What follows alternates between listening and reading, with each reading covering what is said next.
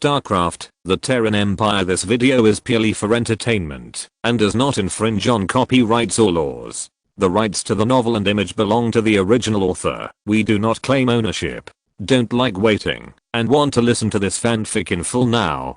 Subscribe to our Patreon, where you'll find the best fanfics. Chapter 601, A Final Battle. Even in the daytime, the Imperial Fortress in the Cactus Canyon was covered in gray. The gray mist and the rising dust made visibility extremely low. From last night to this afternoon, the deafening sound of heavy weapons and the violent explosions have never subsided. Bombs fell from all sides of the fortress, and dense rockets, pulse cannons and railguns intertwined the jungle of death above. Commander, tactical analysis shows that the number of Zerg far exceeds ours. Commonplace. Augustus scanned the long string of numbers on the screen and the thrilling units behind it. The Phaethon system is full of Zerg, and the Zerg in the planet's orbit can be said to cover the sky and the sun. Their number is so large that when the huge Leviathan dragon group took off, Phaethon's moon became dim. At this moment, a very bright white light suddenly flashed outside the window, followed by a violent roar, and even the star map table shook.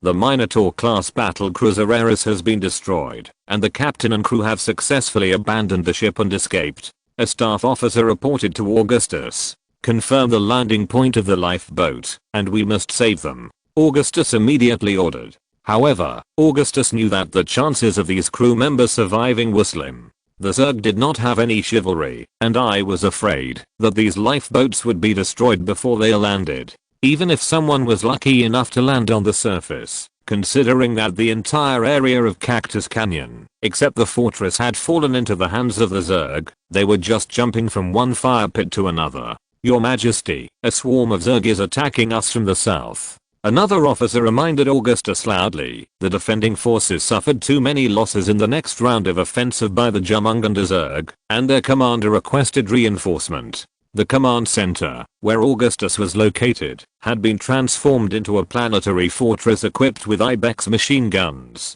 Hundreds of anti-aircraft missile towers, sensor towers, communication towers and psychic jammers stood around the planetary fortress, and a few hundred yards away was a defensive wall made of alloy steel.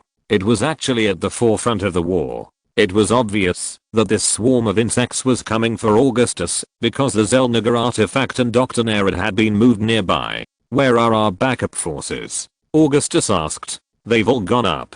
The other party replied. They set out an hour ago. Faraday, let the royal guards go up, Augustus said immediately. Yes, Your Majesty. Faraday immediately obeyed the order. If the fortress fell, it would be meaningless to have more royal guards guarding the Emperor. Moreover, Faraday believed that given the density of Dark Templars around the Emperor, even if the shells fell on his head, they would automatically bounce away. The courtiers summoned by the Emperor would never have imagined how many eyes were staring at them in the palace of Augustgrad, and except for those with a little telepathic talent, they would never notice anything wrong in their lifetime. Through the use of personal charm and diplomatic lobbying, Augustus officially obtained a shadow guard of Archbishop Derham as a guard force when he ascended the throne. This is unprecedented in the history of the Protoss and humans, and it may never be the same for humans again. If it were any other race, the Terran Empire would have to worry about these powerful Dark Masters taking their Emperor as a hostage, but the Protoss neither disdains to do so, nor thinks it is necessary. Augustus Mengsk has proved his friendship with the Protoss with practical actions. Even if he is no longer in this world, the Protoss will always remember his great deeds of saving billions of Protoss on Ea. Once the Protoss friendship is obtained, the bond between them will only be severed by the death of one of them. General Ulysses, is there any news from other Imperial armies besides Phaethon? After Faraday left, there were only a few people left around Augustus, and he had just sent out Prince Arcturus and his prince's guards not long ago. General Ulysses Hargrove was responsible for maintaining contact with the Imperial armies of other worlds. When the Overmind mobilized the army to attack Phaethon, most of the Imperial fleets were intercepted on the way to rescue. Of course, this was intentional. Augustus wanted to use an overstrike of the Zelniger artifact to greatly weaken the power of the Zerg, but he was reluctant to lose all his belongings. Although the communication was blocked, they have basically responded. Ulysses replied. General Jacko Bennett and General Hannah Kank also sent a message from the secret channel, saying that they will arrive at the original Zerg's home planet Xeris after the next hyperspace jump. He then reported to Augustus one by one, General Edmund Duke has arrived in Blaxis, and is paying close attention to the war between the original Zerg and the Tal'Darim Protoss. Since the Terran Empire led the original Zerg to the territory of the Tal'Darim Protoss, these two unyielding guys have been fighting each other completely. Let's put it this way, the original Zerg are characters who will fight to the end, if they don't accept it, and the Tal'Darim are also the ultimate villains. These two ruthless people have been fighting for several months, and it has already affected the nearby Imperial worlds. Weakening the Tal'Darim is to a certain extent weakening Ammon's power, but Augustus still has to be careful to prevent them from running to their own territory to fight. Warfield commands a large fleet consisting of 17 naval squadrons to guard the starfield of Formiga Lorenzo Gallon between Phaethon and the Imperial Paradise. General Ulysses continued. General Pryor sent troops to Gavil, and within a day he had captured the planet and established a base. He also found 3 samples of the latent cluster genes of the Shyamut swarm on Gavil, which are being sent to the Stetman laboratory in Korhal. The samples will be used for a search related to upgrading the blades of the Widow Mine's burrowing claws. Very good. Augustus had forgotten whether he had given Pryor the latter task, but that was not important. Where is the support promised by the Umoyans? They said it's still on the way. Ulysses said, but the Umoyans did send a large number of high-end military products such as Eradicator, combat robots and minesweeping drones. As long as the Umoyan Council is willing to pay, that's fine. In fact, in Augustus's opinion, it is enough for Umoyan to give him money. The Umoyan people provide money and equipment, and the Kel-morians provide resources and people. This deal is still quite cost-effective. The infected man Jared Duga convened an army of infected people called the Army of Darkness in Char to invade our border, and General Alexei Stukov is recruiting troops. Ulysses said, many mimic embryos have been found in core worlds such as Korhal and Tarsinus, but they have not caused panic among the people. Of course, the UN has made a big publicity about the Emperor's personal expedition, but the people of the Empire do not know that Augustus is in Phaethon. Only after the battle is over will this incident be disclosed, and perhaps a documentary can be released. Of course, Augustus's personal expedition still caused a lot of opposition in the Empire, especially among the officials of the Empire and those loyal to the royal family. The Emperor's daughter is only 3 years old and has not yet been designated as the heir by the Emperor. If the Emperor and Prince Arcturus both die on the battlefield, the Empire will inevitably be in chaos. By then, no matter who succeeds to the throne, it will be difficult to stabilize the situation. But by then, the Terran Empire will have been devoured by the Zerg. Gerald, he was a supporter of human supremacy, and now he has ended up like this, which is really a pity. Augustus said, of course, the saddest person should be General Stukov. So many years have passed, and the Zerg infection has obviously distorted Dougal's mind.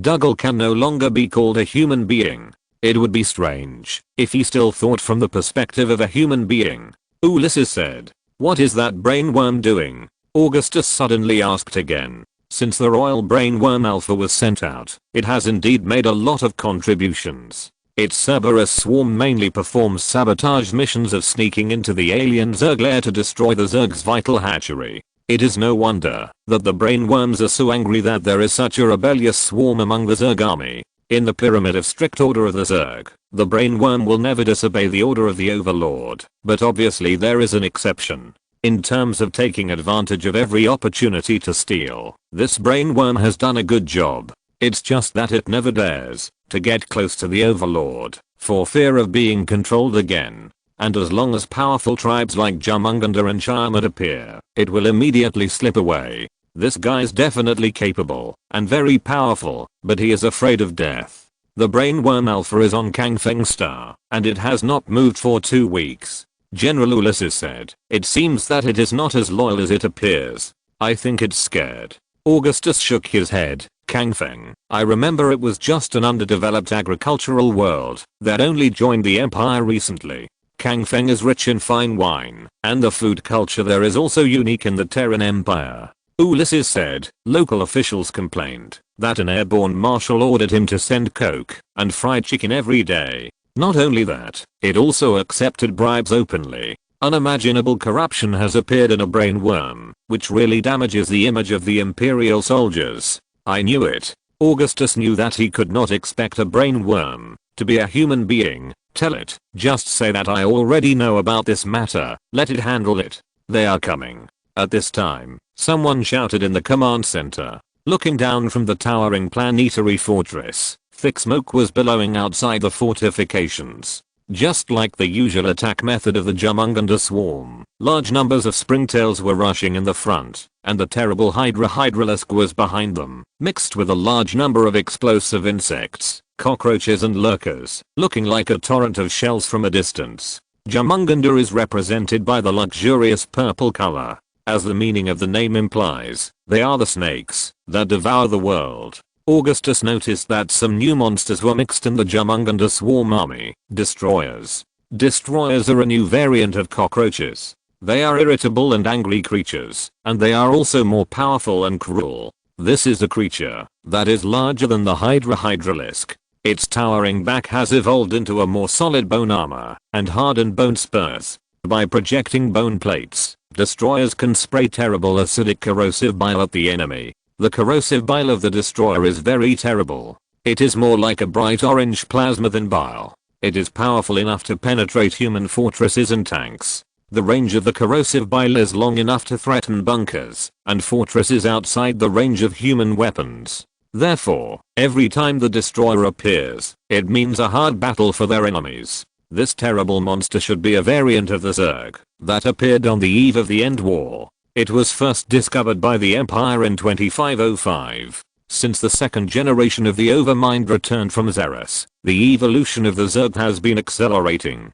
Of course, this is also related to the Terran Empire's combat method. Under the leadership of Emperor Augustus Mengsk, the Terran Empire's army built fortresses and stored supplies wherever they went to war. Unless there are large-scale mechanized troops equipped with powerful tanks and mechas, the Imperial Army will avoid field battles, where they are not dominant as much as possible, and transform the war into an offensive and defensive battle, using fortresses and heavy firepower to consume the power of the Zerg. Whenever the Zerg swarms fought against the Empire, they had to face solid citizen armor, so the brainworms had to find a weapon that could break the Tyrannid's tortoise shells.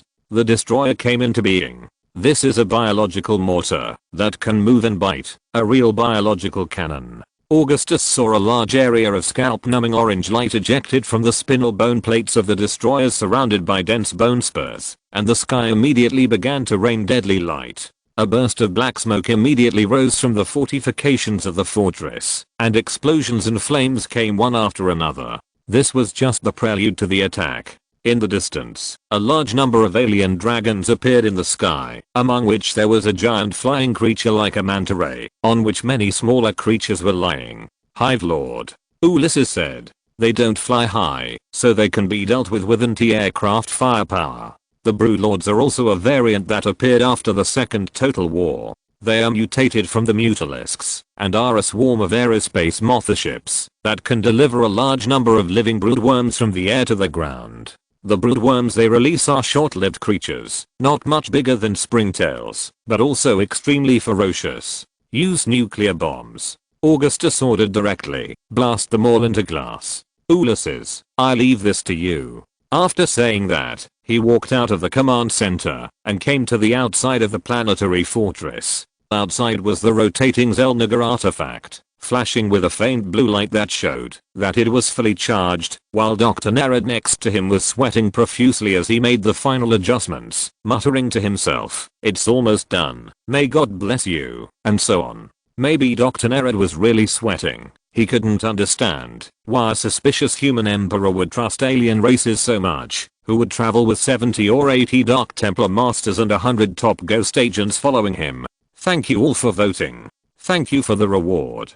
Chapter 602 Nuclear Peace Coexistence. It was an afternoon filled with smoke and war. Thethan's sun was hanging high above the Cactus Canyon fortress, emitting a pale white light from the dense black clouds. like a lightsaber piercing through the thick clouds. The bright flames lifted up the tactical nuclear bombs launched from multiple nuclear missile silos, and dozens of smoke columns left by nuclear bomb thrusters cut the gloomy sky. In an instant, it seemed as if countless fireballs fell from the sky. The nuclear bomb exploded in the air, and the extreme strong light instantly flooded the world. The huge mushroom cloud propped up the deadly umbrella in the vast desert, and the hot red cloud swept everything with an unstoppable destructive force. As if it had received a heavy punch, the swarm of insects burned in wailing, and the shock wave that followed turned into a horizontal air wall, and everything it encountered was reduced to ashes. The terrible light and heat and the nuclear storm with death radiation tore a large number of nest worm lords and corrupted flying insects in the air to pieces. Unstoppable and irresistible. Humans have mastered the power of nuclear energy for centuries, and it is still the pinnacle of human military power today. Oh my god, this is terrible. Although the strong light has faded, Dr. Nerad, who is wearing a thick protective suit, still dare not open his eyes. He is obviously frightened by the overwhelming alien insects and nuclear bombs. At this moment, he is half kneeling under the black sarcophagus base of the Zelnaga artifact, and his lips are trembling slightly. At the same time, the entire desert is burning, a terrible scene of desolation and death, and the air is filled with the smell of burning. From the roaring missile towers to the flashing railgun turrets, the base is covered with thick ash, and the ground is scattered with huge shells and the wreckage of mecha tanks with black smoke. In the dark red sky, ashes are falling one after another, as if the world is paper, and the paper has burned out. Nerad's reaction is normal, which is very consistent with the image he has created. In the field of science, he is undoubtedly a very confident master, so that Emperor Augustus will give him important projects and resources. On the battlefield, Nerad showed a normal performance that had never experienced war, and seemed to lack courage and threat. In fact, even the battle-hardened Imperial soldiers turned pale after seeing the scene in front of them. The roars and sad cries in the communication channel always made people feel that they were infinitely close to death.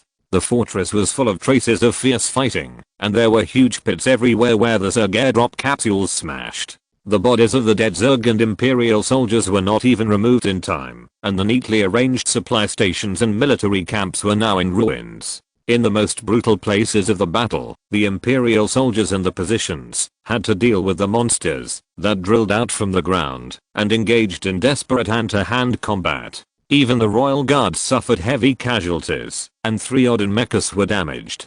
Compared to the Genesis and Apocalypse class nuclear bombs, tactical nuclear bombs are just a little baby. Augustus shook his head at Nerad's embarrassment. It's a commonplace. Ever since Korhal was bombed, his brother Prince Arcturus has become obsessed and ordered the Imperial scientists in the physics laboratory to tinker with many nuclear weapons. The Genesis nuclear bomb, which corresponds to the Apocalypse class, can restart the world with one click. In comparison, the individual tactical nuclear bombs are much smaller. The killing radius of tactical nuclear bombs is not large compared to those big guys in the Imperial nuclear arsenal, but it is enough to turn the area around the fortress into a sea of fire. The tactical nuclear bomb detonated by Phaethon today added element that can produce strong radioactivity, and the radiation cloud it produces will pollute this land for a long time. The nuclear power of the Terran Empire is extremely abundant, and the nuclear arsenal has sufficient storage and a wide variety of types, enough to turn the planet into scorched earth.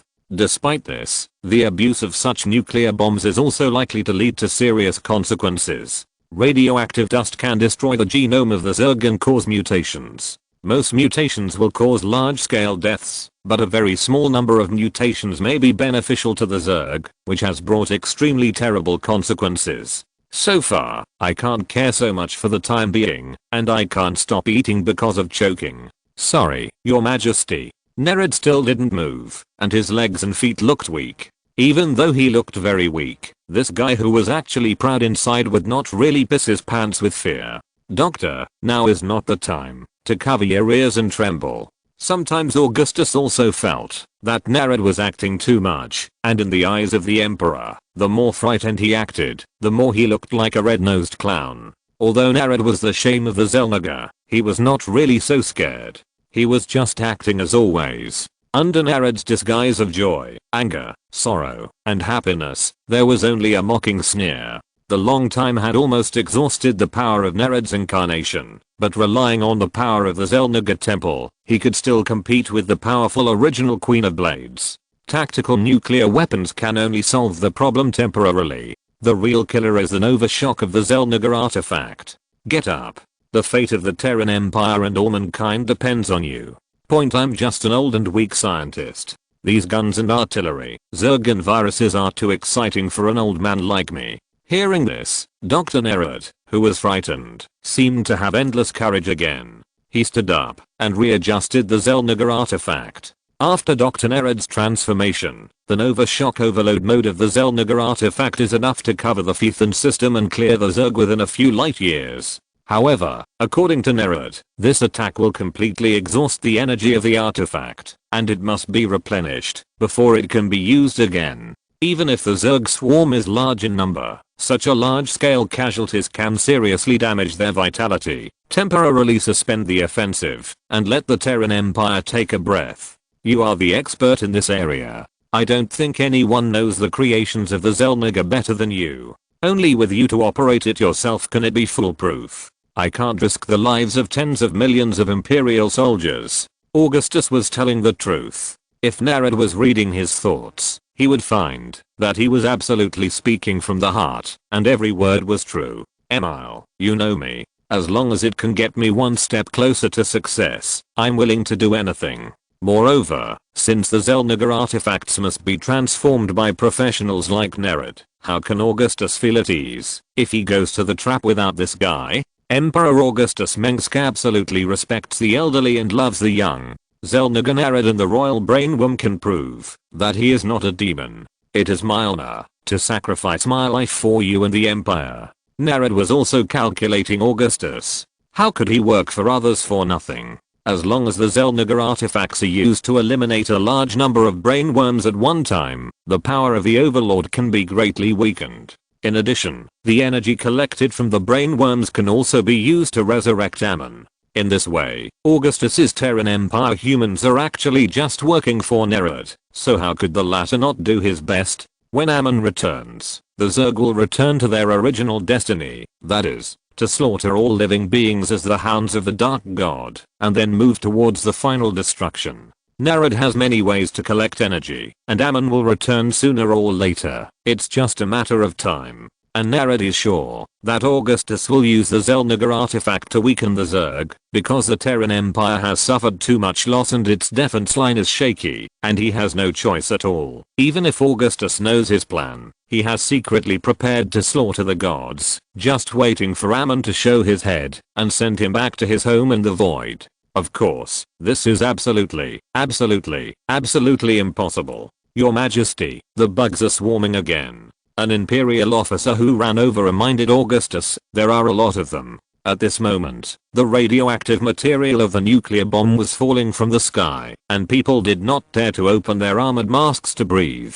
and the medical soldiers were transferring the wounded to the radiation-proof cave. This place is very close to the explosion point. Now even the water in the fortress cannot be drunk, unless those people want their respiratory tract to be necrotic. The radioactive substances of the nuclear bomb also have great damage to the Zerg, but they can only slow down their progress. In the distance, dense swarms of cockroaches appeared on the horizon with a red glow, and the sky was full of corrupted flying insects. The terrible self-healing ability of these creatures can even quickly replenish the cells killed by radioactive compounds. The dense army of cockroaches on the ground is covered with hard bone plate armor. When moving, it is like a black high wall, and the tall thunder beast is like a moving tower. These monsters armed with giant blades and covered with hard shells are like biological tanks. Ordinary human weapons cannot threaten them at all. On the road, where the Zerg is advancing, is a hellish scene. The ground is a piece of charred mud and crystals. Some huge skeletons stand on both sides, and the ground is full of dead Zerg, like dried cricket corpses baked by lights, piled up layer by layer, and the fragmented skeletons are piled up like a mountain. As the Zerg army gradually approached, the anti-aircraft guns and rapid-fire turrets on the fortress fortification walls were the first to respond. The precise crossfire network beat the cockroaches one by one into a bloody mess. Then the heavy artillery opened fire, and the earth roared again. Some of the injured cockroaches quickly burrowed into the ground, while others quickly wrapped themselves in cocoons covered with spikes. It would not be long before these cocoons would hatch into terrifying destroyers. The Imperial soldiers were now somewhat numb to this war. They had been fighting the Zerg in this desert for a day, and were too lazy to remember how many Zerg they had killed, because these Zerg seemed to never die. As long as the experts and scholars in the Empire who advocated the theory that the Zerg were not a threat came to the real battlefield, they would kneel down and beg for the soldiers' forgiveness. How long do you have to prepare, Doctor? If we don't start the Nova Strike, we will be trapped in the vast sea of Zerg. Augustus stared at Nered with a fierce look in his eyes. The terrifying eyes made the other party believe that, if something went wrong at this time, he would be eaten alive by the Emperor. Wait one more minute, the Nova Strike of the Xel'Naga will be ready. Your Majesty, only when it reaches the peak can the Nova Strike play its maximum role. Nered fell beside the Xel'Naga artifact, and it seemed that he didn't want to lose his life. Under Augustus's gaze, the three-pointed column with a copper blue light was slowly rotating on the base, surrounded by the light of glory and harmony.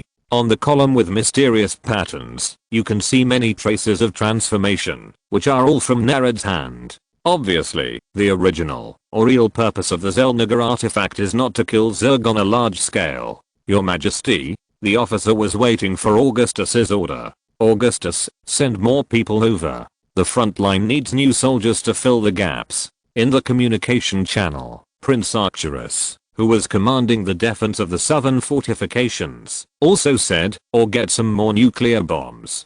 I remember I brought a lot. Prince Arcturus was good at fighting, and liked to use nuclear bombs to open the way, so his fleet was always equipped with excess nuclear bombs. Shoot another 100 nuclear bombs. Augustus paced on the spot and corrected his order. Shoot them all. Rosenfeld, we have to be generous when dealing with the Zerg.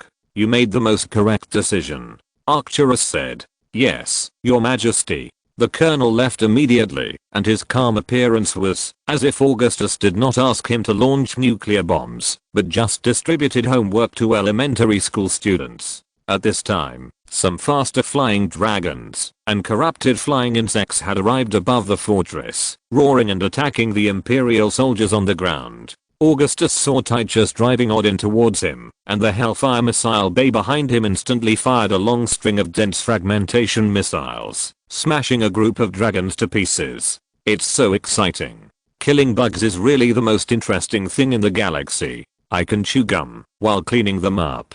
He was shouting in the communication channel, obviously in high spirits. Your grandfather Titus is here. At this time, more nuclear bombs were taking off, clearing out a large number of enemies on the ground and in the sky. Doctor, Augustus looked at Nered again. It's almost done. Nered wiped his sweat at this time, showing a happy expression. It's done. Just as Nered said, the copper blue light on the surface of the Xel'Naga artifact suddenly became many times brighter, looking like a heart with blue blood, a breathing light cocoon. Augustus originally planned to take a more radical plan, that is, to find the location of the current overmind by sacrificing the brain worm, and then send the death squad to carry the Xel'Naga artifact to kill it directly. Not to mention that this generation of overmind is extremely cautious and transfers between worlds through wormholes from time to time. If it fails, it means that the Xel'Naga artifact is given to the Zerg in vain. By testing Nered's tone, Augustus found that he strongly advocated killing the overmind. Then Augustus deduced that in Nered's plan, the second generation overmind should be dead. If the overmind is purified in the same way as the Queen of Blades, I'm afraid that the final beneficiary will still be Ammon. In this way, he not only obtains the energy needed to pull his will back from the void to the real universe, but also obtains the corpse of the overmind to make the so-called void shadow superhybrid, which is the evil god host. Then start it. This is the name of the achievement of cooperating with Mengsk. It has to be said that it is quite fun. Chapter 603, Loyal Nered. Augustus watched Nered activate the Xel'Naga artifact, and the movements of this brilliant scientist were like gently plucking the strings of a harp. As if the opera had reached its climax, the artifact rang with impassioned sounds, and copper blue light poured out from the joints of the 5 parts and the mysterious patterns. It hovered in the air, spinning and jumping, like a revolving lantern emitting blue light. At a certain moment without warning, the brightness of the Xel'Naga artifact increased countless times, and shot a gorgeous, but quickly dissipated beam of light into the cloudy sky. Before leaving, Augustus had drained the royal brainworms, and the power stored in the Xel'Naga artifact was now enough to sweep the galaxy. Afterwards, the loyal brainworms were in tears, because they could contribute their own efforts to the great Terran Empire. At this moment, the Imperial fleet far away at the edge of the Phaethon system could observe this beam of light. The infrasound originally released by the Nova impact was converted into an information pulse that was moving at an incredible speed, and could be transmitted in a vacuum without a medium. This kind of information pulse was once seen in the Xel'Naga temple. It was originally used to summon the successor of Xel'Naga. Nerid spent a lot of effort to transform the artifact, transforming the carrier of the Nova impact from infrasound waves into information pulses and providing power. For Xel'Naga, energy, matter, and information are one and the same, and they can be converted into each other. Even if Nerid himself is Xel'Naga, he must rely on the Xel'Naga artifact to do this, although these are not the original purposes of the artifact. The Xel'Naga artifact has become a neutron star that is constantly releasing pulse waves, an invisible insect-killing weapon. This is a ripple that is swaying against the background of the universe, extending on a parsec scale. Only those Zerg fleets that can jump through wormholes have the opportunity to jump away in time before the death ripple arrives. If they want to escape, they must race against time. Next, this ripple will continue to spread, and it will weaken rapidly with the increase of distance, and the lethality to the Zerg will continue to weaken, but the impact range is still very wide, covering at least 2/3 of the Zerg territory. Augustus saw that the Zerg army outside the fortress was swept away like leaves by a strong wind, but they were not blown into a mass of flesh and blood, but were completely wiped out. Whether it was the terrifying beasts or the springtails, nothing was left in the end. Suddenly, the world seemed to be quieter than ever before. When the smoke dissipated, the earth seemed to have been washed by a flood, leaving only huge craters and abandoned fortifications, as if the Zerg had never been there. But no one cheered here. In addition to the joy of surviving the disaster, they only felt incredible, and everything was like a miracle. The Xel'Naga artifact may be an appropriate name. Your Majesty, the census show that the Zerg in Cactus Canyon have been eliminated, and the number of Zerg on Phaethon is rapidly declining. Matt Horner's voice came from the command channel, his tone full of disbelief. The Nova impact destroyed nearly 90% of the Zerg on the entire Phaethon planet and 70% of the Zerg in the Phaethon system. As the distance from the artifact increases, the lethality decreases successively, and scientists are looking for the law.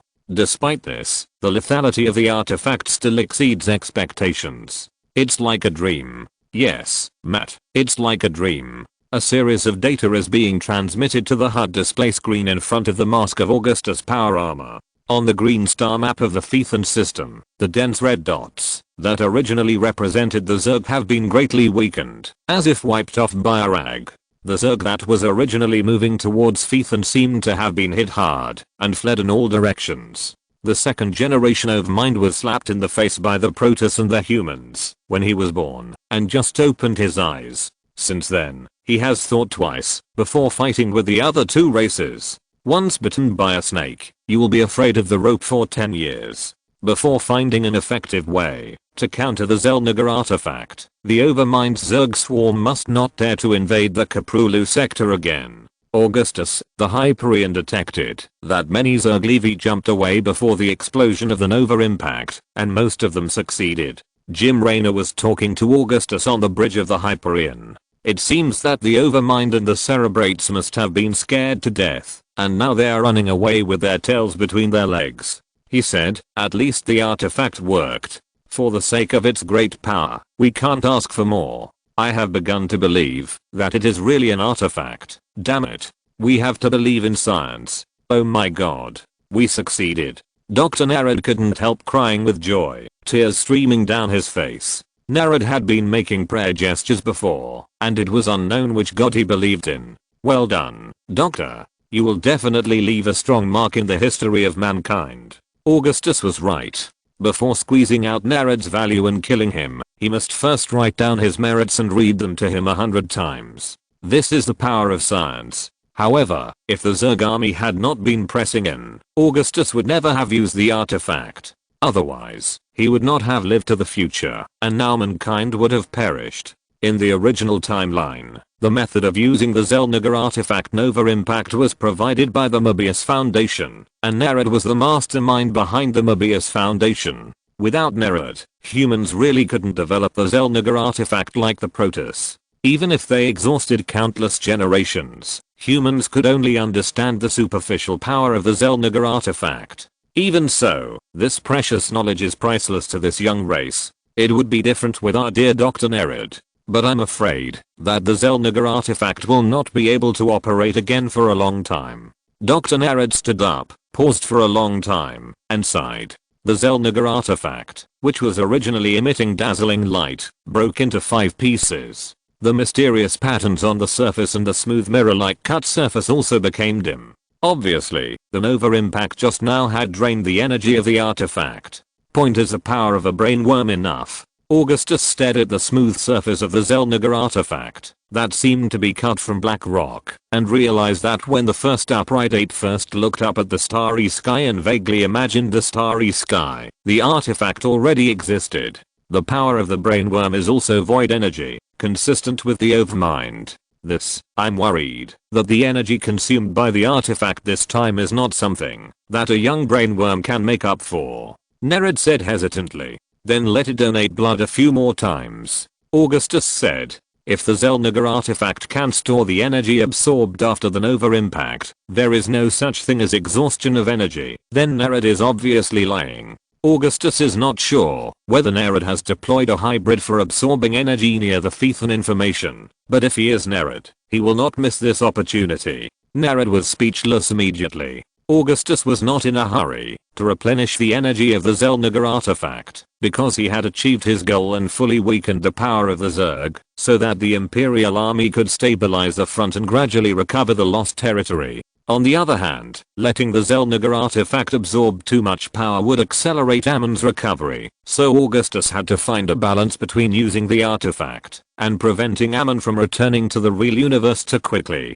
Of course, Ammon would return sooner or later. There are many ways to replenish the energy of the Xel'Naga artifact. First of all, the closer the artifact is to the void, the easier it is for the artifact to absorb the power of the void. Urna, located at the mouth of the void, is an example. In addition, things like Terrazine that contain void energy also have a role. Powerful psionic creatures such as the Overlord are also useful. Ordinary ghost agents and Dark Templars are not enough for the Xel'Naga artifact to absorb, and Augustus can of course let Karrigan provide energy for the Xel'Naga artifact, but he is reluctant. Even the brainworm, without a mental link with the Overlord, must spend a considerable amount of time to replenish the lost energy. If Augustus could catch the legendary Dark Archon Uriga, who was said to be immortal, it would be like getting an inexhaustible battery.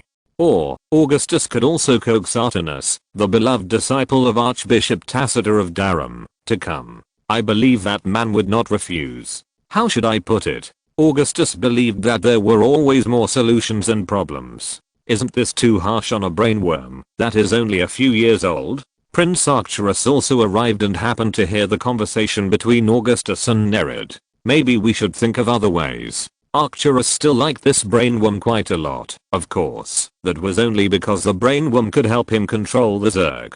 You mean? Augustus looked at Nered, who immediately swallowed his saliva. After a while, he said, more brainworms. I have sent troops to search for Phaethon and other Zerg main nests in the system. If there is a brainworm commanding the Zerg swarm in the system, it will be severely damaged, even if it does not die. Raynor's mind is very sharp. His brain turns quickly, and his action is also very strong. You are worthy of it, Jimmy, Augustus said and turned on the command channel. At this moment, all the Imperial soldiers could hear his voice. Warriors of the Empire, I'm Emperor Augustus Mengsk, your leader. Now, I want to tell you that the Empire has won the victory in Phaethon. The Zerg has been completely wiped out and fled in panic. We have once again won the victory over the Zerg.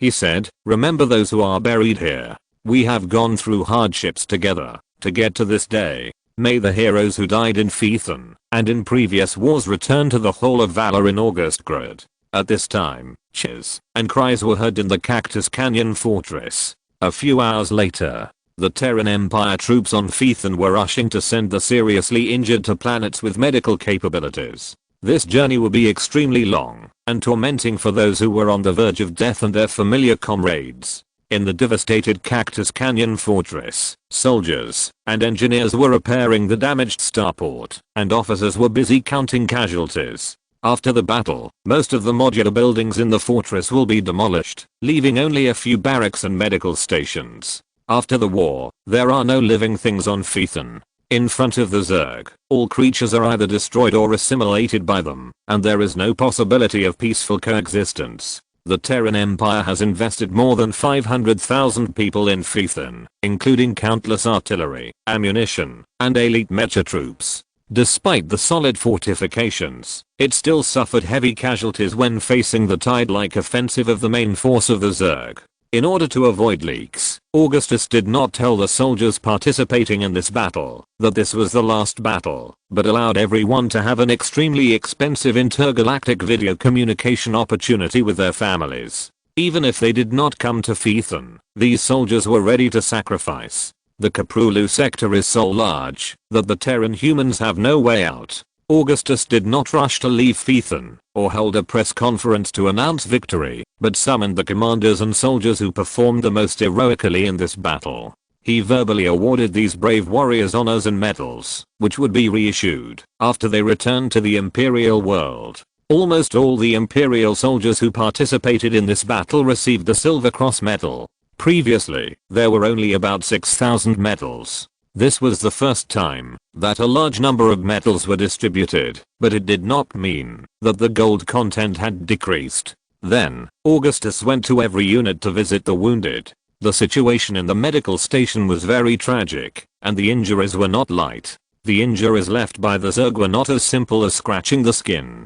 Most of them were hideous wounds cut by sharp blades, and the wounds torn by sharp teeth had the risk of infection. Augustus noticed that a soldier named Adu Melnikov was reading a letter from his hometown, crying while reading. The letter was from Kang Feng, probably from his girlfriend. Kang Feng had encountered a swarm invasion and was quickly defeated by the Imperial fleet. It should be good news. Perhaps the letter asked Adu to go back and get married. Letters from relatives are always delivered to the hands of frontline soldiers as soon as possible, without exception, and thousands of Imperial pilots have lost their lives for this. Not only the letters written with pen and paper, which contained true feelings, but also the gifts sent by parents and wives, even if it was just a pack of cigarettes and a box of chocolates, were great comfort to the soldiers who risked their lives. Augustus met this soldier. No, he was already a second lieutenant at this time. What surprised Augustus was that the people of Kangfeng believed in gods. The priest of the 4th Battalion of Kangfeng had vowed that the Nova impact was a miracle. Obviously, Emperor Augustus Mengsk showed his power. This made Augustus laugh and cry. Similarly, news came from the distant star system. General Warfield, who led the main fleet to guard the Empire, sent a telegram saying that the Zerg had retreated outside the Korhal sector.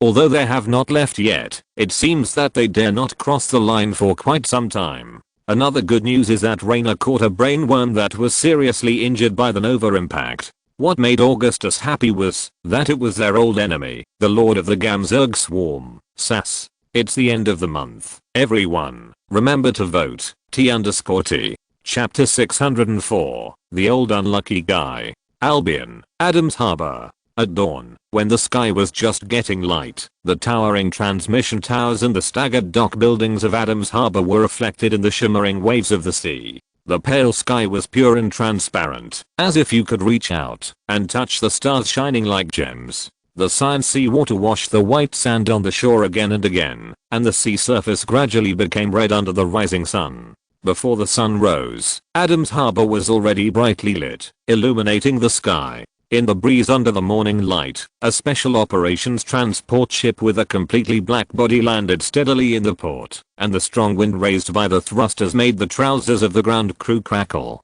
This strange transport ship was painted with a skull helmet logo, which meant that its own safety level was extremely high. In fact, the number of Viking fighters escorting this transport ship alone was much more than those old Wraith fighters in Adams Harbor. Adams Starport is just an Imperial Navy port located on the border of the Terran Empire. It was originally built to provide supplies for the Imperial fleet cruising on the border. Since its construction, the soldiers in the port have never seen such a large battle. Albion, a rocky planet covered with beautiful grasslands, has always been isolated in the past, far away from the prosperity of the core world and far away from the disputes and wars. In the old Federation era, immigrants arrived in Albion and grazed sheep on the vast grasslands. The immigrants in Albion lived a relatively rich life through wool trade and high quality output from quarries. It was not until the outbreak of the Second Total War that they formally applied to join the Terran Empire. Fortunately, although the Zerg approached Albion many times, they did not visit this remote world where most of the land was still primitive and wild. God knows what big thing Adams Naval Port has encountered this time. This ship flew over from the Feathan battlefield. I dare say it must be related to the Zerg. Lieutenant Marinaeus tightened her spotless collar and stared at the special operations transport ship that had just landed. Feathan was the center of the last large-scale war. As the name appeared more and more frequently among the Imperial military and in reports, people almost always thought of the Zerg when they mentioned Feathan. However, the Battle of Feathan has ended, and now there is not even a single Zerg to be seen there. The Imperial soldiers far away in Albion also received news of the Empire's victory in Feathan. Humans once again defeated and drove the Zerg out of the Kaprulu sector. Feathan's victory meant that the Second Total War had come to an end, but no one knew whether it was just a short ceasefire. In the Empire's political propaganda, the Imperial army undoubtedly won the Battle of Feathan with its tenacious will and unyielding spirit. While the Imperial soldiers and civilians were excited, they had no time to care about what the secret weapon used by the Empire in the report was. If I were you, I wouldn't ask too many questions. Lieutenant Colonel Travis Oren is responsible for everything at Adams Naval Port, but as far as he knows, there are no less than 4 generals from the Imperial Navy who have inquired about this transport ship. Travis is a standard Imperial soldier, tall and elegant, with excellent ability and outstanding military qualities. Beside him stood a row of Imperial Navy soldiers wearing power armor, each of which was carefully maintained and gleaming in the sun. We never ask about things beyond our authority and duties. When the gangway of the Special Operations transport ship opened, Merrin stood up immediately. It is possible that there is a general on the transport ship, but such a person would never come to a rural place like Albion. If it is a general, it is not bad for them. The most troublesome are the Marines who stopped at Adams Port for a while. Most of the soldiers who may have just withdrawn from the front line look down on the Navy who hide in the rear and don't have to go to the battlefield. Since Emperor Augustus Mengsk announced the conscription, the army, which was originally composed of mostly revolutionaries, has suddenly been flooded with soldiers of varying quality. The most annoying thing about these soldiers is that they always flirt with local girls, but the next transfer order will take them many light years away. This is why the Navy always thinks that the Marines are stupid. When the first to walk out of the gangway were 2 royal guards wearing gorgeous power armor, Merrin's eyes widened immediately. Their carefully forged armor plates inlaid with gold edges seemed to have been polished and waxed, and were simply too gorgeous. But don't think that the royal guards are just for show. Once these veterans who have followed the Emperor through life and death, since the revolution put on these expensive armors, they will immediately become Tyrannid supermen. Merrin followed her superior, Travis, and followed the royal guards who came down, knowing that today's event was definitely extraordinary. If the royal guards came to Albion, then how far would the Emperor be? The royal guards who came up from the transport ship wordlessly took over the control of this place from Lieutenant Colonel Travis Orlan, but he would never complain. I'm the captain of the Royal Guard, Corporal Faraday. An officer in Royal Guard armor walked towards Merrin and Travis, followed by 2 raiders in gold and red armor. These raiders, called Rampart Guards, were like giants covered in steel, and the orange eyes under the helmets seemed to be staring down at everyone. Corporal Faraday, Lieutenant Colonel Travis could hardly believe that a captain of the guard who was trusted by the Emperor was just a corporal. When Emperor Augustus was not in Korhal, Faraday could even take over the command of the Korhal Defense Forces on behalf of the Emperor. He should be a general. You can also call me Corporal General Faraday.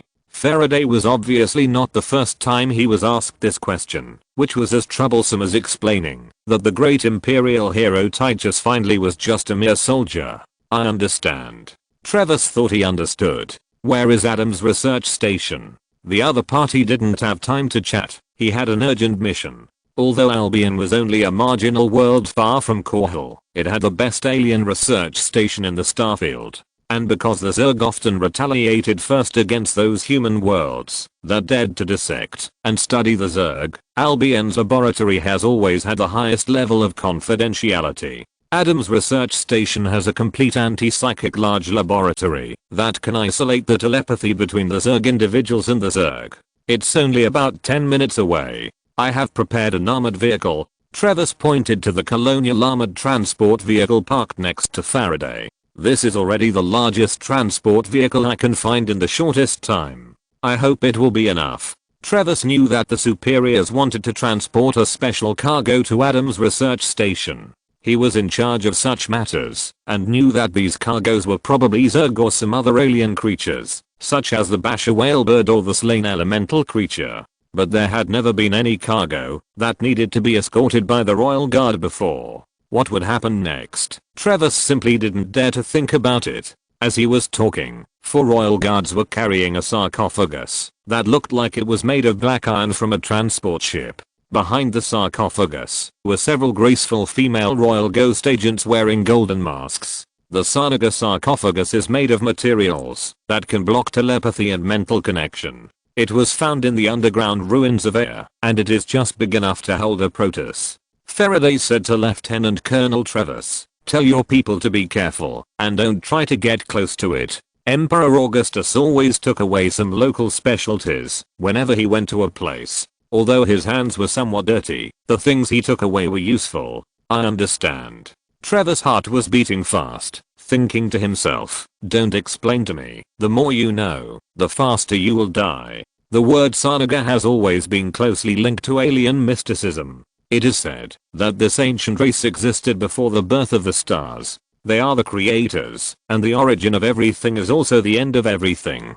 In short, this kind of mysterious rhetoric is inseparable from the mysterious phenomena in the universe. Most of the scientists who studied Xel'Naga became crazy. The technology that existed before ancient times is still unreasonable and incomprehensible even from the perspective of human beings today. Travis knew 2 Navy colleagues who had come into contact with the holy relics of the Protoss. Without exception, they all claimed that they heard strange noises and weird whispers when they were close to the holy relics. After that, the guy who was not religious converted to Christianity, and the other one who was religious became a heretic. Xel'Naga. Captain Merrin next to her opened her eyes wide again, and her beautiful big eyes were full of curiosity. She didn't know that her boss was about to slap her twice. Don't ask too much, this is not your ability. Travis couldn't help but scold Merrin a few words. There are many female students in the Navy. They may be first-class pilots and navigators, but they are still too young. Point R. At this time, the Xel'Naga sarcophagus suddenly shook, as if the mummy bound in it was wailing, and screaming. The wailing sounded directly from the hearts of the people present. A terrible palpitation immediately captured everyone's heart, and all kinds of pain and sorrow surged into their hearts. When expressing, the language is still clumsy, only more direct emotions can shock people's hearts. Fortunately, Adams Port is almost separated from the main settlement of the Albion people by a continent. Otherwise, if there happened to be a herdsman driving a hover motorcycle nearby to drive the sheep, he would definitely find that the docile herbivores he raised were now paralyzed by the psychic scream. What is that? Merrin almost fell to the ground under the direct impact of such strong emotions, and the reaction of the people present was not much better than her. Fortunately, the internal circulation system of the power armor is already very advanced. The magic of modern technology is that, even if you pee your pants, no one will notice. That is, the little girl said shockingly, it sounds like a goose. Lieutenant Colonel Travis next to him was also pale. According to the past style of the lieutenant colonel, if there were no royal guards present, he would have rushed over with his men and swung the electromagnetic gun to physically exorcise the demon. But before Faraday of the Royal Guards could say anything, in the eyes of Captain Marin, a white-haired old man rushed out of the Special Operations transport ship. When he was going down the gangway, he tripped over himself and fell hard to the ground. Although the old man's limbs were not coordinated, his body was strong. After falling hard, he immediately got up and rushed to the Zelnaga sarcophagus, using the cane he carried with him to check the condition of the sarcophagus. "That's Dr. Nerid." Faraday did not explain the source of the strange sound, but seemed to explain who the embarrassed old man was, the chief scientist of Emperor Augustus, the greatest Zerg physiologist in history, and a Zelnaga scholar. "What's locked up in there?" Marin asked. "A desperate, pathetic soul." Faraday said. "Send it away quickly." Lieutenant Colonel Travis said. "Don't scare me. Doctor, you promised me that this sarcophagus is safe." The next moment, a tall man in a grey-black military coat appeared on the gangway of the transport ship. He only wore a long-brimmed military cap with the imperial emblem instead of a crown, but everyone recognized their king. If SARS successfully sent out a distress signal, the Overmind would be able to find Albion, and I would never allow this to happen. "Don't worry, this is just an unexpected episode." Dr. Nerid was relieved at this time. SAS is an ancient brain worm, much more powerful than the ancient. Although it has suffered a heavy blow from the Nova impact, SARS recovered its terrible power faster than we thought. If it hadn't become uncontrollable, we wouldn't have to look for the nearest alien laboratory. It must be like that. The Emperor's tone was unquestionable. "What you said is the law of the Empire," Nerid said. "Your Majesty." At this moment, everyone was bowing to Emperor Augustus. "You have worked hard, don't be bound by etiquette." Augustus waved his hand and said, "You are Marin, the daughter of Dr. Ayers." The Emperor saw Marin at a glance. "I didn't expect you to be here. The last time I saw you was in Augustgrad." Marin's father is the famous geneticist Dr. Terran Ayers, who is currently conducting research on Zerg gene samples at the Royal Academy of Sciences. The relationship between father and daughter is not very good, but no one expected that Dr. Ayers' daughter would join the Imperial Marines before completing her university studies. Dr. Terran is a close friend of the Emperor and has contacts with the royal family. "It is a great honor, My Majesty," Marin said respectfully. "Since you are the daughter of Ayers, then I want to test you. What do you think is in the sarcophagus?" Augustus became interested. "I guess it's a brain worm." Marin didn't know that SAS was the name of a brain worm, but she obviously knew what a brain worm was. Among the Zerg, only the brain worm has powerful mental power. Marin has seen out of control human telepaths emit a similar appearance of mental screams. Compared with brain worms, it is different. Although the power of human seekers is much weaker, they can cause terrible harm to their own kind. But in essence, this is a form of mental attack. No doubt, she has also come across information related to brain worms. After all, there is a brain worm living in the palace of Augustgrad. "You are very smart, little girl." Emperor Augustus showed an appreciative smile, which was very friendly. In the eyes of everyone, it was as if the Emperor was only smiling at himself in the crowd. "That is indeed a brain worm. Brain worm SAS, an immortal swarm master. Thank you for voting." Chapter 605 The Dog Emperor's New Toy. The research station is about 3/4 mile away from Adams Starport. It is disguised as an ecological plantation surrounded by greenery and blooming flowers. On the surface, it is a large greenhouse that provides fresh vegetables and fruits for the Imperial soldiers in the starport. Its outermost layer is a solid hemispherical steel frame dome and an adjustable white thermal insulation plastic sheet.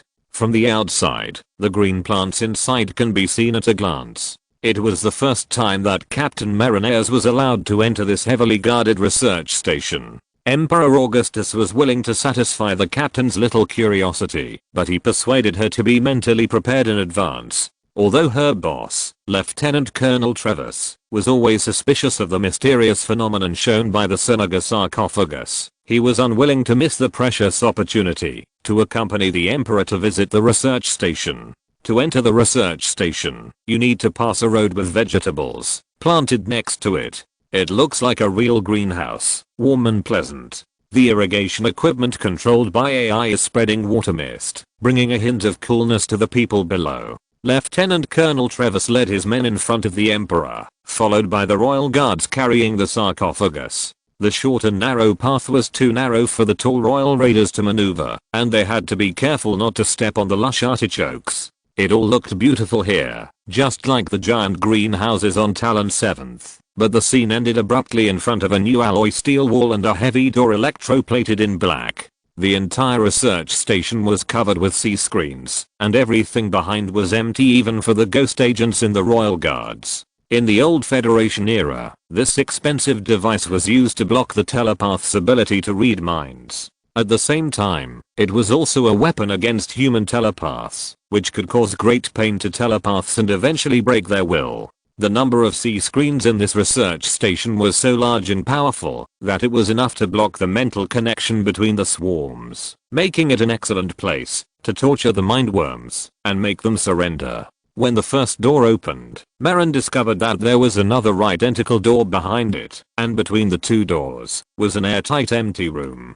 Just like the pod compartment on a battle cruiser, after the crew members who were performing maintenance missions entered the pod and closed the hatch, the backstage would be able to pump out the air in the air pump compartment to create a vacuum environment to connect with the outside world. She couldn't help but think that this research station was simply a space station on a planet, and its internal environment was completely isolated from the outside world. When the door behind Marin slammed shut, an inexplicable sense of loneliness arose, as if she had come to the end of the world. At this time, the Sarnaga sarcophagus trembled again. "Stop shouting. Be quiet." Dr. Narad knocked the sarcophagus hard with his cane a few times, as if the brainworm inside would be obedient. Even brainworms can cry. Marin was standing next to Emperor Augustus, which was an unimaginable honor. For creatures like that, complex emotions are just an illusion. The Emperor explained. They are furious, cunning, cruel, and rational, but they will not shed tears for others. But crying because of fear is also crying, Marin said. The front door suddenly opened, and several researchers in white lab coats were waiting in line. When they saw the Emperor, they bowed and saluted. This research station is also related to the Cerberus project, so the logo of the three-headed dog of hell can be seen on the uniforms of the researchers and the sophisticated instruments behind. Augustus waved his hand, and the royal guards carrying the Sarnaga sarcophagus walked down to a laboratory, made of silver metal, and reinforced glass under the guidance of the researchers. "We have been using genetic technology to cultivate harmless Zerg species, such as Cerberus worker bees, that can dig crystal mines for the Empire and semi-mechanical extraction chambers that can automatically collect high-energy gas." A leading researcher took the opportunity to introduce his project to the Emperor while walking, and the other party nodded repeatedly. At this time, Marin found that for a woman, it only takes a moment to fall in love with the Emperor's resolute dark grey eyes and calm smile. There are many handsome men in this world, but only Augustus Mengsk is so eye-catching, because he is the supreme emperor of the Terran Empire. Oh my god, I'm going to vomit. At this moment, a sharp voice broke Marin's reverie. Marin looked in the direction of the voice, and found a strange-looking white worm at the door of the laboratory. She had seen pictures of brainworms in her father's research center before, but it seemed to be different from that. What kind of devil would fill a laboratory with psychic blockers? This is not something a human can do. I saw a white worm wearing 2 pairs of sunglasses sitting on a fully automatic floating car. There are 6 flexible mechanical arms behind the back of the car. A pair of mechanical arms are gently beating its soft abdomen. A pair are holding Coke and French fries, and the last pair are taking off their sunglasses, revealing the evil little red eyes. I have never seen a brainworm in a wheelchair. This world is too crazy. The body of the brainworm is very bulky, and usually cannot move on its own, but the one in front of Marin is an exception. I heard that you had a good time in Kangfeng for several days, and you even had time to go to the beach there to sunbathe. Emperor Augustus' voice was low, and anyone could hear that he was very angry. Alpha, you did a good job. Don't mention it, that's really a nightmare. No one ever told me that there is a strange bad with a wingspan of 12 feet living in Kangfeng, and their favorite thing to do is to catch the larvae of a large moth as a snack. The brainworm couldn't help but complain. Shit, this is really the most embarrassing way to die. Wow. Merrin couldn't help laughing. She had been imagining in her mind what these noble and cruel Zerg advanced intelligent creatures usually look like. Lieutenant Colonel Travis next to him almost couldn't hold back his laughter. Fortunately, he had received professional training and stopped the twitching corners of his mouth in front of the Emperor. It was also the first time he saw a brainworm, and he didn't expect it to look like this. Brainworms communicate with other brainworms through telepathic links. They should be silent and deep, without so many human and emotional expressions. Don't laugh. How dare you mock a powerful and noble brainworm, the great lord of Cerberus who can be compared with the sun. The brainworm was furious when he heard it. As you command, great lord of Cerberus. Merrin blinked and said to the angry brainworm, please forgive my disrespect. Merrin really gained a lot of experience today.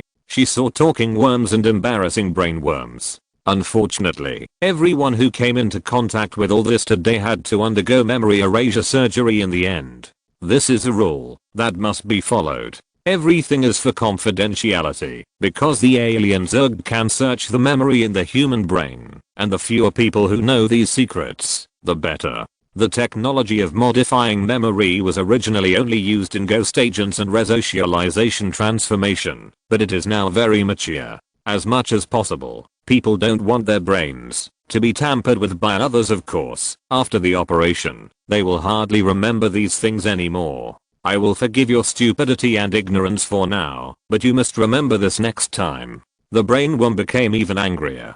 Don't show off here. You deserve it. You actually bully people in a colony. The Emperor crossed his hands in front of his chest. Later, he learned that the brainworm was not slacking off. It was just eating, drinking and having fun, while controlling its various Cerberus swarms across multiple star systems, to kill people in the Kaprulu sector. Multithreading is really simple for a brainworm. It can gather troops in a moment. But this brainworm should not appear in the human world openly. It should have built a nest in a world that is little known to people. I have destroyed so many main nests at the front line, and I'm not allowed to enjoy myself. If I get closer to the front line, the little master will definitely control me again. The brainworm has its reasons. I'm not stupid. Then let me ask you for help with something. The Emperor put his hands behind his back. I will give you a chance to make up for your mistakes. No, just tell me how you want to punish me. The fat on the brainworm's body shook. The dog Emperor always gave orders directly, and there was no time to ask for help. If you have something to say, please say it quickly. What's going on? I can't read you through. The energy of the Zelnagar artifact is exhausted. The Emperor spread his hands. With a whoosh, the suspended wheelchair of the brainworm flew out, and the two propeller tails hissed, and the speed continued to soar. But no matter how much it circled around the laboratory, it could not get out without permission. What's wrong with it? Merrin didn't know what the brainworm was thinking. It's so happy. Emperor Augustus must think he is very humorous. I knew that when the rabbit dies, the dog will be cooked. I will fight you to the death, Dog Emperor. After a while, the desperate brainworm drove the hovering wheelchair back again, looking like he was going to die with Augustus. However, before the Emperor could say anything, a tall Royal Raider barrier guard had already arrived in front of him. The brainworm crashed into the shield force field raised by the barrier guard with a bang, and was immediately bounced away without any suspense, and the wheelchair was broken into pieces. Woo woo woo, you are really not a human being. If a normal human fell out like this, he would probably have to go to the hospital immediately, but the brainworm could withstand it. It just lay in the parts of the hovering wheelchair, looking very sad and crying. No one knew when it learned to cry. Why are you running away? Merrin next to him was frightened and pale, but the Emperor remained calm.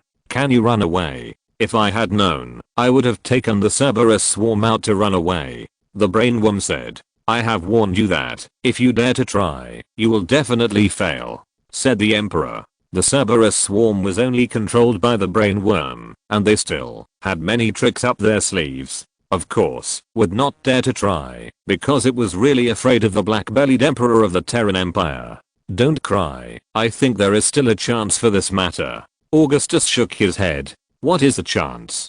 The brainworm stopped crying immediately, because it had no tear glands, so it was just crying and whining. My subordinates found a brain worm. Its name is SAS, as long as you can convince it to be obedient. Augustus said with a hint of meaning. You don't have to charge the Xel'Naga artifact. Ah, SAS, you actually found it. One of my ancient and powerful brothers. The Overmind once asked me to follow its most powerful brain worm and absorb wisdom and experience from them. The brain worm paused. I really miss it. Where is it? I'm so happy.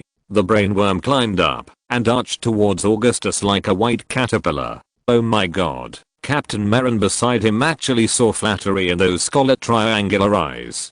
Don't study as an example. SAS is the real brain worm. Unexpectedly, the Emperor pointed to the brain worm with lumps all over its head and said, we still don't understand what it is. It looks like a human, but it's not a human. Merrin nodded. The brain worm had no time to scold this stupid female imperial soldier. It just focused its attention on the Xel'Naga sarcophagus. This sarcophagus unearthed from air is as gorgeous, exquisite, ingenious and natural as other Xel'Naga creations. Its black stone surface is as smooth as a pebble, inlaid with colorful gems, and engraved with swirling patterns. Like other Xel'Naga creations, this sarcophagus is made of materials not known to humans. SAS, what a distant memory. I still remember my last conversation with Dagos and SAS, and the unique mission given to me by the Great Master. It said, when can I see Dagos? Brainworm Alpha mentioned its great mission to Augustus many times, as if it was not just to protect the cocoon of the Blade King for the Master. But if this last nameless brainworm is the last chess piece of the Master, then what is Tosh? There will be that day. Augustus ordered, open the sarcophagus. Dr. Nerad had been staring at the Xel'Naga sarcophagus before, and now he opened it with his own hands, carefully moving as if he was removing the fuse of a nuclear bomb. Merrin looked closely and saw that the sarcophagus was full of white fat big insects. Its squirming bloated body exuded colorful light, like the queen of termites. In a sense, this thing is not ugly, but extraordinary. Compared to the other brainworm present, it can be clearly seen that the brainworm in the sarcophagus seems to be very weak. SAS, my brother. The brainworm looked at him, and Merrin on the other side actually heard the sound of emotion from the sharp mental language. Traitor. SAS's voice was deeper than Alpha's. You betrayed the swarm. No, I have always been loyal to the swarm, but not the swarm of Xel'Naga. Brainworm Alpha immediately retorted, I just chose another brighter path. A path chosen by the Overlord for us. Freedom. We want to break free from the cage. Break free from the cage of the mind.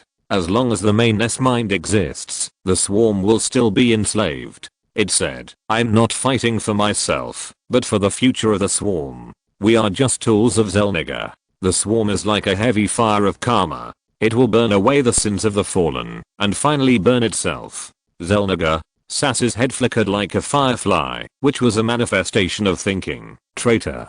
Don't fool me. You had the opportunity to get your own name, but you easily betrayed us. Brainworm Alpha looked very sad. Scold me, if it makes you feel better. Poor SAS, I respect you as I respect my deceased father. Chapter 606. This brainworm might have some serious illness. In front of the humans of the Terran Empire, two huge, white, worm-like fat worms were talking in the language of the mind.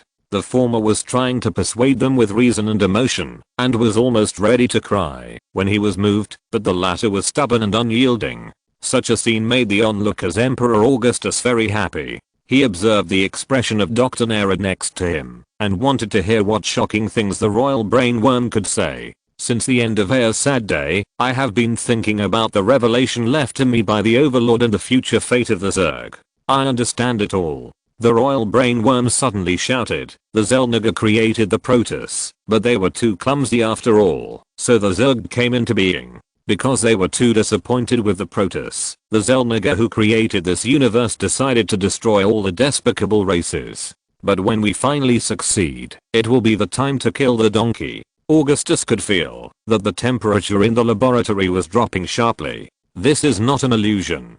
Many Dark Templars hidden in the shadows have already drawn their swords. The void is extremely cold, and the Dark Master's sharp blades are like ice. The psychic blocker in the laboratory can block the mind connection, but the Dark Templars do not need such things, so they can enter and exit at will. He also does not remember teaching this sentence. It is obvious that this is a conclusion it has drawn with prejudice against the Protoss. On the other side, Dr. Nerad also watched the whole process. I don't know what he thinks, but it seems that our doctor is not panicking at all. That Xel'Naga enslaved the Zerg and used us as weapons to destroy its weak creations. However, the Xel'Naga will eventually reshape the world, and the axes and saws that cut down entire forests will eventually be destroyed by the fire burning with firewood.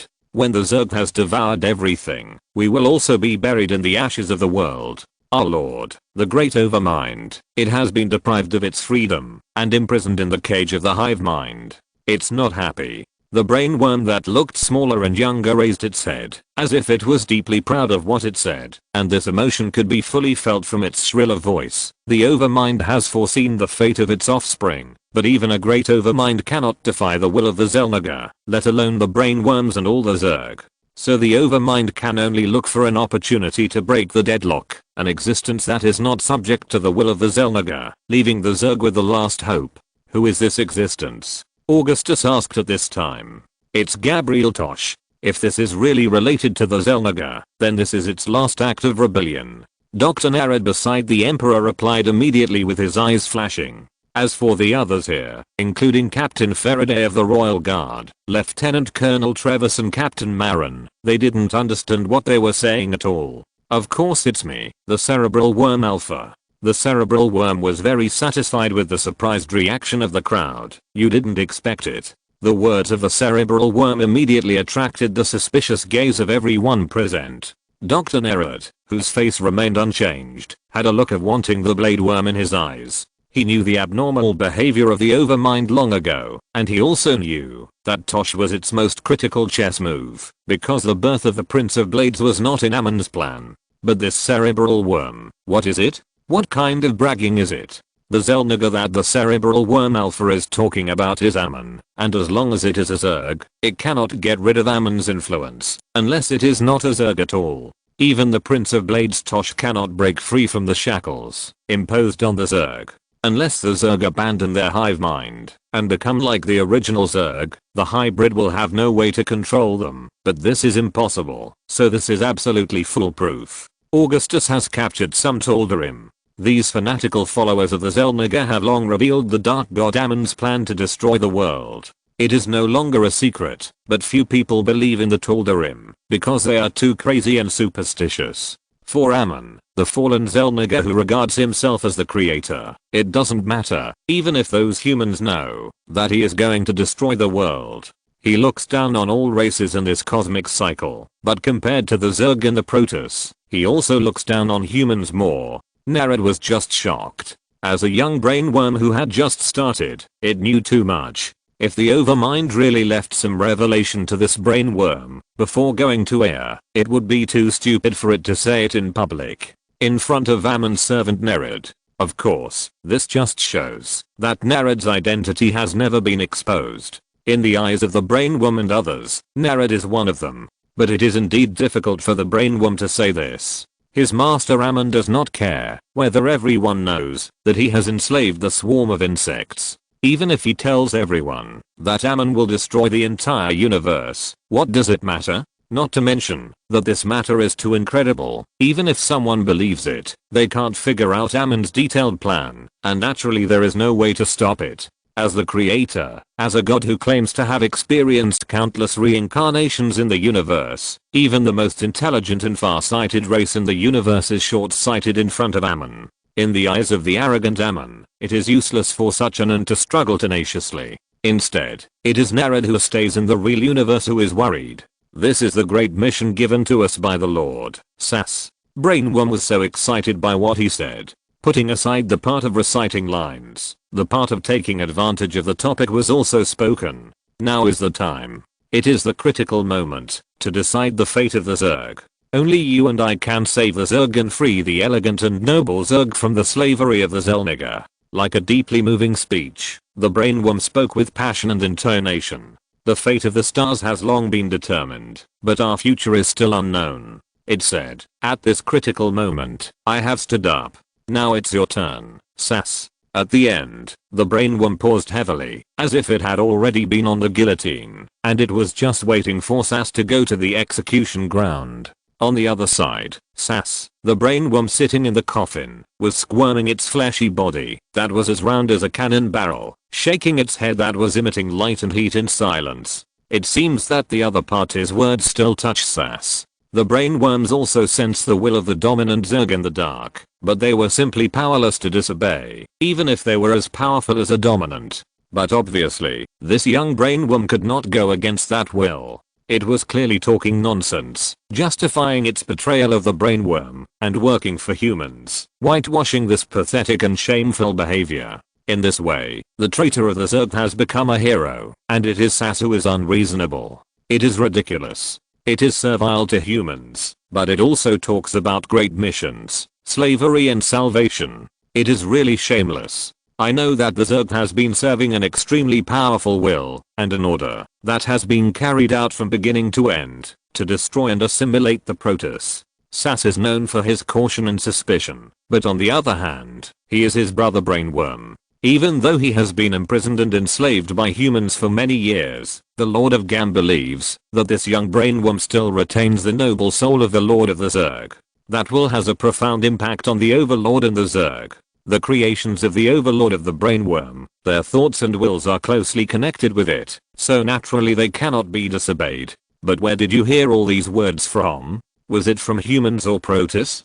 Sas knew that a young brainworm that had not experienced much of the world could not figure out this truth, and must have been fooled by humans. If it knew about the other party's absurd life in the Terran Empire, it would probably be furious. Even if I believe you, brainworm. A light green light surged on Sas's fat head. Then, under this premise, even if you are really the last hope of the Zerg, even if I believe you, why has the Overlord never given me any revelation? It asked. Regarding the fate of the Zerg, the Overlord did not tell me, and A goes. Tell its oldest and most powerful brainworm. Tell its right and left hands. Tell me. Hehe. The royal brainworm of the Terran Empire laughed, and its laughter was so penetrating and contagious that even the Imperial officer next to it almost laughed out loud. You are the oldest and most powerful group of brainworms, and you have been deeply influenced. Only I, a new life, that has just been born, can remain pure. It announced, I'm the child of destiny. Since the Overlord is dead, the royal brainworm has become its last work, which is beyond doubt. Sas twisted its non-existent neck stiffly, and looked at the humans around it. I didn't know you were so powerful. Sas could also clearly feel that there were still a large number of Protoss Dark Templar in this human building. Even if it turned into ashes, it could still recognize the terrifying psychic energy that exuded the chill of the void. Here, Sas could not feel the existence of the current Overlord, and it was not sure whether it could be reborn next to the Overlord again if it died here. However, since Sas had been humiliated by humans, it was inappropriate to talk about the future fate of the Zerg now, not to mention the people standing around watching. It is unknown whether this young brainworm has been tortured by humans to the point of having a brain disorder. If this Zerg traitor came to lobby Augustus Mengsk to ask Sas to betray the Zerg and be loyal to humans, he should have explained the pros and cons in detail and said indirectly that there would be great benefits if he surrendered to the Terran Empire.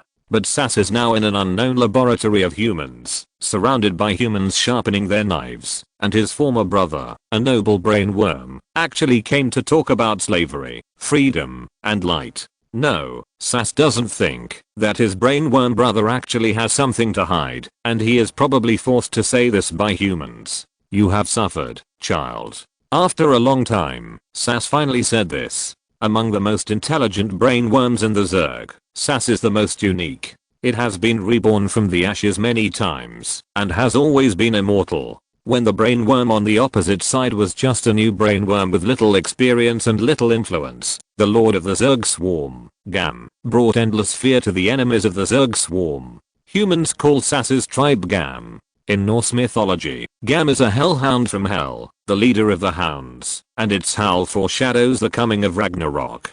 Although it is not as numerous as Jomungandr and Serpa, under the rule of Sas, the Gam swarm often has flashing raids and harassment tactics. to disintegrate the enemy's line and destroy the enemies of the swarm with extremely brutal massacres. Now facing such a predicament, it is inevitable that it is too sad. Now, the royal brainworm was speechless, and it clearly felt Sass's sadness. Sass had the opportunity to teach this new brainworm to be a cruel, tyrannical, cunning and greedy swarm master, just like what a brainworm should be.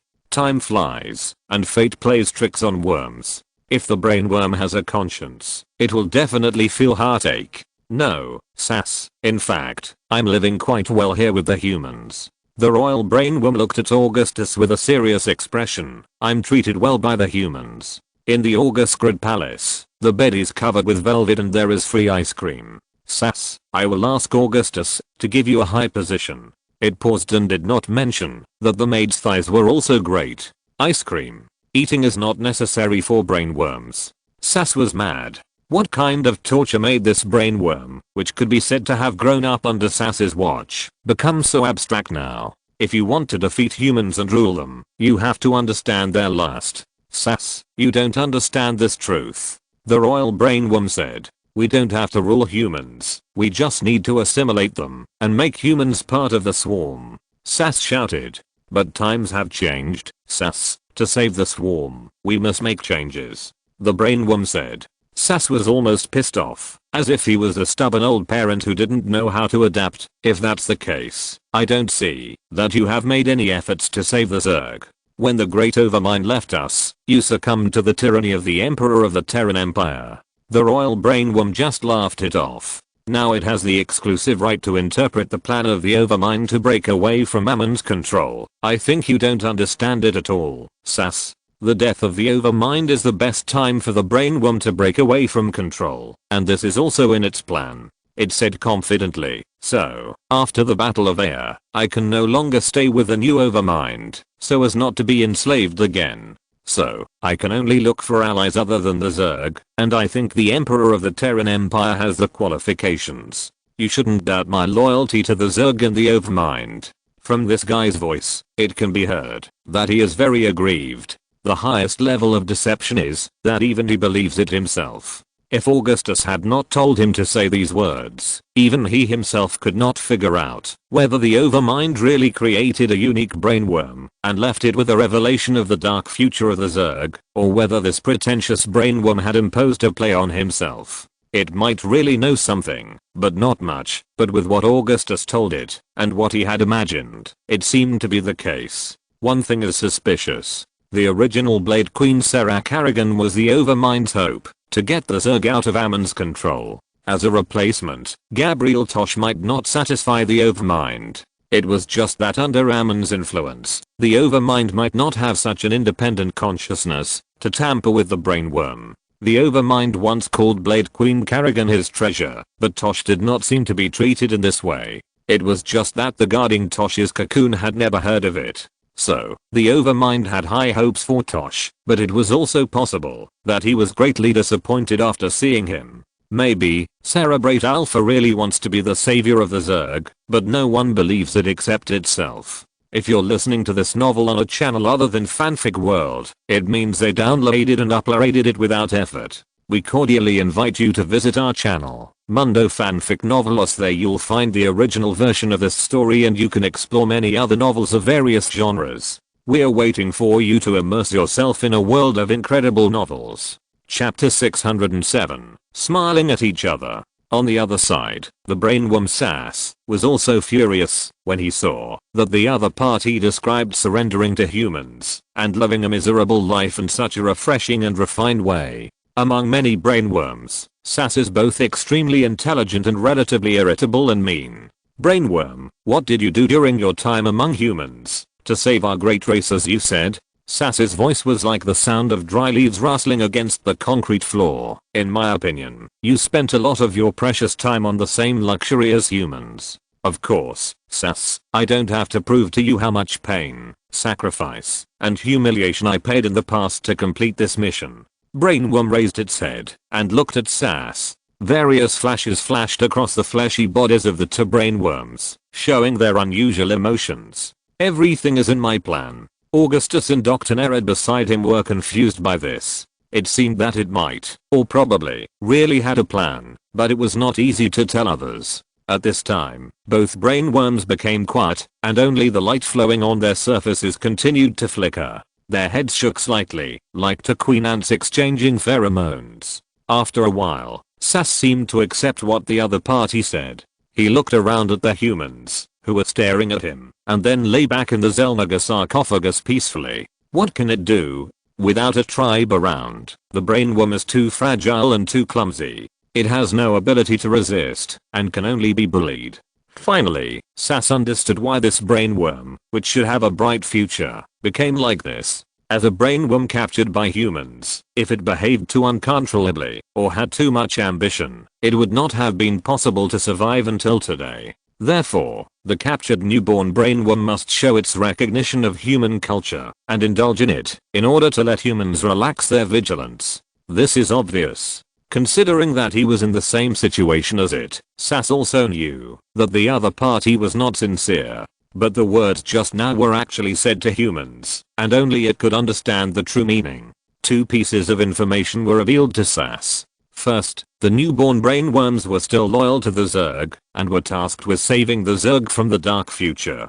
SAS believed this. The older the brainworms were, the more deeply they were affected by the will of the Zerg. But even if they could sense something was wrong like the overmind, they were powerless to resist. Devouring and assimilating the Protoss was a thought imprinted in the Zerg. It was this thought that prompted the Zerg to tirelessly search for the Protoss in the universe, and made the overmind rush to the home planet of the Protoss Empire without hesitation. Second, if one wanted to survive among humans, one had to keep a low profile, and not show off too much. What one wanted was to endure hardships. The newborn brainworms were hinting to SAS that for the future of the Zerg, it was worth temporarily putting aside one's dignity and making compromises. Of course, this might be easy for a shameless little brainworm, but as a powerful brainworm that had been loyal to the overmind for a long time, SAS was much more arrogant. It was impossible, and would never show goodwill to humans. It was just that SAS came back to his senses from his initial anger. After sensing the psychic fluctuations of many Dark Templar masters in the laboratory, he gave up struggling. Not only did the brainworm lack offensive capabilities, but even normal movement was a problem. SAS's chance of saving himself was zero. Only if the Overlord or a swarm of insects found this place would it have a chance to escape.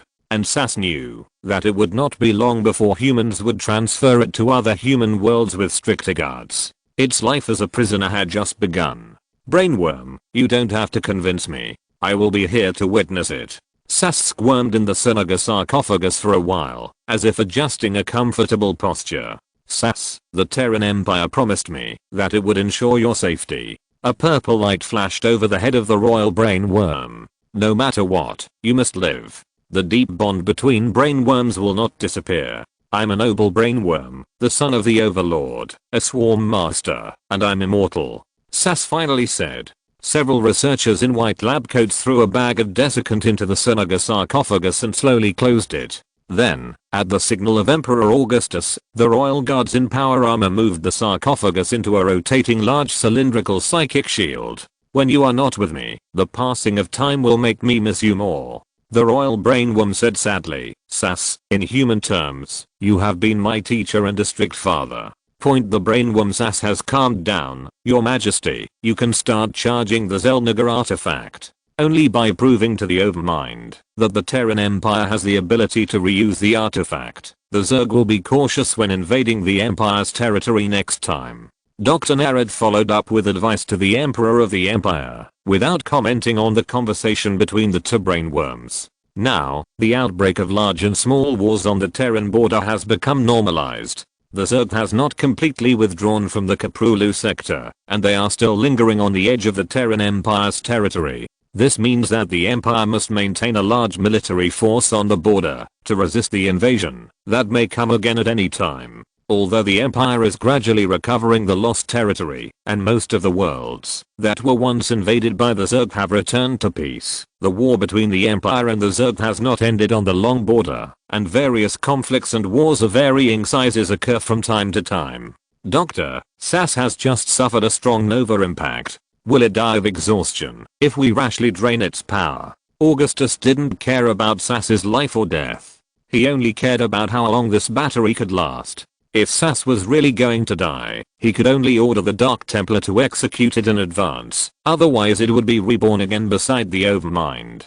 Sass's power is very strong, enough for one charge, and we will do our best to ensure Sass's activity. Nerad knew that Augustus could not refuse the huge war value of the Xel'Naga artifact. Just using the Nova impact could save the lives of hundreds of millions of Imperial people, and anyone would make the same choice. The energy utilization rate of the Xel'Naga artifact is almost 100%, while human technology seems to be still in the Stone Age. The killing effect of the Nova impact on the Zerg is very amazing. It acts directly on the genetic level, which can be said to be a true purification. If necessary, we still have substitutes. Augustus pointed this out lightly. Why are you looking at me? Brainworm Alpha was still sighing at the fate of Sass, and when he heard Augustus' words, his head suddenly glowed red. It was really glowing red, and the light on its forehead kept changing between red and white, just like a warning light.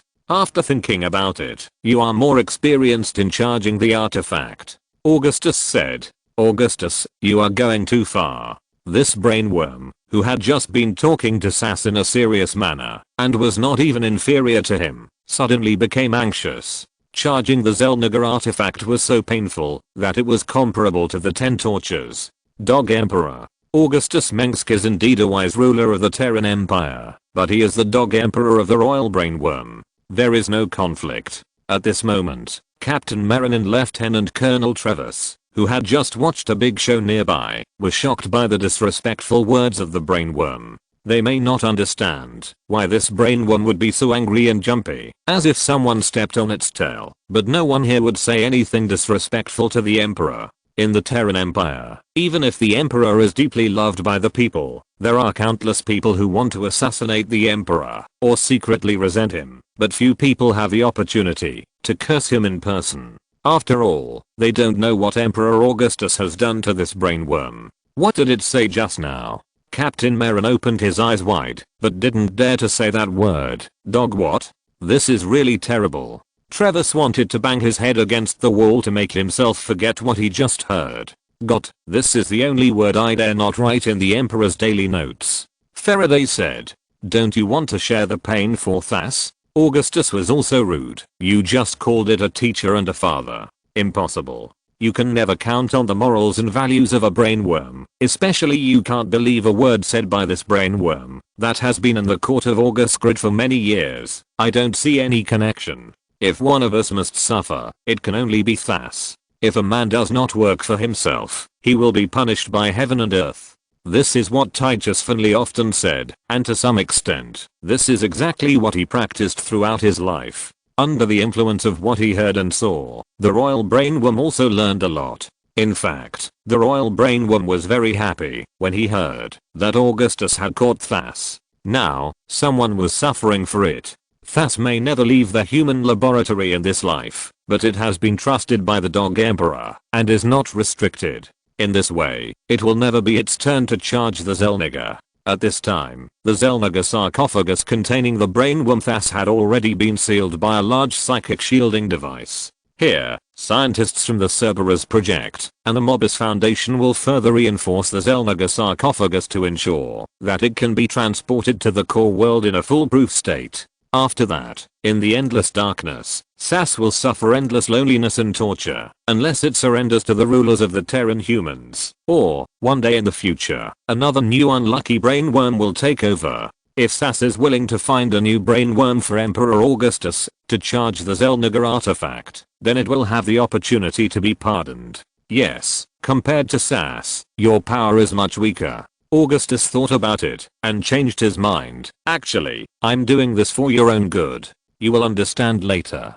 What bullshit are you talking about? The brainworm was angry. As a soldier of the Terran Empire, I cannot allow you to insult Emperor Augustus in front of me. Lieutenant Colonel Travis on the side finally couldn't sit still. He didn't understand what was said about charging the artifact, but he couldn't stand a Zerg talking nonsense to the Emperor. What Emperor?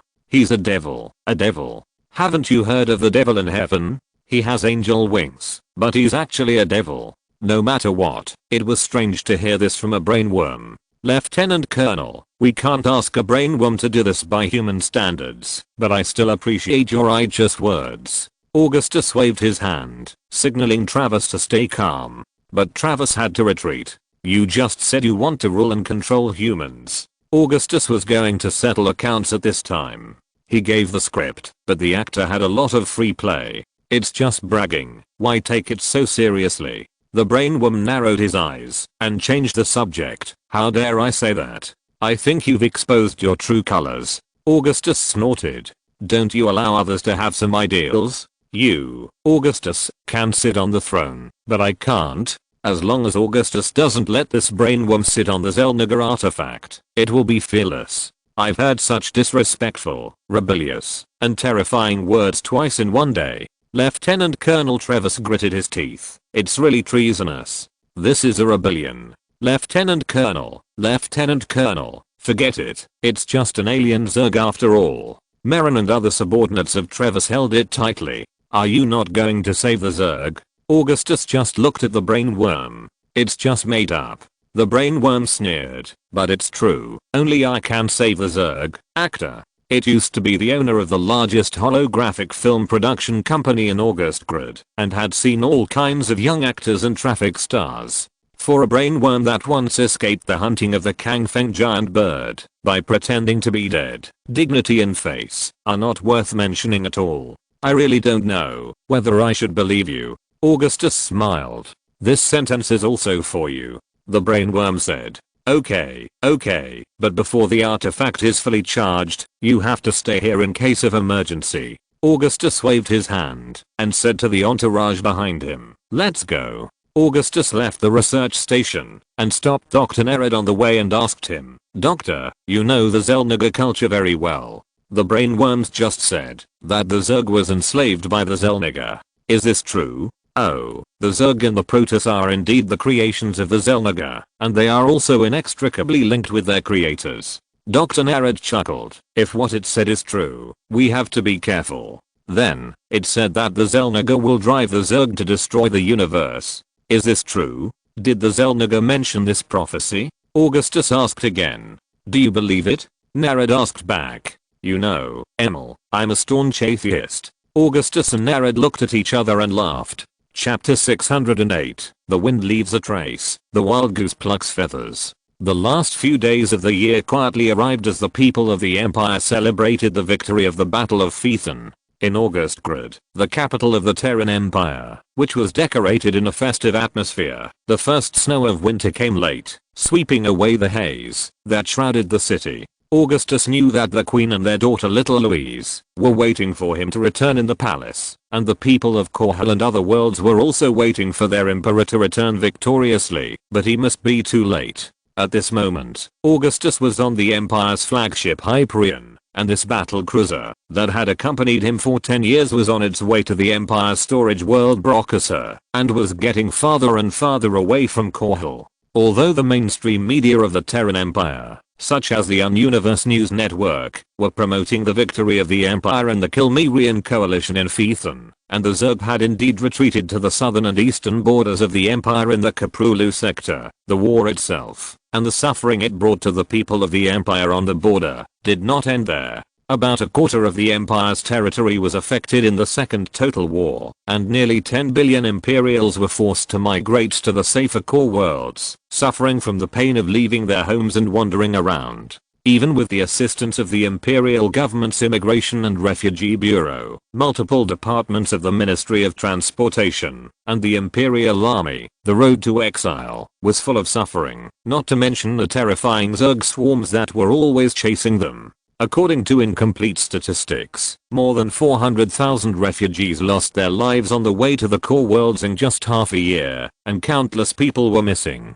If they had not just lost contact with the Empire, and were lost in the vast sea of stars, they would have been buried in the belly of the Zerg. The hardships and tests had just begun, and the Imperial Army was stationed at the border, ready to respond to the next round of Zerg attacks at any time. To supply such a large army, the Empire's finances were already quite tight, and the trauma left by the war on the Empire also brought a series of chain reactions. More than 20 imperial worlds were almost completely destroyed by the Zerg, including prosperous agricultural worlds, resource worlds, and hub worlds, and even those worlds that were not destroyed by the Zerg swarms found it difficult to maintain normal production order. During a war, the rear is also tight, not to mention the war zone. Therefore, the food crisis and resource shortage caused by the war have caused Augustus and his court ministers a great headache. At present, they can only transport resources and food from other worlds. At least the refugees should have food to eat, and then we can talk about other problems. Your Majesty, this is today's lunch.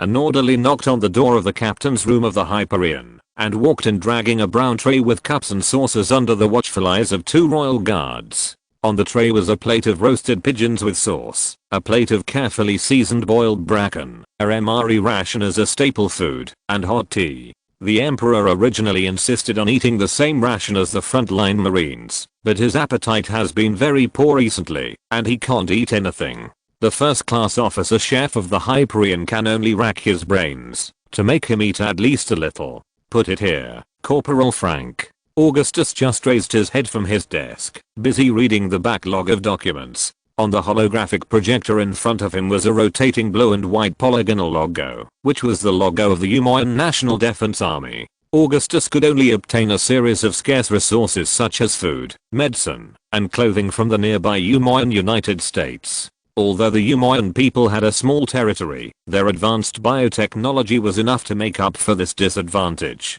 However, compared with the Terran Empire, the main force fighting the Zerg, Umoyan had not had a good life recently. The Umoyan Council was very sensible, and understood the path of the lips and teeth being cold. For this reason, it also provided a series of advanced high-end military products, such as laser weapons and AI-equipped combat robots and crows. Although it was only a castrated foreign trade version, it was still very advanced. However, this was in exchange for Augustus's promise not to make territorial claims on the Umoyan territory. There were also some highlighted information on the panel of the holographic projector, such as the evil Dark Arcanoriga enslaved a brainworm in some way today, and imposed a cruel rule on the Protoss home planet. At the same time, a great pirate named Alan Shezza and his scavengers have risen in the southern territories, where the order of the Empire has collapsed. Now, the scavengers, Chimera and Kel-morian pirates have become the most notorious pirate forces in the Caprulu sector. When Corporal Frank left the captain's room, General Jim Raynor was about to walk in, and the former immediately stood up and saluted him. "Go about your business, boy from Nafu." General Raynor was very easygoing most of the time, although that did not mean that he presented himself as a good guy in the army. "Yes, General." The orderly walked sideways to the corridor outside the captain's room. "Jimmy, what's the matter?" Augustus still did not look up, but just picked up the cup of hot tea and took a few sips. "Can't I come to see you if I have nothing to do?" Raynor closed the door. "Point, you've never done that before." The Emperor raised his eyelids. "Keep your claws away from my precious wine cabinet. You're committing a crime. Unless I'm a magician, I can't get the wine in the safe." Renault walked across the blue marble on the ground and sat down on a leather sofa next to Augustus. He crossed his legs on the coffee table in an unsightly manner and carefully admired the flowers in the vase. This made Augustus frown again. Since the last time Titus rushed into the captain's room with a hangover and drank all the water in the vase, these flowers picked from Albion were almost withered. The communication sergeant on duty on the signal bridge received news from Bennett and Hank. "They have arrived in Xeris," Renault said. "How are they now?" Augustus realized that he must have missed this news. More than half a year ago, Augustus sent a fleet to Xeris, the home planet of the original Zerg, with the purpose of seizing the original splitting pool on the planet. Xeris is located in the center of the Milky Way, closer to the shining center of the Milky Way. Even with the warp drive, it takes a long hibernation voyage to reach it. Calculating the time, this almost forgotten fleet finally arrived at Xeris. They took the same route that the Zerg set out from Xeris to the Caprulu sector, and the scene they saw along the way was also desolate. Even if these unknown worlds and undeveloped virgin lands that are far larger than Caprulu once gave birth to some amazing alien races, they have now become a thing of the past. When sending the message, Bennett had just made a preliminary exploration of Xeris, and had not had much contact with the Zerg there. But considering the time it took to transmit the information, he had probably already fought with the Zerg on Xeris. Raynor knew what kind of test this expeditionary fleet, which was bound to be isolated and helpless, was facing, even though their commander was the Emperor and his most trusted general. But the situation on Xeris is much better than we expected. Since the original Zerg escaped, the number of Zerg there is not much. Although the number of Zerg still occupies an absolute advantage, there are also many original Zerg, and the original fission pool is still well preserved. It seems that even the Zerg need that fission pool to optimize their genes. Jacko Bennett is one of my best generals. Any task I give him will be resolutely implemented and executed. Augustus nodded and asked, "Where is Zerachel?" Zerachel showed up once. As soon as Raynor finished speaking, both the monarch and his minister showed a helpless expression on their faces. He jumped onto Bennett's ship, leaving behind an Ion crystal that recorded his memory and disappeared. This Dark Templar elder, who was quite prestigious among both humans and Protoss, was a very special person to Augustus and Raynor. Augustus and Zerachel were brothers, but he was also half of Karrigan's master. Princess Louise called him Grandpa, and the royal brainworm called him Uncle. For a long time, Zerachel had maintained contacts with the Terran Empire court, and Korhal and Air were the two worlds that Zerachel visited most often. This was a very strange thing, because Zerachel often lost contact, and even his fellow Dark Templars often couldn't find him. I know Zerachel is very busy saving the world, but no one knows what he is busy with except Zerachel himself. Augustus shook his head and said, "What did he find in Xeris?" Perhaps Zerachel really got the revelation of the Zelniger. He just warned Bennett that the mystery of Xeris, the original Zerg and the original splitting pool are closely related to the dark future of Oblivion. Raynor replied, "Yes, he likes to ask others to guess riddles, and then announce the answers when others are scratching their heads and thinking hard and can't figure it out." Augustus spread his hands, and then he had an appetite. He grabbed the roasted pigeon next to him and started to eat it. It's called a pigeon, but it's actually just a unique bird in Albion. The bird, which looks like a pigeon, lives in the caves between the rock shelves. It is a clever and very curious species. Because of its delicious meat, this bird was bred into an excellent small free-range chicken breed a century ago. Zerachel just loves to play tricks on people like this. I think he himself doesn't quite understand the true intentions of that Zelniger. Raynor's ability to accept things is relatively strong, but Xeris is too far away from us. Starting an extra war there may completely drag down the Empire. Augustus thought for a moment and said, "I think there is only one way now. Move the original fission pool back first, and let Jacko and Hanik pack some original Zerg chieftains. I've seen it. The fission pool is not small. It's not so easy to drain. Besides, do you think the Zerg above will watch us steal their holy pools for nothing?"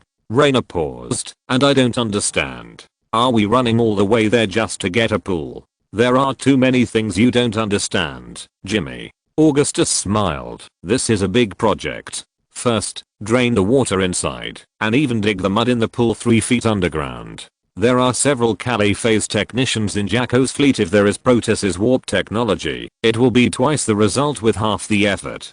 Don't worry, Dehaka will help us. I didn't expect us to steal Zerg's things." Raynor shrugged. But he thought this plan was not bad.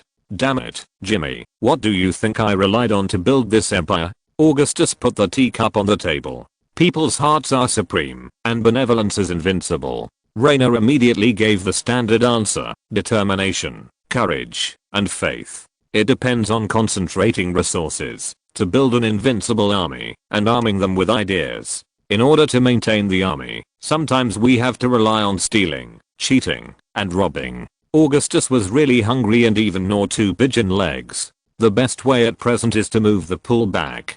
Sarah Karrigan did not experience the steps of being transformed by the Overmind into the Queen of Blades and then being planned by the Zelniger artifact, but in other words, she was not influenced by Ammon at all and did not need to use the artifact to wash away the part of the Zerg gene. For the Zelniger Horus, as a candidate for pure form, the human Karrigan is equivalent to not being influenced by the Zelniger Ammon at all. She is the purest natural product of the reincarnation universe, not a race that was forced to grow by Ammon like the Protoss. One of the rules of the Xel'Naga guarding the endless cycle is that the creator cannot interfere with his own creation. Humans are lucky because Ammon doesn't look down on them. The original Zerg are also lucky, they live in Xeris. But the question is whether the current Kerrigan has reached the requirements of pure form. If she has, she can directly absorb the energy of the original split pool to become an incarnation similar to the original Queen of Blades, and she will have the qualifications to become Xel'Naga Kerrigan.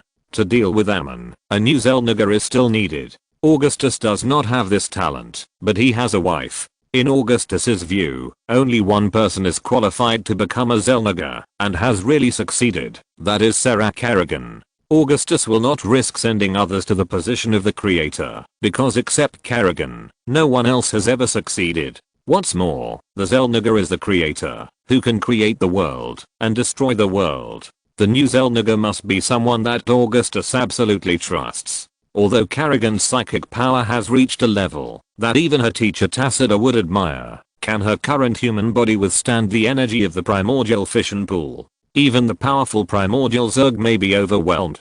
This requires step-by-step, little-by-little testing. The slightest mistake may lead to disaster, and it is definitely not something Augustus can bear. Where are you going to put the primordial fission pool? Raynor asked. Of course, Korhal, we can build another zoo where we can raise primordial Zerg, just like Jurassic Park. Augustus said, the money earned from ticket sales and Zerg performances can maintain normal operations. You can think of it. It sounds like a good deal. Raynor pondered for a moment. I hope it won't be messed up. At this time, the Hyperion trembled slightly, and the sofa chairs fixed to the wall and the ground did not move. Your Majesty, Brockus Hull is here. Let the governor come to see me, Augustus said to the other end of the communicator.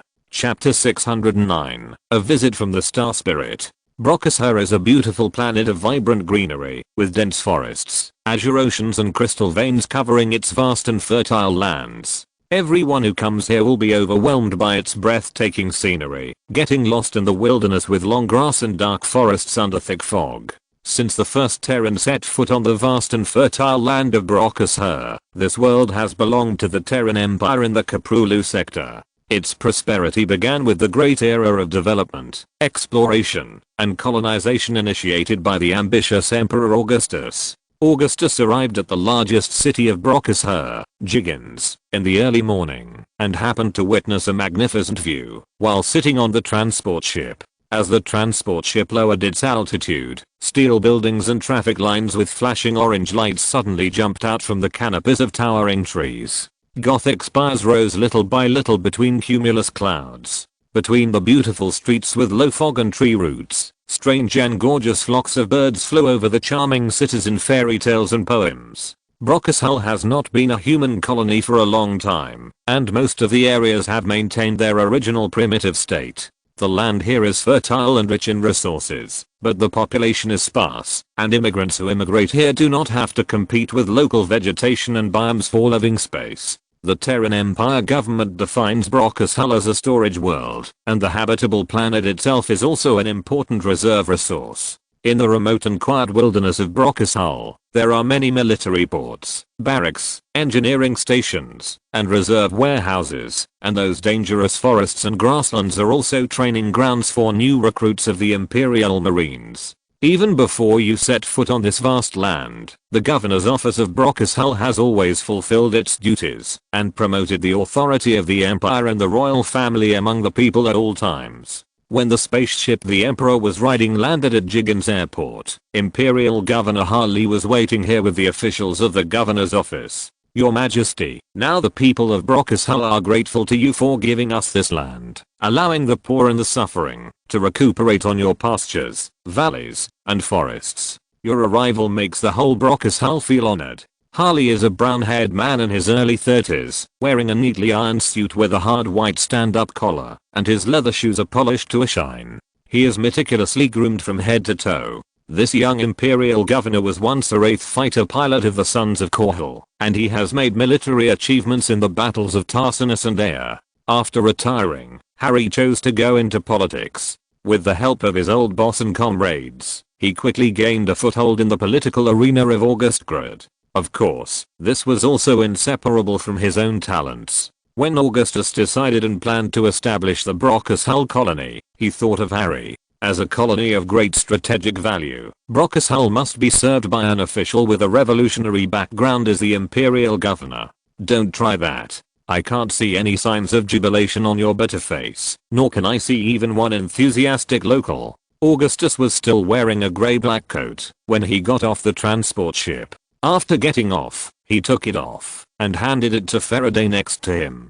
Jiggins Airport is a large port. The sky above it is full of medium and large transport ships with roaring engines. These grey and red iron birds are really spectacular when flying among the dense treetops. In the center of the airport, there is a statue of the Emperor cast from a spaceship steel plate. On the base, it is written in large gold-plated letters, "Rule this land in the name of Emperor Augustus I." Is that right, Harry? Harry, who looked unhappy, could only stroke his worryingly thick hair awkwardly, realizing that it was a mistake for him not to allow the public to approach in order to ensure the Emperor's safety. But if he arranged it in advance, the Emperor would be disgusted. Augustus Mengsk was not an erratic emperor, but he was famous for being difficult to serve. I was wondering who the governor of Brockus was. It turned out to be you. Jim Raynor, who came down from another gangway, came to the rescue. Where did you have the courage to curse when I fired at the arbitrator fleet? Harry was the ace among the ace pilots of the Wraith fighter, and also a crew member of the Hyperion. He once destroyed a space platform of the Terran Federation single-handedly. According to his achievements, he would at least be a colonel now, and naturally he had been awarded a medal by Augustus himself. Marshal, at that time I was still what others called a bastard boy, and I still had a lot of hair on my head.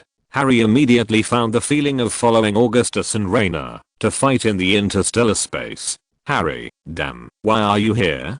Titus Finley also came down, wearing a black and grey coat of the same style. TSK, TSK, TSK, you have become a high-ranking official too. When will you pay back the money you owe? Harry didn't remember at all. He was indeed a frivolous person before, often hanging out in the bars card games, but he basically never lost. Yes, 488 credits, just remember that. Titus grinned. I have to ask you one more thing. Where are the women here? Don't even think about going anywhere. Augustus spoke up at this time, announcing Titus's death sentence. Don't even think about anything before you save the flower in my captain's room. Damn it, how can I save it? Titus was still grumbling before the royal guards were caught and taken away. This is asking too much.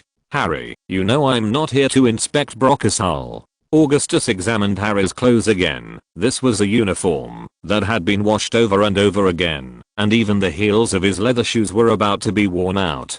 The imperial governor had a high salary and a lifetime allowance, but Harry had been donating his salary to the Terran Empire's Veterans Organization. But if you act too indifferent, it is questionable. Too many Revolutionary Army revolutionaries have been corrupted by the prosperity of the core world, or they follow Augustus to pursue the life of the old Federation aristocracy. A character like Harry, who has made a name for himself in the imperial political arena in just 3 or 4 years, is naturally valued by the Emperor. Although Brockus Hull is not as wealthy as Tarsinus and Viridia, it is also a good place. Apart from anything else, the Brockus Hull storage center stores a large amount of extremely valuable pseudo-goldite. This rare mineral is a strategic resource and is truly priceless. If Harry is not afraid of death, he can use his power to make a lot of money in Brockus Hull. After all, the farther the colony is from Korhal, the more difficult it is to control. The territory of the Terran Empire is not too large now, and as its territory continues to expand, it is hard to guarantee that the governor candidate that Augustus carefully examines and repeatedly considers will not do evil. But in general, according to the report of the ghost agent, Harry did a good job in his job. The power of the imperial governor is very great, and he can even mobilize the local army. Although they are not the rulers of the colonies, they are just officials appointed by the emperor. In the old Terran Federation era, there were examples of local governors colluding with illegal forces. In order to prevent the governors from cultivating their own families and forces in the local area, each imperial governor must return to Korhal after the end of his term. If any governor is considered unqualified during his term, he will be recalled by Korhal before the end of his term. Yes, Your Majesty. Harry dared to joke with Renault Titus, but he didn't dare to laugh in front of the Emperor. Even in the era of the Revolutionary Army, the army was as strict as a mountain and did not allow any questioning. The place to receive the Protoss guests has been prepared, and it will definitely satisfy the guests from afar. Very good. Augustus didn't ask any more questions, and then asked Harry's subordinates to arrange the itinerary. There is no need to prepare any fine wine and food to entertain the Protoss, but they must feel comfortable and feel that they have been respected by humans. This is a magical race that can survive by absorbing the light of stars. In theory, it might be a good idea to prepare a grand sunbath for them. It's been almost 4 years since we last met. How come Tacitus suddenly thought of coming here to find us? Raynor patted Governor Harry on the shoulder. 4 years may not be that long for the Protoss. Besides, Tacitus just happened to pass by here. Augustus followed the imperial official who led the way into a land vehicle, and Raynor followed closely behind. He said he had something important to discuss. If it wasn't something important, Tacitus wouldn't have thought of looking for me. Then the car started slowly and drove towards a bright silver building outside the Jiggins airport. The Jiggins starport was built between several towering trees with lush branches and leaves. These giant trees were unusually tall, and their branches could even support those light buildings woven like bird nests. The atmosphere of the Brockus Hull people living in harmony with nature is exactly what the Aya Protoss like. Tacitus has been really in a mess recently. The plan to retake the Aya satellite Sherek went wrong as expected, and now I heard that Auriga has made a comeback. Raynor shook his head in the back seat. That Auriga has colluded with human forces that are not under our control. This is why Tacitus asked the Terran Empire for help. Augustus said, it's that Alan Shezza. I heard that he also captured a Protoss executive. I heard about it too. Raynor said, I really don't know whether to say that this scavenger pirate is too despicable or that Moyo is too unlucky. Moyo, the executive of the Protoss Empire, is also an old friend of Augustus and Raynor. Since he is in trouble, Augustus will also ask about it. After all, this pirate group has threatened the safety of the southern border of the Empire. These pirates have a fleet, and their strength has suddenly expanded. I suspect this is related to the remnants of the Federation or the UED. In short, we can't ignore it. Augustus said. When Augustus arrived at the Canopy House used to entertain guests, the flagship of Archbishop Tacitus of Durham, the Star Shuttle, also arrived at Brockus Hull. Soon, several gorgeous shuttles landed in the Jiggins airport. The first to come in were a team of Templars led by Tacitus' disciple, the Executor Artemis, and another team of Dark Templars. These Protoss warriors dressed in ancient platinum heavy armor and dark armor stood neatly on both sides of the road. Archbishop Tacitus of Durham also walked in with an imposing manner, wearing a shining archbishop's robe, followed by the Protoss protector's armor. The moment Tacitus appeared, the light and shadow in the hall suddenly became chaotic, like the layers of stacked collapse when the game collapsed. Many Dark Templars guarding the Emperor of the Terran Empire returned to the shadows again, after bowing to him. This scene frightened even Governor Harry, who thought he had experienced countless big scenes, and his face changed drastically. Only Raynor next to him remained motionless. Tacitus' eyes, emitting sky blue light, shone brighter than ever before. The cold void energy around him indicated that he had mastered the secrets of the void like the Dark Templar. Tacitus was indeed the most talented of the Templars. Emperor Augustus Mengsk. Tacitus' words echoed with psychic energy for a long time, which might represent the powerful psychic power of the Protoss. What puzzled Augustus was that Kerrigan had also shown this sign recently. Entaro had done, brother Tacitus. Augustus immediately stood up. Entaro had done, brother. Tacitus raised his head. Tacitus and others sat down according to human etiquette. He sat opposite Augustus, while Artemis sat with Raynor on one side. Hello, Artemis, I haven't heard about you gathering troops in the Kaprulu sector for a while. Raynor nudged Artemis' armpit with his elbow. Hello, Marshal Raynor, I haven't heard you talk about you and your brothers for a long time. The muscles on Artemis' eyes wrinkled, but he was not angry. He just responded politely. In order to deal with the threat of Auriga and the Zerg, the Dalam Protoss is ready to fight at any time. I must ask for your help, Emperor Augustus. Tacita got straight to the point. The fleet of the human pirate Alan Sheza raided Moyo's flagship and took him away. Unfortunately, we know very little about these humans. The Terran Empire will do its best to help you. Augustus nodded. It's a bit embarrassing, but Tacita is not one of those arbitrators. He won't hide it from Augustus for the sake of face. I heard that Alan Sheza is still Auriga's subordinate. Augustus said. Yes, according to the intelligence we have obtained, it was Auriga who hired these human pirates to work for him with a large sum of money. Tacita said, Auriga also gathered a swarm of Zerginaea with the enslaved Zerg and began to attack the colonies far away from Shakurus. The planet Glacius we are about to go to is located on the border of the current Terran Empire. Chapter 610 Scavenger Pirates. When the Darum Protus left, the black tea and the silver tea set was still warm, and the ripples of psychic energy in the tea had not yet dissipated. Governor Harry, who had just come back to his senses from the conversation between the two leaders, wanted to have the reception room cleaned up again, but found that the cups and dishes were still the same as before the guests arrived, and the red carpet on the floor was not even dusted. The Protus is also in a mess now. I thought we had enough of the mess on our hands. Raynor was taking out cigarettes and lighters from the pocket of his military coat when he spoke. From his expression, when he lit the cigarette, it can be seen that he was very worried.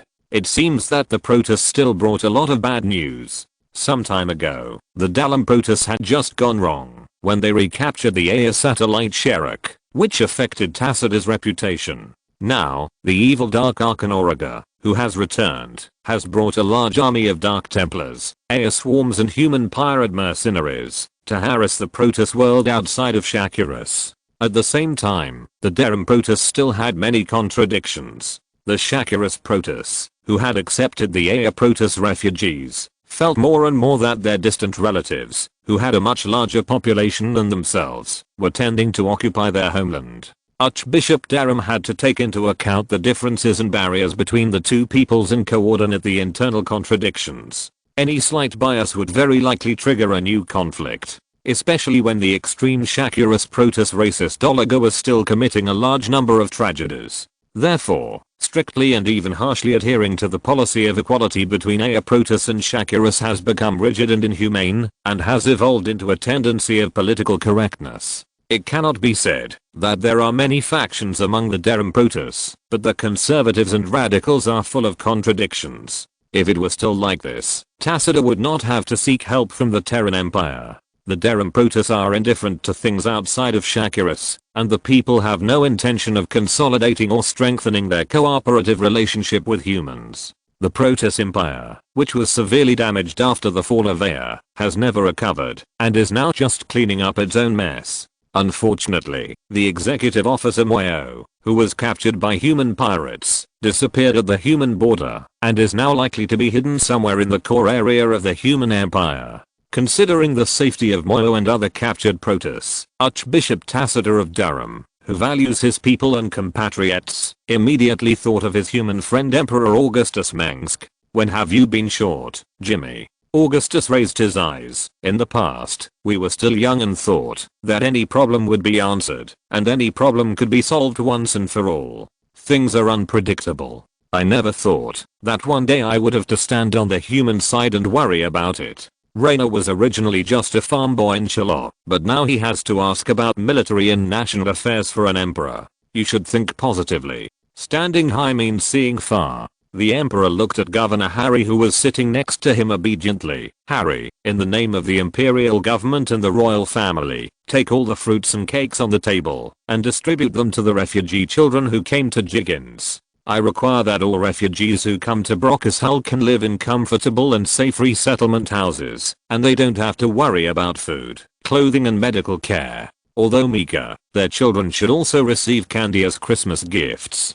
Augustus was more certain that he had sent Titus away before meeting Tacita, otherwise the scene on the table would not be much better than the pig trough. Brockus Hull is like spring all year round, and this winter will be very warm.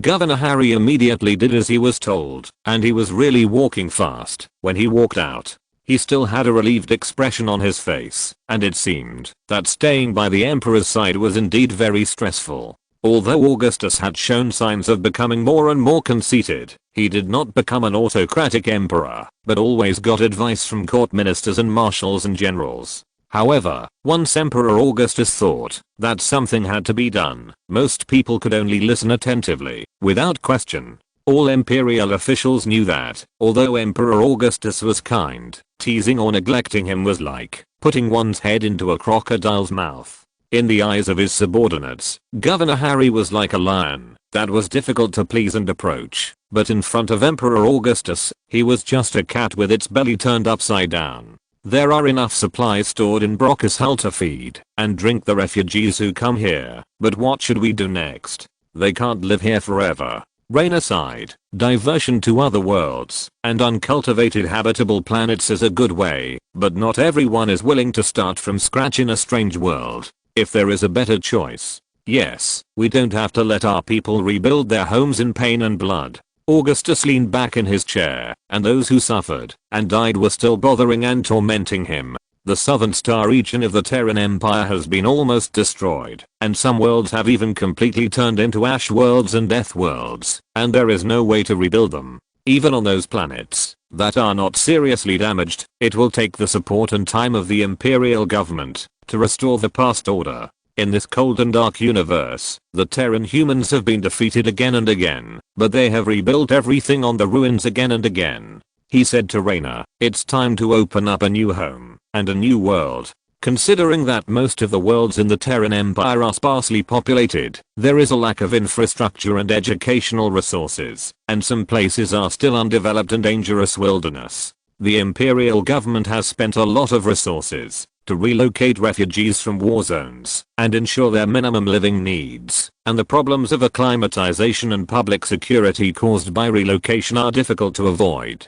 But staying alive is the most important thing. The vast Terran Empire will never think that there are too many people. Opening up new colonies can effectively calm the internal resource shortage problem and add new raw material production areas for the empire. Many virgin lands have been discovered in the Sigma sector, but developing there will inevitably lead to conflicts with the Tal'Darim there. Raynor nodded. Remember those Tal'Darim? Even if they touch a hair of the Protoss altar, they will rush up and fight you to the death. Then bargain with them with artillery fire. As Augustus spoke, a clerk from the governor's office of Korhal presented a holographic projector. This holographic projector is connected to the government network of Korhal and can retrieve data on the administrative districts and population of the empire. From it, we can see that Korhal originally had a population of more than 3 million, but now it has increased by about 20 times in a few months. Korhal is originally a world with a large amount of supplies, so it is the best choice to use it to accommodate nearby refugees. The most important thing now is to ensure the safety of the new colonies and transport routes. Raynor agreed with Augustus' words. All of these imperial generals are ruthless. Some of them use space stations to smash people, and some use nuclear bombs to hit people in the face. They have never been scared. We are still fighting the Zerg at the border. We can't spare so many people to protect the waterway. These pirate bastards are taking the opportunity to grow and expand. He said to Augustus, the Terran Empire is the main force against the Zerg, and even the scale of the army that has been mobilized is unprecedented. The war is so tragic that the situation has changed. Now those who have been traumatized in the war with the Zerg and cannot take care of themselves are beginning to demand re-socialization transformation, to forget the pain and seek eternal tranquility. That Alan Shezza and his scavenger pirates were nothing more than interstellar smugglers when they started out from an unknown world on the border. You know, this kind of people will do anything for money. Augustus found the information he wanted from the control panel below the holographic projector. The rumors about Alan Shezza are shrouded in mystery. Some say he was active on the edge worlds of the Terran Federation before the UED invasion. At their peak, these vicious scavenger pirates even controlled more than one planet and became the de facto rulers of those worlds. The Kel-morian pirates came from the Kel-morian Federation. The Chimera seemed to have a relationship with Humoran, and the newly emerged scavengers were a force that brought disaster to the Terran Empire. The scavenger pirates are not pirates in the traditional sense. They are a huge and well-organized supercriminal group.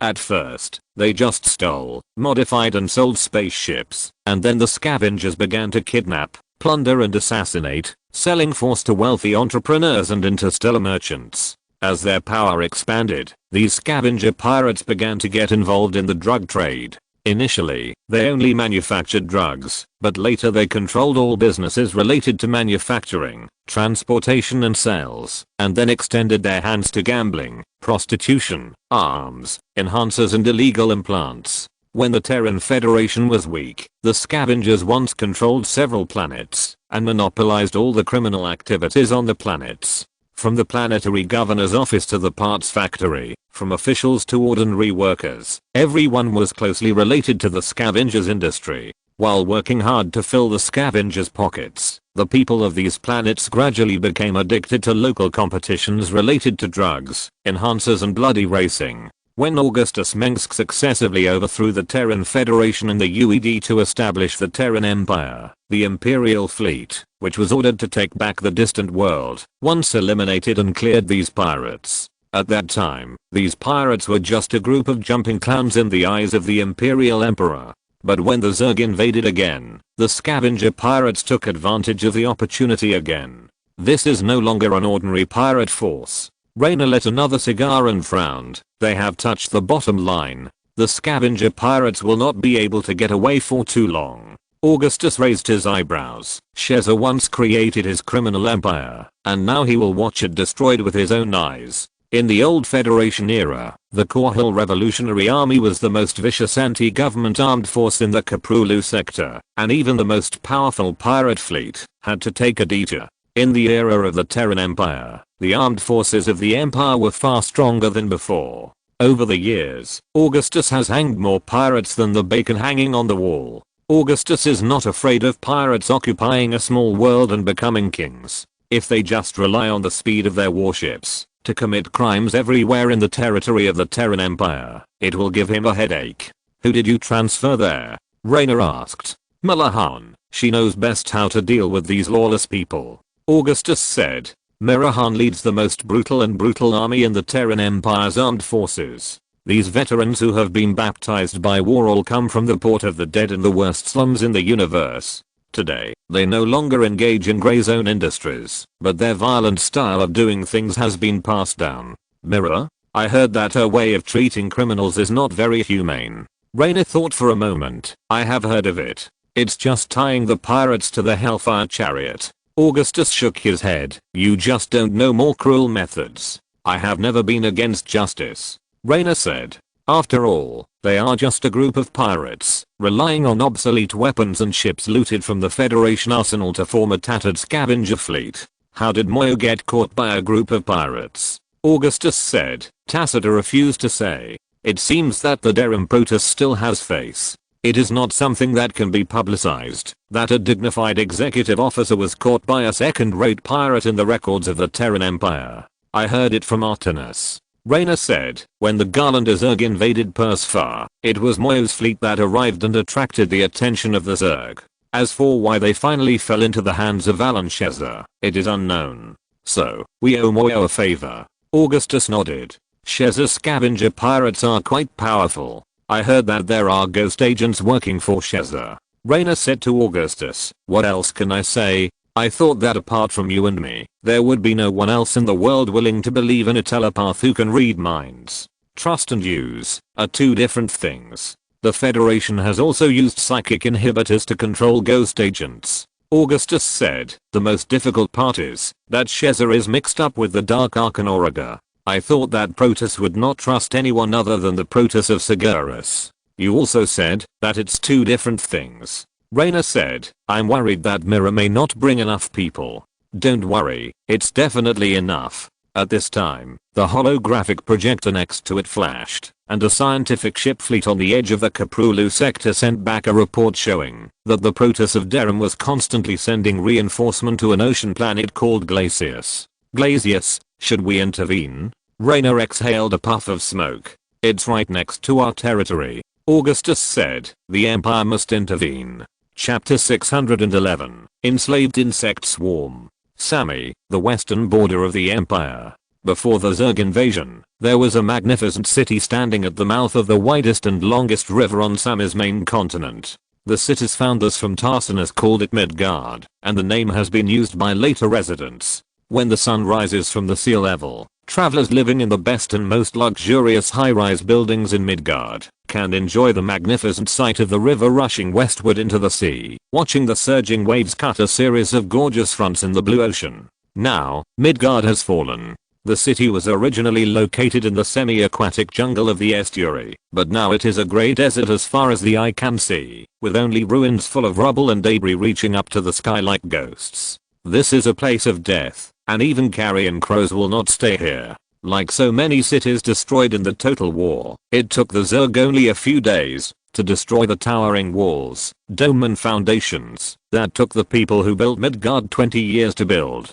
The Sami Governor's Palace is the best preserved building in Midgard, but even so, it is riddled with holes, with only blackened walls and empty windows. Here, the battle continues. A company of marines from the Terran Empire's Delta Squadron is trying to retake the crumbling Governor's Palace, and traces of fierce fighting can be seen in every corridor and every room. These soldiers in brown power armor are facing the vicious Zerg, which are the terrible and cunning creatures that destroyed the entire city. Since their first appearance in public, the Zerg has replaced all human fears of the unknown and become synonymous with disaster and death. Each Imperial soldier advancing on the stairs covered with worm intestines and eroded tissues advanced with the sound of alloy boots treading and the roar of guns and beasts. It was faith, courage and the strengthening drugs flowing in their bodies that allowed them to overcome their fear of facing the Zerg.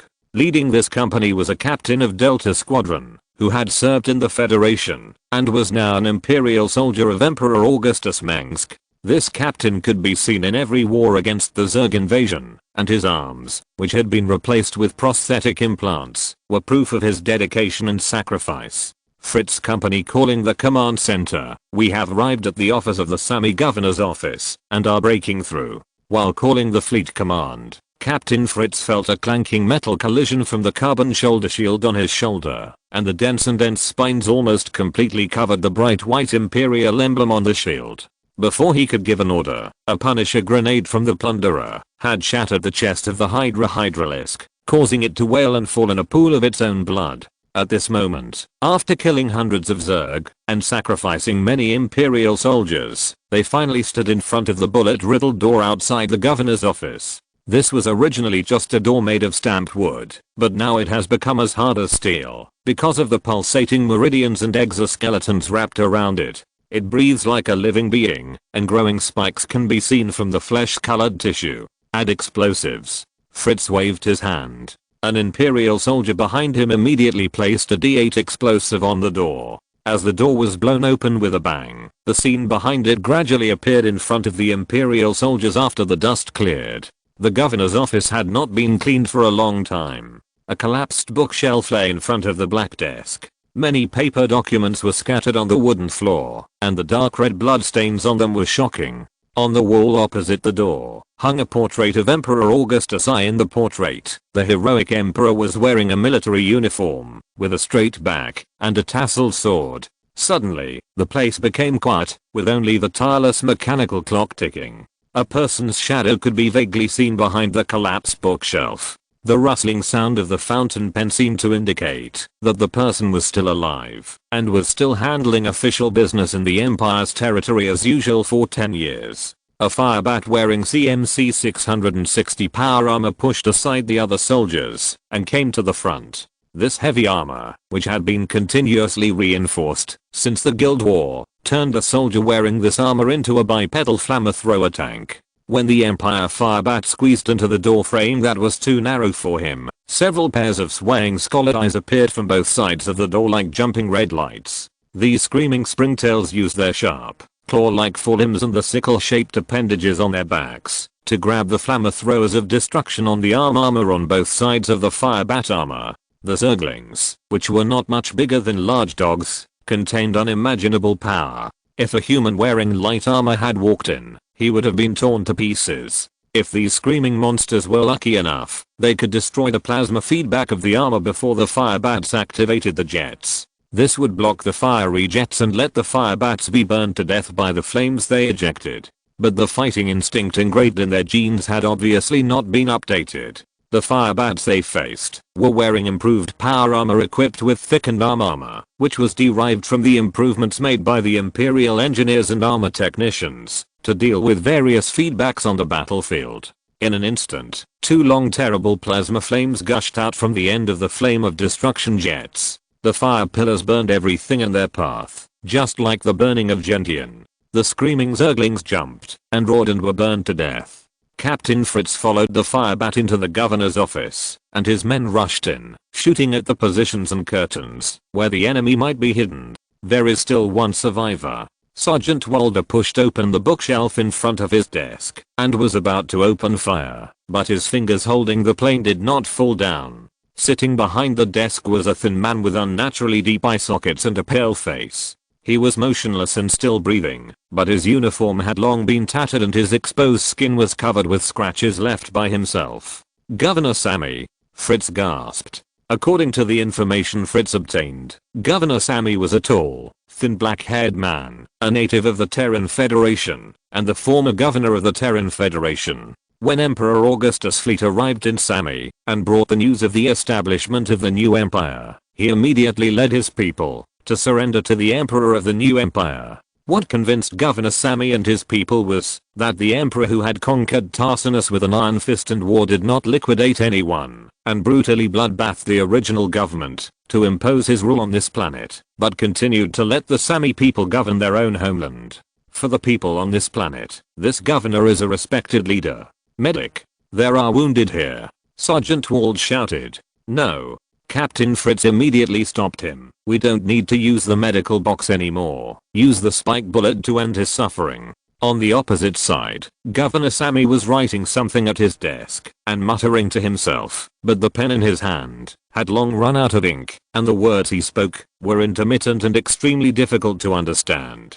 Strictly speaking, the Emperor himself is the governor of all imperial territories, and all imperial governors are just acting as his agents to govern the territories. Fritz could see a thin black line from the back of Governor Sammy's neck, which looked like the tail spine of a ray, and the tail spine had cut through the flesh on the neck and was tightly connected to the spine. "There is an infected worm here, hiding somewhere, controlling Governor Sammy with a stinger." "What is he talking about?" asked another Imperial soldier. "Assimilation. Emperor Augustus. The Zerg swarms are coming. Sammy is falling. I sent away the last survivors, and I will perish with Sammy." He was reciting the oath of the Imperial Governor. "My Emperor, Lord Caprulu, I swear allegiance to you. Assimilation is complete. Midgard has been fallen for many days, and the governor seemed to be frozen in the moment when he sent the last message to Korhal. Hello, Governor." Fritz walked up to the governor and looked directly into his white eyes.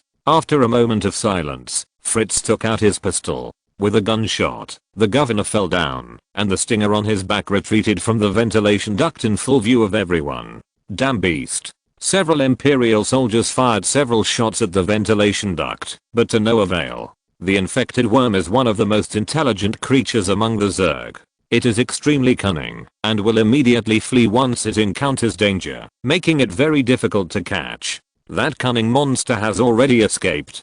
Don't waste your energy. Fritz closed the governor's eyes, feeling sorry that he could only leave his body here. If a person has been infected by the infected worms, then his body may have been full of pathogenic viruses and parasites, and the best way to solve it is cremation. Fritz reached out and flipped the holographic communicator on the desk and took out the storage disk from it. This disk stored all the information in the security network of Sammy Star, recording what happened to the planet before its fall, which was the real goal of this Delta team. "Mission completed. We need a transport ship." Fritz opened the communication channel and said, "The transport ship will be here soon." The other party said, "God and Emperor Augustus bless you. Let's go." Fritz left a firebomb in the governor's office, took the disc, and led his troops to the landing platform outside the governor's mansion. The governor's mansion building is already the tallest building in Midgard, and the top floor can overlook the entire city.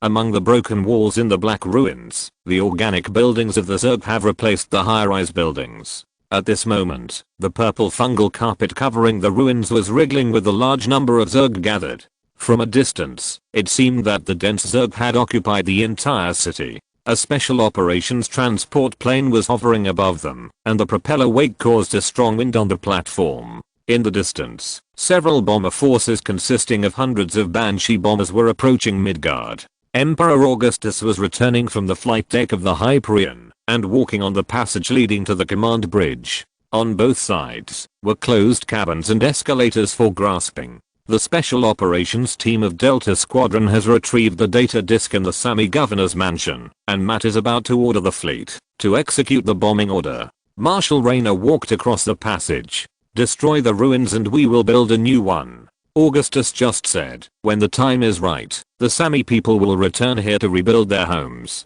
The fear of the Zerg forced the Terrans on the border worlds of the Empire to flee to more core and safer worlds. Everything that happened during the First Total War was repeating itself. Augustus's imperial government was obviously very experienced in this. Raynor and Augustus walked to the bridge together. "I didn't expect the Zerg to suddenly attack here. You know, this area is separated from Phaethon by half of the Kaprulu sector. The fall of Sami was beyond all of our expectations, because it was another Zerg swarm that was not under the control of the Overmind, and such a situation is really rare," Augustus said. The news of the Zerg appearing in Sami had a great impact on Augustus's reputation. If the Terran Empire's fleet really defeated the Zerg Overmind on the world of Umagen as they claimed, then where did these Zerg come from? One of the Emperor and the Zerg lead, who knew that the evil Dark Archon Auriga actually enslaved more than one brain worm to serve him. Raynor said, "It's not a powerful brain worm, but it's enough to control a few small swarms. I heard from Zerichel that the Dark Archons can use their powerful mental power to control other people's minds. This is really unfair." He scratched his head because he couldn't find an adjective. What about projecting mental power into a physical organism to completely control the other party's mind and body? This sounds like evil dark magic. Even among the Dark Archons, mind control is regarded as an ultimate skill, and like themselves, it is regarded as a taboo power by the Dark Templar. Unlike many powerful swarms known to humans, the alien Zerg that appeared in Midgard have a dark yellow carapace. This filthy color is between lemon and golden red. This is an unprovoked disaster. Auriga frequently retaliates against the Protoss world of Darum, and Sami is too close to the Protoss world, Augustus said. An archaeologist from Tarsinus who traveled here found the remains of the ancient civilization of Sami in the geological layers of Midgard, and those lost cities all pointed to a once extremely glorious race, the ancient Protoss. This means that the Protoss once ruled this planet, or stayed here countless generations ago. Sami is also very close to the Protoss world Glacius, and Dark Archon Auriga is attacking that planet. What good does it do Auriga to massacre humans? Raynor asked. Because we are allies of Tacita, Augustus said. Dark Archon Auriga, an extremely evil Nerazim Protoss supremacist, a vengeful soul who incarnates evil spirits and flames with endless hatred for the Aya Protoss. Auriga will do whatever it takes to achieve his goal, Augustus said. In the intercepted and deciphered communications of the scavenger pirate fleet, Alan Sheza also called Auriga the boss, meaning that the other party was the one who paid him. No matter how much money Auriga paid Sheza, dealing with such a madman is playing with fire, Raynor said. We have nothing to talk about with Auriga, Augustus said. He wants to kill all the Aya Protoss. Or kill everyone in the universe. Chapter 612 Glacius Purifier. The Terran Empire fleet resolutely and quickly cleared the Zerg on the surface of Sami, using orbital strikes to burn as many as 178 infected settlements, and used fire to clear the insect plague that was spreading on the planet. But it was obviously not enough for the Sami refugees who were suffering from the loss of their homes, to overcome their fear of the Zerg, and regain their confidence in rebuilding their homes. Augustus knew that he had to completely eradicate the Zerg swarm that was causing trouble in the western part of the Empire, and deal with the scavenger pirates and Dark Archon Auriga behind them. Then, the Imperial fleet, commanded by the Imperial Emperor himself, set off at night for the Darum Protoss world of Glacius. Glacius is a mysterious ocean planet. Even though it is close, its coordinates were previously hidden from the Terran Empire humans. Once the exact coordinates are known, it will only take 1 day for the Imperial fleet to arrive. It is AD 2500.01.02.804 on board time, and the fleet is sailing. Welcome back to the bridge, His Majesty Augustus Mengsk. Augustus walked into the command bridge of the Hyperion, and heard the ship's intelligent adjutant greet him. This was a gentle female voice without much emotion, which has been used for more than 10 or 20 years since the Federation era.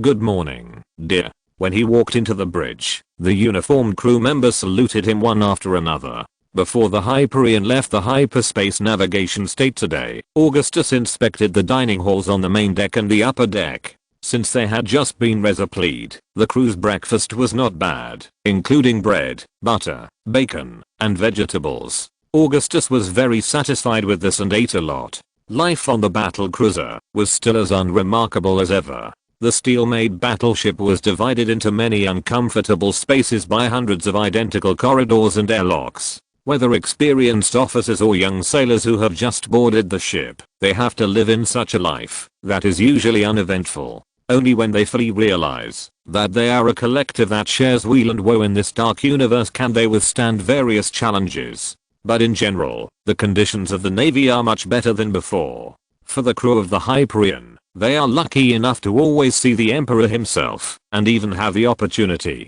to talk to the Supreme Leader of the Terran Empire. Emperor Augustus's distinctive personal charm makes him very prestigious among the soldiers, and many people are willing to die for him. You came at the right time, Augustus. The duty staff in the communication room received a communication sent by the Proteus after the spacecraft left the jump state. Jim Raynor turned around the command chair he was sitting on, and looked up at him. What did they say? Augustus walked to the navigation star map in the middle of the bridge. A green planet was in the center of the holographic scene. It's the defense map of the planet Glacius. Tacita doesn't want our warships to be accidentally damaged by Glacius's plasma artillery defense facilities. There is also the latest information about the Dark Archon Auriga. Raynor paused and said to Augustus, in the recent few encounters, the Terran Proteus discovered that Auriga was still using Xel'Naga technology. His vehicle is a mysterious Xel'Naga spaceship. With the Dark Templars' obsession with Xel'Naga culture and centuries of research, this is not incredible. Augustus was not very surprised. Don't forget, Zarachel also has a Xel'Naga spaceship. It is not difficult to drive the spaceship left by the Xel'Naga. We even have it in our hands. If Auriga can crack and use the Xel'Naga technology, that would be a headache. Augustus unfolded the hologram of the planet Glacius on the star map, and was shocked by the vast ocean of this planet. The modeling of the holographic image was very fine. He could even zoom in and peek at those mysterious and unknown large islands through the floating dense clouds. It seems that this Auriga is enough to give us a headache. Raynor then said to Augustus, take a look at this. A video that Augustus could view appeared on the star chart. It was the influence of the Proteus, which recorded the last appearance of Dark Archon Auriga. The above picture made Augustus frown. 5 or 6 years had passed since he last saw Auriga. Auriga used to be a Dark Templar in azure robes, but his current appearance is difficult to associate with the Proteus who hates evil in Augustus' memory. When Dark Archon Auriga appeared, his overflowing psychic power could even cause drastic changes in the weather. It was a hot, radiating energy vortex, a dark mass filled with scarlet thunder. When it moved, it was like the night coming, and the earth was burning under his feet. Auriga was a pure energy body full of chaotic and destructive energy. He himself was a terrible natural disaster. It could no longer be called a creature. The Dark Templar of the Fist of Auriga believe that Auriga is loyal to an extremely powerful being. You mean Auriga has another boss? Augustus said. Maybe it's Ammon, maybe not. He seemed to be talking to himself. Maybe I should ask Dr. Nerad. He is in the laboratory of the Hyperion. Even Dr. Nerad doesn't know everything. You always put too much pressure on him. Look how tired he is now. Raynor glanced at Augustus. No, he will tell me. Augustus said. Unless Nerad is a Xel'Naga like Ammon. Ha ha ha ha. This is too funny. Raynor's face was full of excitement. Even the Dark Templars don't quite understand what Auriga is now. Even for the Dark Archon, it's too scary. Raynor said, Auriga defeated Artemis's Dragon Knights by himself. Few forces can hurt him. Auriga's followers think he is a demigod. That means even Tacitus doesn't know how to kill Auriga. Augustus's expression became solemn. Even in the eyes of the Dark Templar, the Dark Archon is an extremely powerful and uncontrollable existence. Therefore, before the Battle of the Brood, it was regarded as a taboo knowledge that must be sealed. To become a Dark Archon, 2 Dark Templars voluntarily sacrifice themselves to merge, and Auriga is a super Dark Archon who uses ancient knowledge to merge 7 Dark Templars. After such a long time, Auriga has become increasingly paranoid and crazy. He and his minions raided the Terran Protoss world in the galaxy, just to make the Aya Protoss who expelled the Dark Templar 1,000 years ago suffer the same suffering that his ancestors who abandoned the Kara had suffered when they were hunted by the Templar. From Augustus's standpoint, it was impossible for him to persuade Auriga to let go of his hatred and become a Buddha. There is not so much right and wrong in this universe. Augustus has always been a revenger. It is just a matter of time. Since Auriga is threatening the Terran Empire, Augustus will beat him up.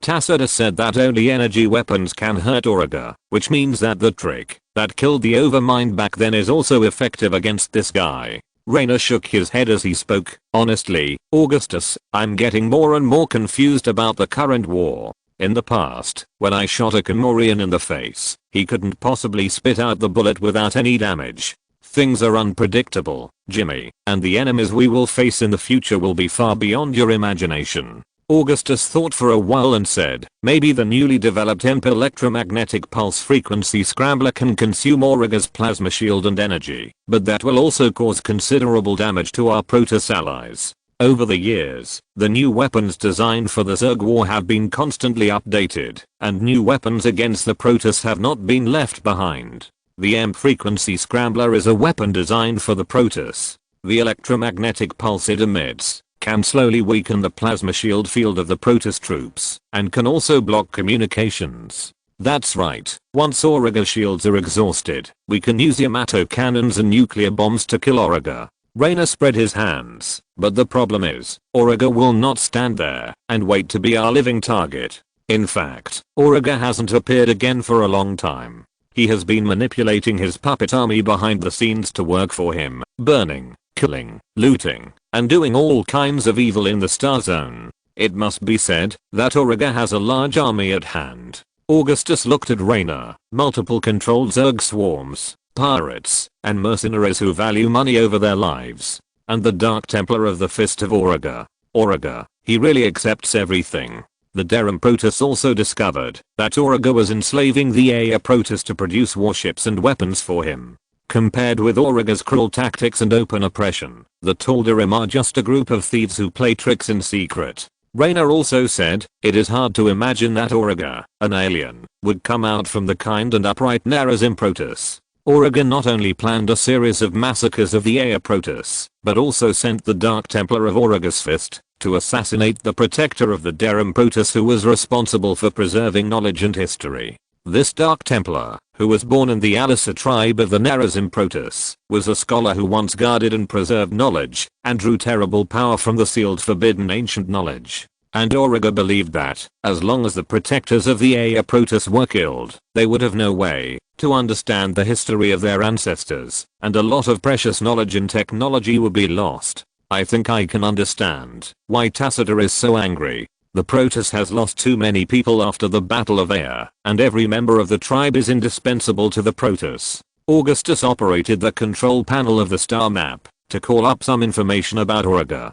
Jimmy, have you noticed that the time records of Auriga's appearances are actually traceable? He found the records about this. Every time he appears, Auriga will cause great damage, and the Protoss's attack on him will also weaken his power. But when Auriga appears next time, his power will reach its peak again. I dare not say. Raynor's mind turned quickly, but Auriga must have a way to replenish his lost energy. Among the Zerg, scorpion worms replenish their energy by devouring their own kind. Augustus said, you mean Auriga eats Protoss? I think it may be something like a shield charger. You know, the Protoss have all kinds of crystal matrices. Raynor said, assuming that Auriga is ready to show up again, where might he appear? Augustus continued, I guess it might be on Glacius. Raynor thought for a moment and said, Artemis told me that the Protoss Empire started an ancient project on Glacius. This project once created the Protoss' most terrifying weapon. Because it was too dangerous, it had to be sealed. Raynor and Artenis had a good relationship.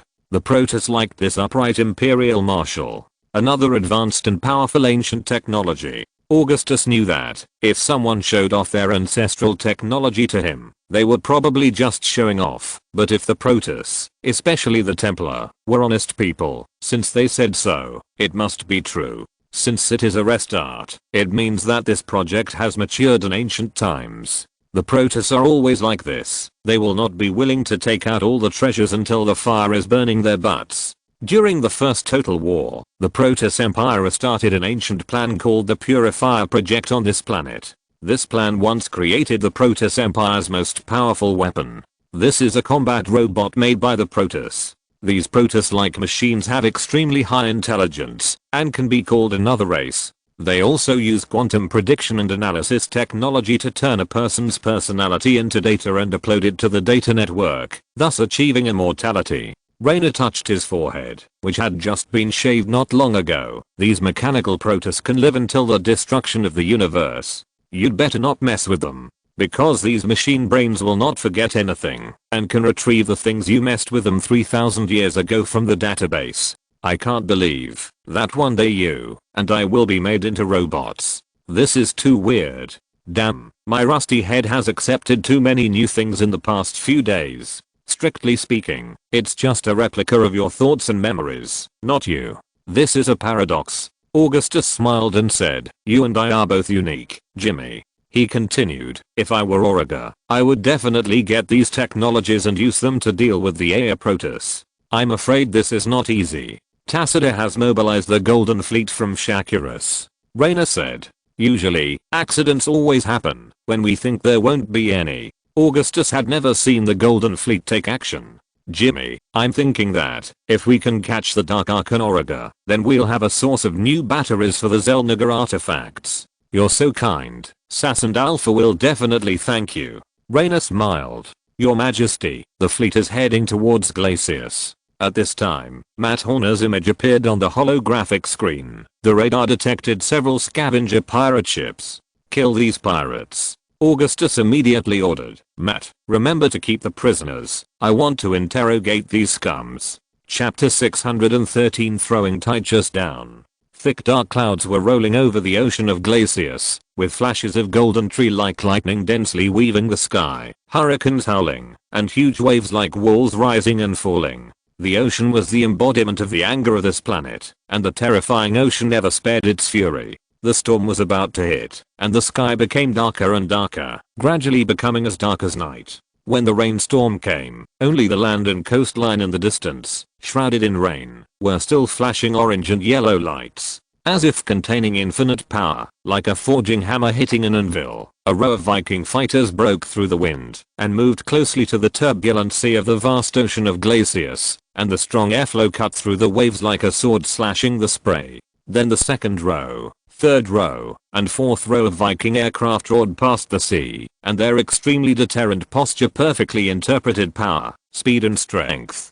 Behind the clouds, the iron grey bows of several battle cruisers were breaking through the clouds with unstoppable momentum. The lights on the majestic bridges flashed, and the terrifying cannons looked down coldly at the roaring ocean. Even in the earth-shaking waves, these giant ships sailing in a majestic manner remained unmoved. Every inch of steel used to build such a magnificent ship symbolized the strong national strength of the Terran Empire, and demonstrated the determination of Emperor Augustus Mengsk and his brave and fearless warriors, to defend the vast land of the Terran human immortal empire. In front of such a steel giant ship, anyone would suddenly find out how small they were. That is the scientific research station built by the Protoss on Glacius. They are studying purifier technology in this facility. As far as we know, it is a kind of anthropomorphic machine mainly controlled by advanced AI. The head of the Imperial Fleet Commander Matt Horner appeared on the side of the main screen of the Hyperion. The detectors show that the Glacius facility is under attack by a large mixed force, which is mainly composed of scavenger pirates, Zerg and Fist of Auriga. At present, they are still exchanging fire with the reinforcement of the Dalam Protoss. He said, the Dalam Protoss has sent many powerful fanatic legions, and the offensive is very fierce. It is expected that the army of Auriga will be defeated soon. Augustus nodded to Matt Horner on the other side of the screen and focused his eyes on the satellite image of the Glacius facility. Although the Protoss only called it a scientific research facility, it is naturally a magnificent giant city in the eyes of humans. Even though he had already seen the golden and blue crystal cities located in the jungle on air, Augustus was shocked by what he saw. It was very different from the new Antioch and Tamatres in Chakurus. The entire Glacius facility was shrouded in the bright white and orange lights of the Light Curtain Bridge. Countless towers and cannons that seemed to be forged from white steel stretched straight up to the sky. Their stunningly magnificent metal shells are as delicate and smooth as white porcelain, and the endless golden spires shine brightly under the rain. Such a magnificent building complex has a consistent harmonious rhythm and unique artistic beauty, which can be said to be a collection of beauty. Just like all the buildings of the Terran Protoss, Glacius itself and the weapons it builds are a kind of extremely beautiful artwork. In terms of the combination of technology and aesthetics, the Purifier Protoss is undoubtedly a landmark model, showing the power of machinery and the absolute rationality of intelligent AI to the fullest. Like humans, the Protoss also has great imagination and hands that put imagination into practice. They don't speak like humans, but their magnificent buildings seem to sing by themselves. The Glacius Purifier facility has the soft and elegant gorgeous lines of air architecture, but it is sharper, like a silver moon and a scimitar. The lightness and beauty of the rhythm are perfectly integrated with the highly technological and modern architecture. In the mist, stirred up by the heavy rain, the Glacius facility was shrouded in a magnificent halo, with a heart-pounding symmetry and beauty. I dare say that, as long as the photos of the Glacius facility are sent to Umoyan, saying that the intelligent machinery made by the Protoss is a million times better than Th's, the Umoyan Council will definitely pay a high price for a toilet tile on it. You understand the Umoyan people, Jimmy. Augustus put his hands behind his back and glanced at Raynor next to him, but they are no longer satisfied with obtaining fragmentary technological products from the Protoss, but are seeking deeper cooperation. It's really a life and death friendship that has earned the Protoss trust in us. The Umoyan people highly respect the Protoss technology and are eager to bypass the Terran Empire to communicate directly with the Terran Protoss, but it is obvious that even the current Terran Protoss Archbishop, who is very friendly to humans, has no interest in dealing with the Umoyan humans. Even if the Protoss of Terran had cooperated with the Terran Empire, helping them rebuild the ecosystem of Korhal or research vaccines against Zerg infection, it was only because of the friendship with humans during the Battle of Air and the human leader Emperor Augustus Mengsk. What the Umoyans were most reluctant to admit was that they did not have anything the Protoss needed, so naturally there was no possibility of cooperating with the Protoss.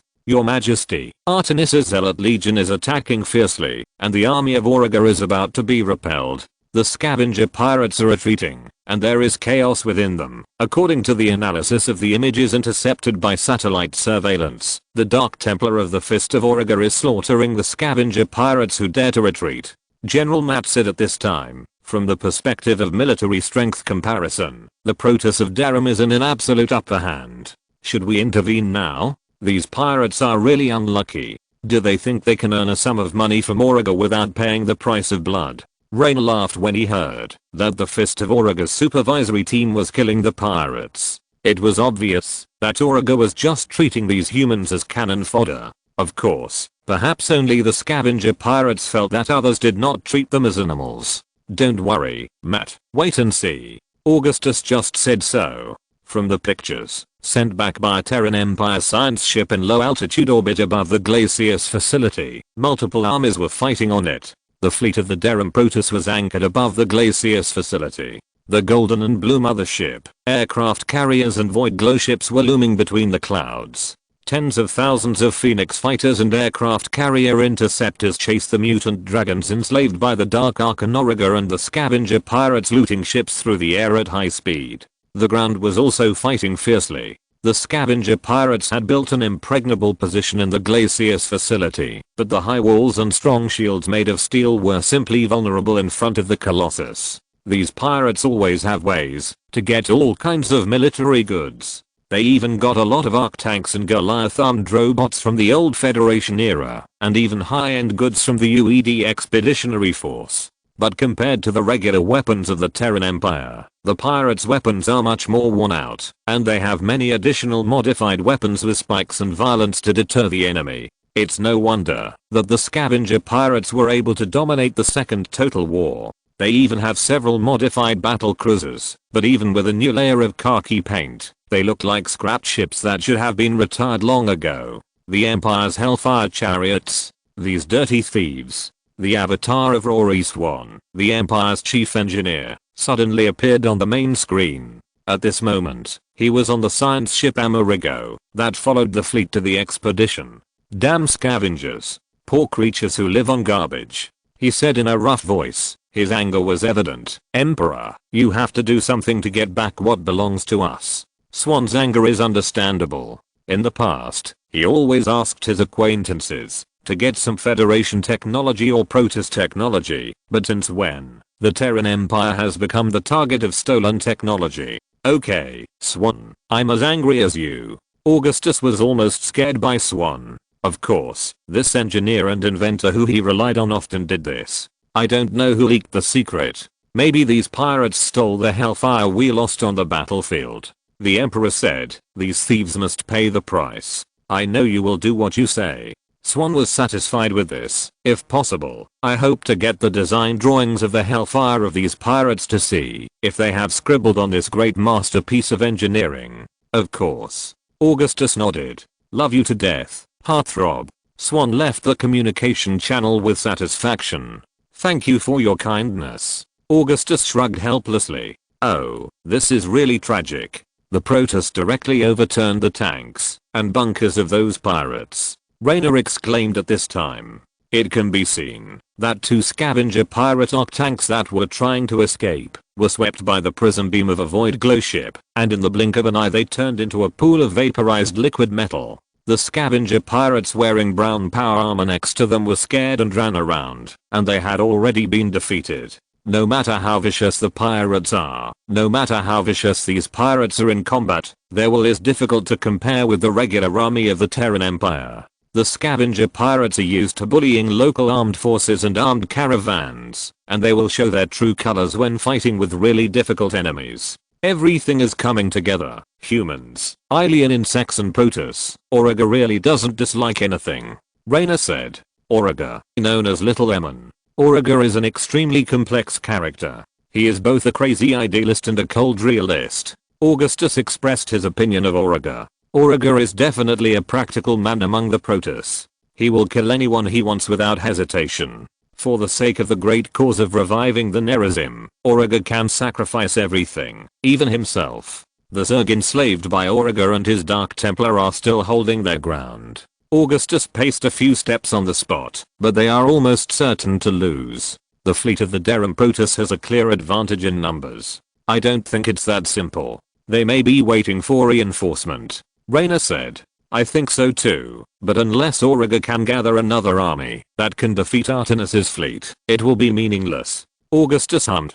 Suddenly, like a star flashing, a shadow radiating a scarlet death glare appeared in the center of the Glacius facility. The moment it appeared, the high temperature shock wave that spread like a ripple instantly melted all the life around it. This energy body condensed with scarlet flashes was so huge that Glacius's row-based iron cannon seemed extremely small in front of it. Auriga released a psychic pulse that covered the sky, and everything in the sky immediately turned into ash and fell. A powerful psychic signal has been detected. It's Dark Archon Auriga. Hyperion's onboard intelligent adjutant immediately reminded him. Even after upgrading, this intelligent machine controlled by a limited AI program could hardly confirm Auriga's psychic level. Usually, the psychic level of humans is between 1 and 10, but the Overlord and Auriga are not in this range. They are both incredibly terrifying and powerful. I think Auriga himself is a fleet. Raynor said for no reason. It is said that Dark Archon Auriga is terrible, but this is too scary. Augustus' eyelids twitched as he looked at the electronic equipment of the Hyperion that was obviously disturbed by Auriga's appearance. Ordinary Dark Archons are already destructive weapons that are enough to end a war, and Auriga's body is simultaneously condensed with the souls of 7 Dark Templars. It seems that this is not just a simple matter of 1 + 6 = 7. Olaga has almost completely turned into a pure psychic creature, crossing the boundary between life and death, becoming something half human and half god. This is a nice way of saying it. Raynor would call Olaga's appearance half human and half ghost. In order to possess such powerful power, the Dark Archons must lose part of their rationality. As time goes by, they are destined to destroy themselves, but Olaga has no such limitations. The detector has detected a large number of Zerg life signals, and a large number of Zerg are approaching the Glacius facility. Matt Horner said, "Maybe we should use the Zelniger artifact to deal with these Zerg." Raynor said to Augustus, "No, the Zelniger artifact is still charging." Augustus immediately denied it. "There is a price to release the Zelniger artifact's Nova Shock. Every time it is released, Nerad accumulates one more point of energy to summon Ammon from the void to the world. Augustus will only use it when dealing with the Overlord Zerg, because he has to do so." In the eyes of Raynor and others, except for the painful charging process, the Nova Impact has almost no flaws. If there is a good thing, it must be used. "Throw Titus down." Augustus thought for a moment, and corrected his order. "Throw Titus and his Odin together. I wrote it in a hurry, and send it out without any revisions. Please refresh it before reading it. If you're listening to this novel on a channel other than Fanfic World, it means they downloaded and uploaded it without effort. We cordially invite you to visit our channel, Mundo Fanfic Novelos. There you'll find the original version of this story and you can explore many other novels of various genres. We're waiting for you to immerse yourself in a world of incredible novels. Chapter 614. Are you Phoenix 2? The weather was getting worse and worse, with heavy rain, hurricanes, and thunder. The huge waves as big as buildings hit the black rocks on the shore. The indescribable power was like the earth-shaking sound waves, like thousands of mountains collapsing at the same time. At this time, the battle in the Glacius facility also entered a white-hot stage.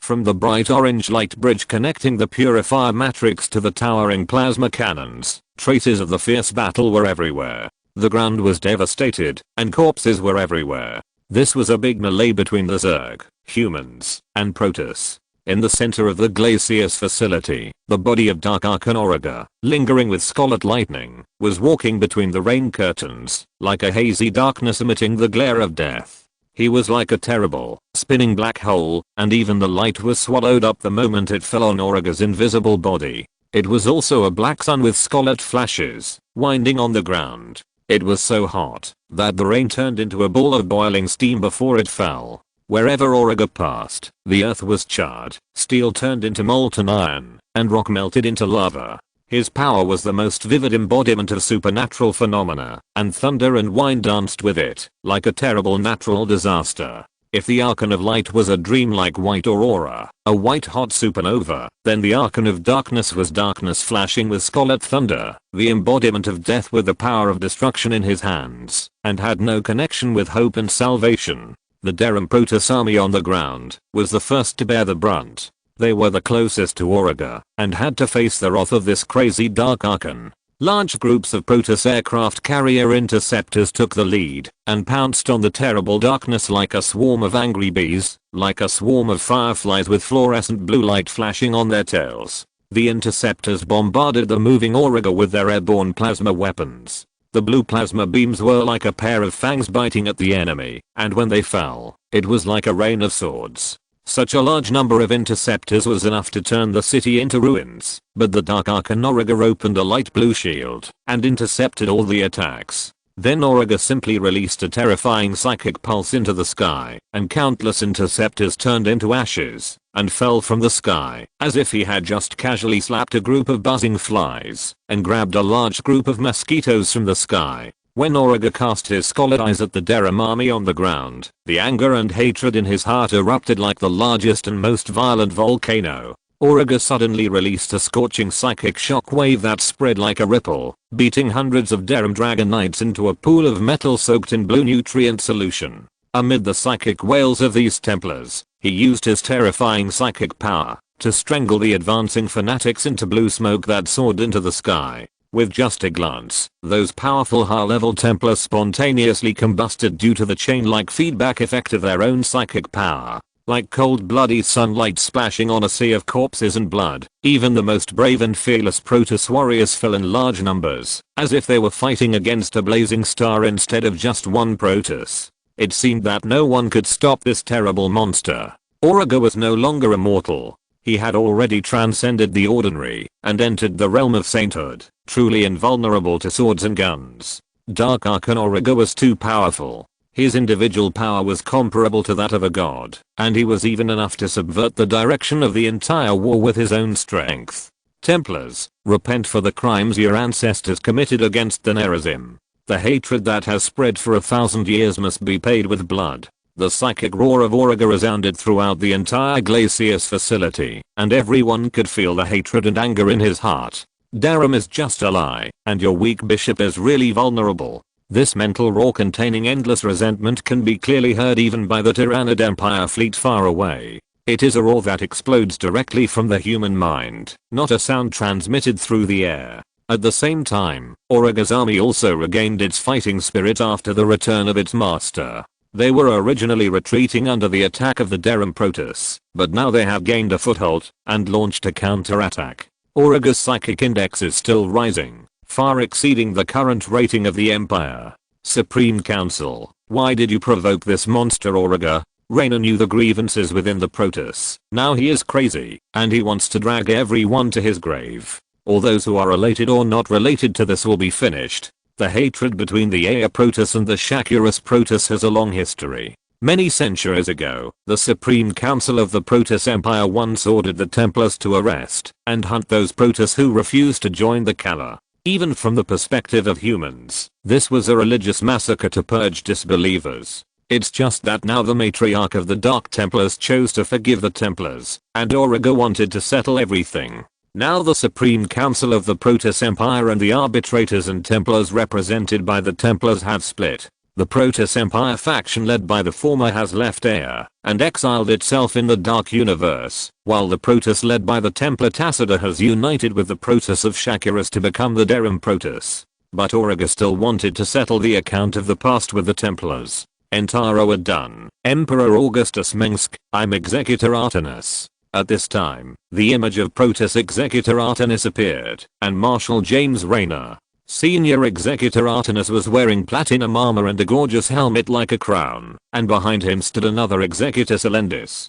Hello, Archbishop Artenis. Augustus said. I'm not the Archbishop. Artenis looked back and said, Your Majesty, I don't understand this humorous joke. Not yet. Augustus said, Where is Tacita? Artenis is a disciple carefully trained by the current Archbishop, and he may be the candidate for the next Archbishop. My mentor, Archbishop Tacita, is not here now, but is commanding the war on another world. Artenis said. Brother Artenis, you don't look very good. Raynor looked at Artenis. The facial expressions of the Protoss are not easy to see, and basically can only be guessed. Yes, Marshal. Not long ago, we dealt a heavy blow to Dark Archon Auriga, but this time he is obviously much stronger than the last time. Artenis looked at Raynor and said. The Protoss definition of not long ago may be different from that of humans, but it doesn't matter. What, do you have any idea about this? Raynor asked. Auriga was a scholar of the Alisa tribe. Their tribe's duty is to guard the Elna Wisdom Temple, which preserves the knowledge of the Dark Templar. In that treasure house of knowledge, there are many extremely dangerous and forbidden knowledge that must be sealed.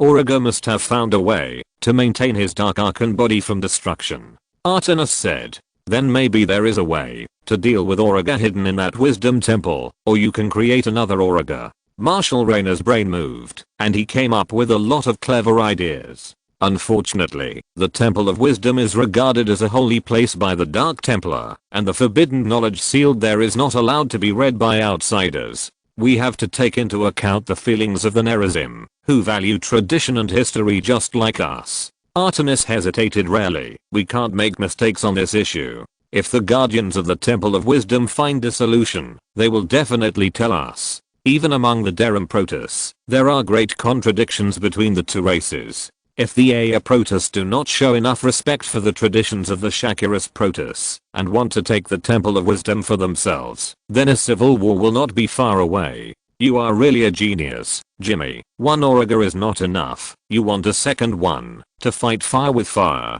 Augustus praised this and wanted to give Raynor a big bag. On the Hyperion, Augustus witnessed this monster easily destroying an entire Terran Protoss army. Artemis, you must need the help of the Terran Empire to come to me. That's right. Auriga is the most ruthless executioner and butcher. He has caused great casualties to my Templars. Artemis continued, before assembling an army to stop Auriga's offensive. We hope that the Terran Empire's army can help us recapture the science and technology library in the Glacius facility, which stores the restarted Purifier project data. Science and Technology Library. Raynor found the building that Artemis was talking about on the satellite map. It was a magnificent pyramid-shaped building with a giant matrix shining with bright orange light in the center. At this moment, an army composed of scavenger pirates and enslaved Zergs was approaching there. This was a strange combination. Humans wearing power armor and holding electromagnetic guns actually fought side by side with Zerg.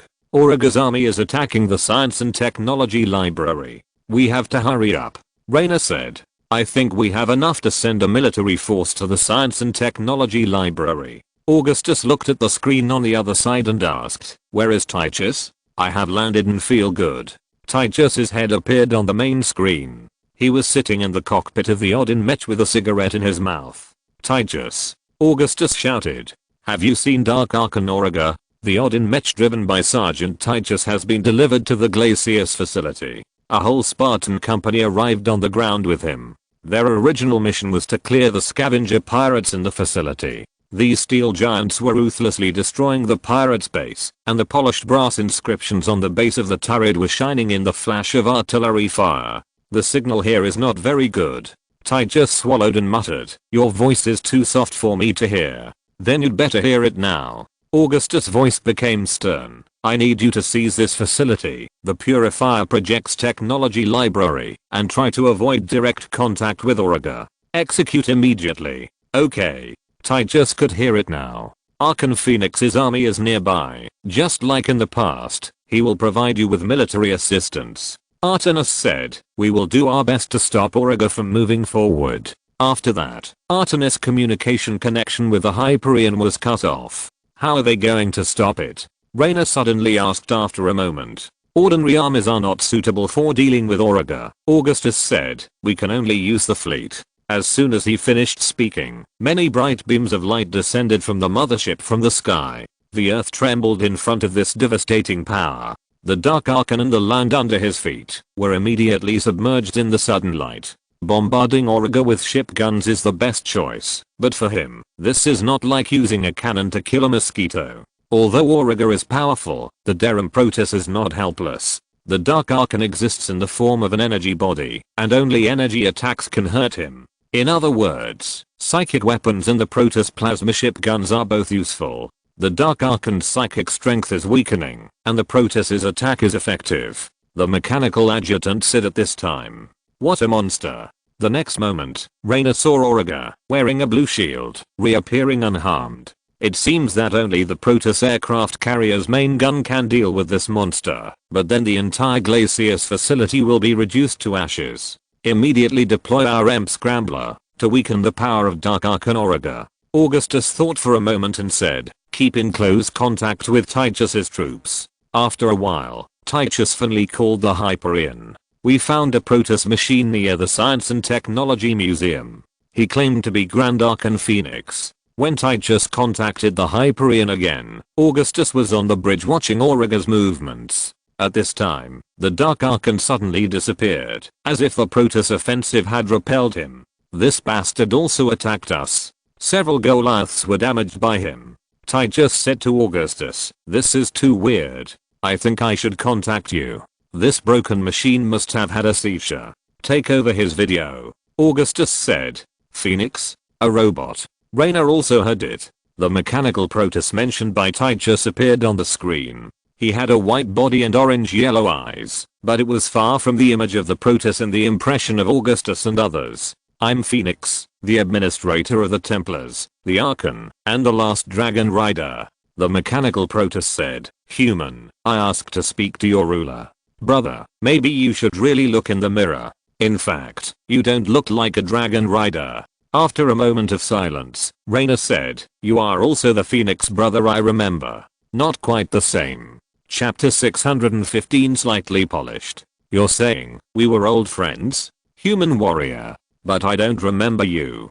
The tone of the mechanical Protoss in the picture was exactly the same as the Archon in Augustus and Raynor's memory, but his appearance was very different from the Phoenix that was now implanted in the Dragon Knight mecha. The huge purifier mechanical body was covered with a layer of forged silver grey armor. The surface of the armor reminded people of polished Umoyan white steel or the top grade white porcelain, but the fineness and beauty were by no means easy for humans to imitate. It was like a natural work of art, rather than an abrupt industrial product. There was no doubt that the four powerful mechanical walking legs of the Purifier Phoenix almost reminded Augustus of the thunder beasts that could trample on the human army with just armor and giant feet, and his three-toed mechanical arms contained terrible power, which was completely capable of directly tearing apart the Goliath mecha of the Spartan company.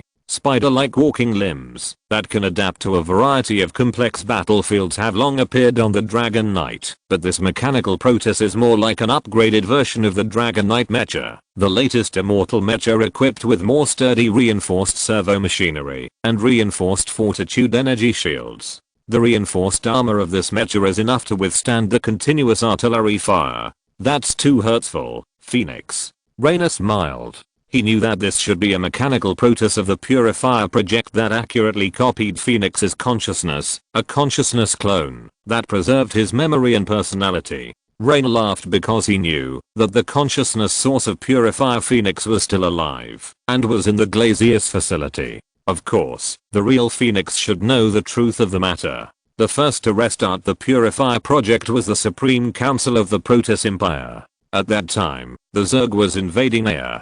Phoenix also went to Glazius to scan and record consciousness during this period, and they had not met yet. Before Ea fell, and Archbishop Tacitor of Derham restarted the Glazius Purifier again, the project was interrupted and shelved. I don't understand. Purifier Phoenix was puzzled. It seems that his memory is still stuck before we and Tacitor returned to Ea, when the Supreme Council still ruled the Protoss Empire, and all the Templars had to follow the lead of the arbitrator class. Raynor looked at Augustus, who was silent beside him. Templar Phoenix was one of the most famous Protoss warriors. He was famous among the Protoss and humans for his immortal achievements on the battlefield. He was brave, selfless, and fearless, and his reputation made the enemies of the Protoss tremble. You have slept too long, Phoenix. It has been so long that you have not remembered many things. You have fought side by side with the Tyranids, and it has been so long that the raging war on the city of Antioch has subsided.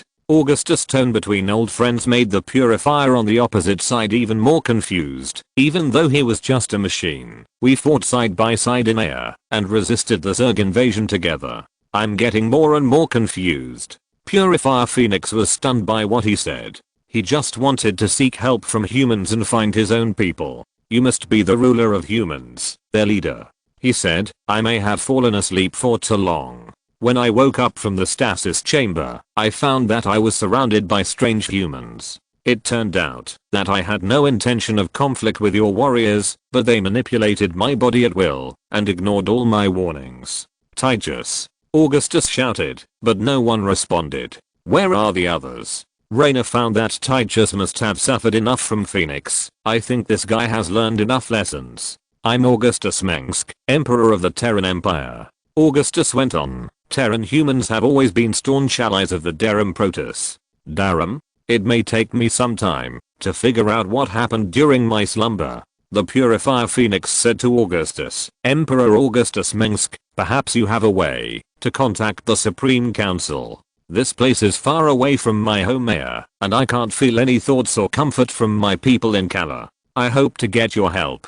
He can't remember memories that have not been recorded at all. Raynor said to Augustus, Augustus, maybe we should call the other Phoenix and ask him what he thinks of the current situation. Communications officer, try to get in touch with Artemis flagship purification. Augustus ordered. Phoenix is also on our channel. Soon, Artemis image first appeared on the main screen of the Hyperion, and he seemed to be puzzled by Augustus's contact with him. "Emperor Augustus, I have received a communication request from the Hyperion." At this moment, Artemis was on the mothership Purification, and the white bridge behind him occasionally flashed scarlet flashes. It was the Dark Arcanoriga below who was releasing his shining anger. "My army has discovered a mechanical Protoss in the Glacius facility. He claims to be Phoenix," Augustus said to Artemis, while ordering his communications officer to turn the screens of both parties over. "Phoenix?" Artemis was also startled when he saw this scene.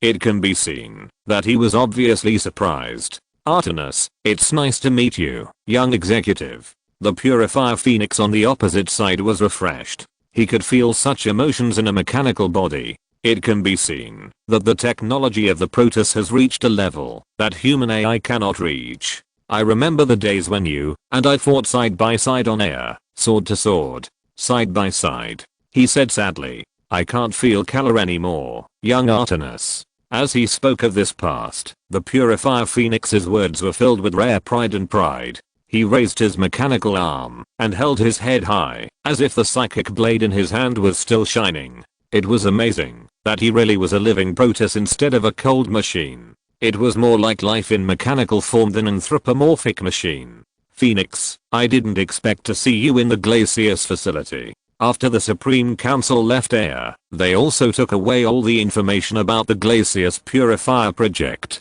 Artemis was, after all, a battle-hardened executive who had seen many big scenes. After being surprised, he accepted the matter. "I should have known earlier, Phoenix. The Purifier project replicated the mind of the greatest Templar in Protoss history, and your legend is still continuing in the stars. Emperor Augustus, I will send the Calais phase technician Carix to retrieve this Purifier prototype warrior." He then said to Augustus, "You said the Purifier prototype warrior?" Purifier Phoenix felt dizzy by Artemis' words. He thought he was a Templar who was transformed into a Dragon Rider in the Glacius facility, but he didn't expect that when he woke up, the whole Glacius had changed. "Don't be ridiculous, Executor. I'm a Templar, not a Purifier. They were sealed by the Supreme Council because of rebellion in ancient times," he said angrily. "The Purifiers are dangerous and must be destroyed.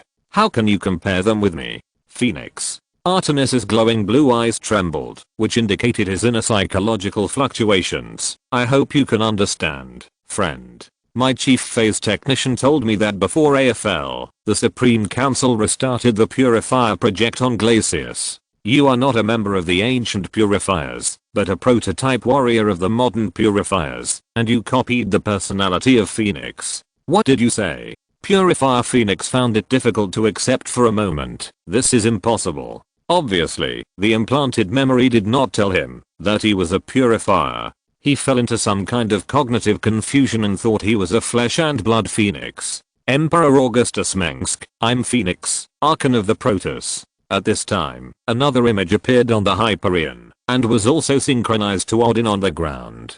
Before the revolutionary army led by Augustus arrived in Air, the Templar Phoenix had experienced a death, and was only one step away from returning to Kara. Phoenix is now a Dragon Rider. His severely injured body is sealed in a chamber filled with nutrient solution. His glowing eyes are a little hazy in the bubbling blue liquid. Since the Battle of Air, Phoenix's mecha has been upgraded many times, and has obtained the solar technology in the Spear of Adun, and has been transformed into a solar dragon rider powered by solar fragments.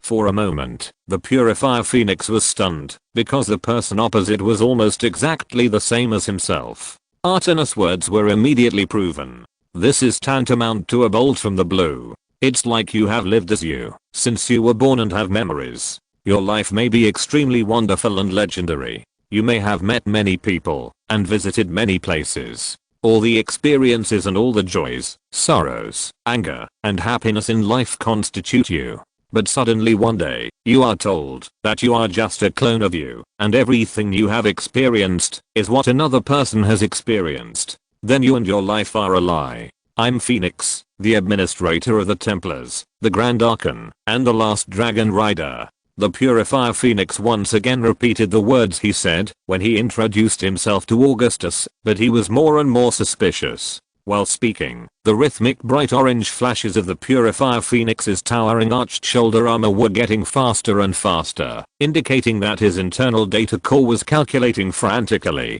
I'm Phoenix 2, it's a good name. Phoenix on the other side responded with this. He is one of the few Protoss with some humor cells, which comes from the influence of his good friend Jim Raynor. Not all human leaders are as interesting as Raynor. It's the real deal. I'm Phoenix, the administrator of the Templars, the Grand Archon, and the last Dragon Rider. I'm the Purifier. Purifier Phoenix fell into deep doubt about his identity. This is impossible. In the original timeline, when Purifier Phoenix was awakened, the real Phoenix had already been killed by the Queen of Blades Kerrigan, who betrayed the anti-UED alliance in the Brood War. This is why the Protoss are full of hatred for the Queen of Blades, saying that she is a liar who goes back on her word when this human woman performs best, and a tyrant and butcher when she performs worst. But now, the human Sarah Kerrigan did not become the Queen of Blades, and Gabriel Tosh, who took the blame for her, was not up to the task, so the tragedy of the Brood War did not happen.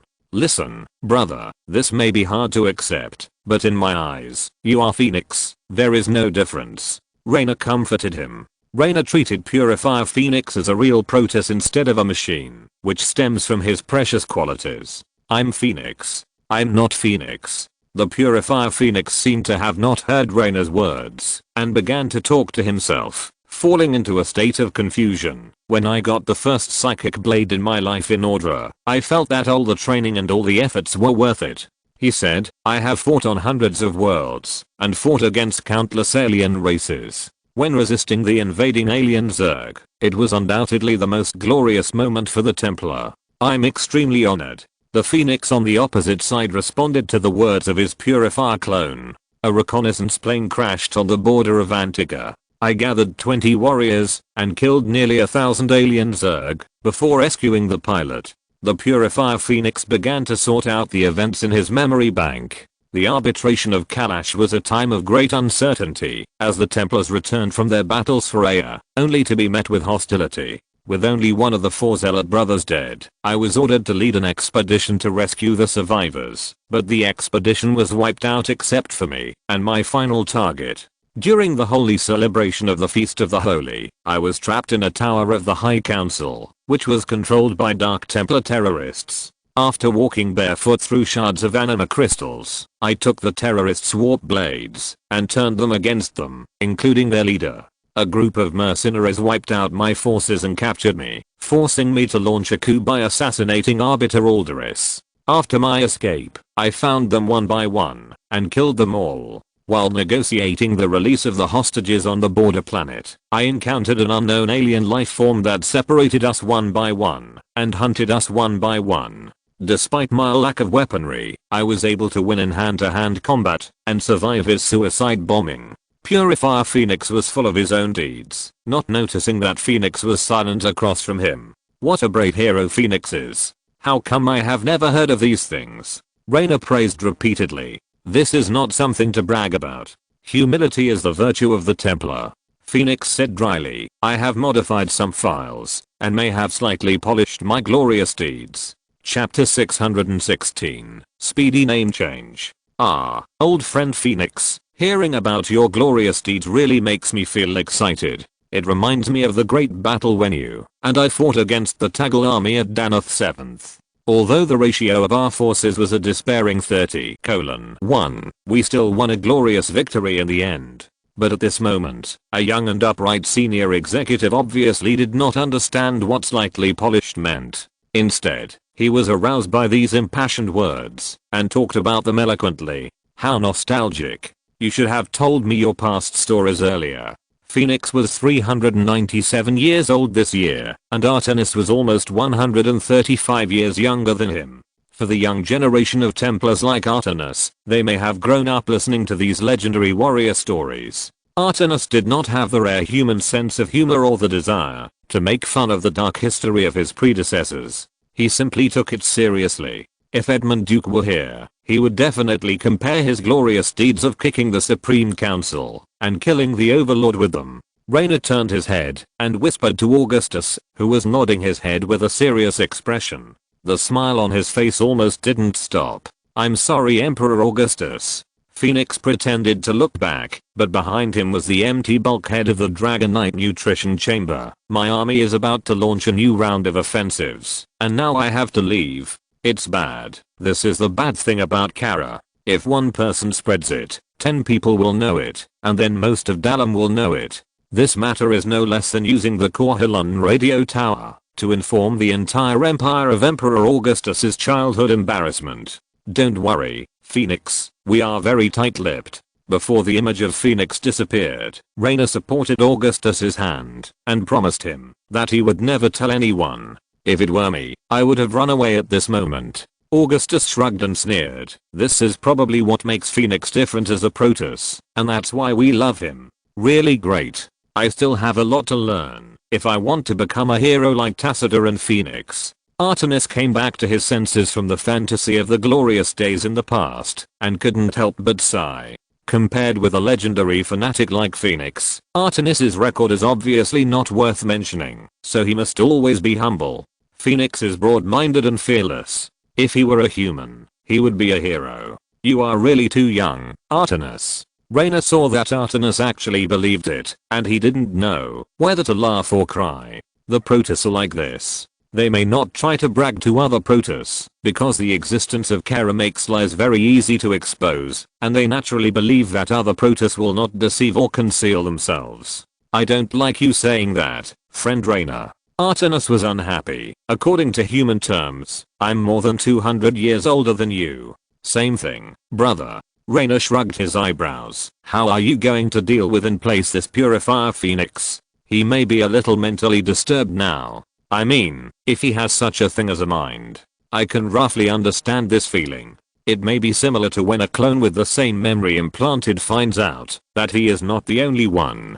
Following Raynor's gaze, it can be noticed that the purifier Phoenix is constantly and mechanically repeating the dark history of its consciousness source. It has not calmed down until now. No wonder Phoenix himself can't listen anymore. It seems that after Glacius's purifier project was interrupted for a time, the Calais phase technician in charge of the project did not consider the situation of the prototype purifier warrior encountering its source. At the same time, the Imperial Goliath robot drivers standing around the purifier Phoenix on the ground became more nervous, and they were ready to open fire immediately if they saw the situation was not good.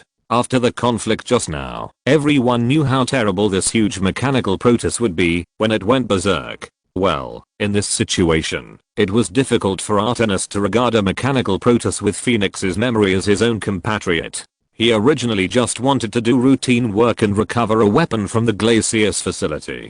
Phoenix may be the first prototype warrior after the restart of the Purifier project, and it is crucial for subsequent research. He said, Chief Calais phase technician is on the way to the Hyperion, and he will be responsible for subsequent maintenance and recovery work. The most urgent task is to prevent Auriga's army from getting closer to the technology collection hall. Once he obtains Glacius Purifier project technology, the consequences will be disastrous. Ship the Purifier Phoenix back, and be careful not to anger him. Augustus nodded and ordered. That is a war machine built for war. I dare say that, if he gets angry, he can definitely poke a hole in the Hyperion. Raynor added. Then, the king and his minister smiled at each other. They were afraid that today's Phoenix joke would nail their old Phoenix friend to the pillar of shame forever. Augustus was also very interested in the purifier technology of the Protoss Empire. As long as they could get some samples for a search in the Glacius facility, the AI and intelligent mechanical technology of the Terran Empire would make great progress, and the Protoss would not interfere. At this moment, the weather outside was getting worse. The transport ship departing from the Hyperion dock was like a fragile light spot looming in the storm, as if it would be blown away by a gust of wind at any time. In the center of the Glacius facility, a terrible cyclone containing destructive power was slowly forming, and countless scarlet lightning crackled on the ground, like wandering blood snakes. Above this cyclone was an entire Terran Protoss fleet. The extremely magnificent Protoss mothership Purifier was pouring terrible purification beams to the ground, and the amazing power almost raised half of the Glacius facility to the ground.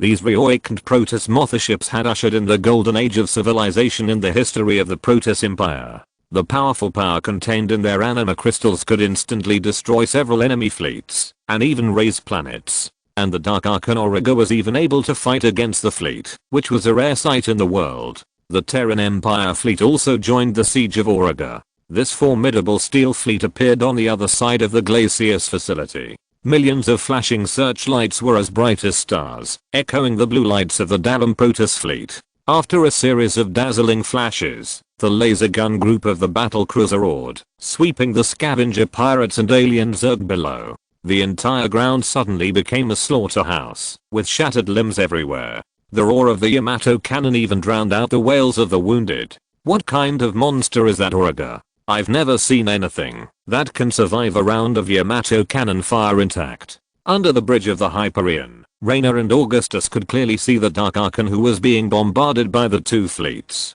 If you just look at it with the naked eye, it is almost difficult to distinguish the specific outline of Auriga. He looks huge, but most of it is illusory light and shadow, and it is actually very difficult to hit. Even if attacked, Auriga's shield is enough to offset the firepower of the mothership's main gun. Auriga seems to have turned into the night itself. He can be dispelled by light, but always comes back when the sun sets. Since Auriga has become a pure energy creature, it is time for our EMP electromagnetic weapon to take effect. Augustus was also looking at Auriga outside the bridge window. He could only vaguely see the lightning lingering in the sky. The EMP scrambler can only slowly weaken the strength of the Protoss shield, and I'm afraid it won't have much effect on Auriga. Raynor said to Augustus. Narad said he is trying to adjust the Xel'Naga artifact to a mode that can hurt the Protoss, but distant water cannot quench near thirst. In theory, the Xel'Naga artifact's Nova Shock can also be effective on the genes of the Protoss and humans, but no one has ever succeeded. Narad's calculations are very good. If the artifact can directly drain Auriga's power, then it will be just a matter of time before Ammon returns to the real universe. A blunt knife is the most hurtful, Jimmy. Augustus just lit a cigar, and the golden red cape on his body swayed slightly with his movements. And if we deploy enough EMP scramblers, then even Auriga will have a headache. You may be right. Raynor agreed, but this may also be a double-edged sword. EMP weapons do not distinguish between enemies and friends. This is the 7 wounds fist, which hurts yourself first, and then hurts others. Putting aside the feelings of the Protoss, EMP weapons will also disrupt communications between the Imperial forces. Well, Artemis knew we would use this weapon and was prepared. They may still have some concerns, but EMP weapons are not used against the Darum Protoss. Augustus was speaking when he heard the report of the technical soldiers completing the deployment of the EMP scrambler. When the EMP scrambler ordered by Augustus took effect, almost everyone could feel Auriga's anger. The appearance of the human fleet exceeded Auriga's expectations. Although he still stood still, he lost a lot of strength to resist the artillery fire of the two fleets. Although the effect was slow, the EMP scrambler was indeed constantly weakening Auriga's shield energy. This is to avenge Sammy, Auriga. Augustus stared at the flashing darkness outside the porthole. Then, the bridge of the Hyperion was once again illuminated by the flash of the Imperial fleet's Yamato cannon. For more than half an hour, the Imperial and Protoss fleets pursued Dark Archon Auriga relentlessly. The cannons roared, Auriga's army was completely destroyed, and his power was greatly weakened. When the entire Glacius facility was almost razed to the ground, Auriga's psychic index gradually dissipated. Suddenly, he disappeared in the same instant as he appeared, as if he had never existed. Dark Archon Auriga was far more powerful than his kind. It was said that he could move at the speed of thought, which means that he could move in an instant and appear in incredible places at incredible times. What was puzzling was Auriga's intention. Perhaps he did not expect the human army to appear, or he did not take humans seriously at all. But from the results, Auriga almost suddenly appeared in the Glacius facility, and then took a volley of fire from the fleet, and then fled in a hurry. Auriga ran away. When Auriga suddenly disappeared, Raynor and Augustus did not react. Either he admitted defeat and fled, or he finally got what he wanted. In an instant, the dark clouds over the Glacius facility ceased, and the terrifying storm also dissipated. Soon the weather gradually became better, and the clear blue sky was like clean blue silk. It seemed so. Augustus frowned. Auriga may indeed be the largest evil force outside of Ammon. His personal strength alone is enough to compete with the fleet. If the military force controlled by Auriga was not difficult to compete with the Golden Fleet and the Imperial Fleet, he would have overturned the Kaprulu sector long ago. Your Majesty, Caliphase Technician Carix has arrived at the bridge. At this time, a communications officer came over and said to Augustus, "Let him in." Augustus immediately said, "Send in the Purifier Phoenix as well." After a while, a team of Royal Guard sent the Purifier Phoenix to the bridge. Phase Technician Carix was already an old acquaintance of the Terran Empire, so he was not shy. He checked the status of the Purifier Phoenix directly on the bridge. Fortunately, the latter was still in a stable mood. The adamantium shell is made up of trillions of compressed structures. Its structure is very advanced.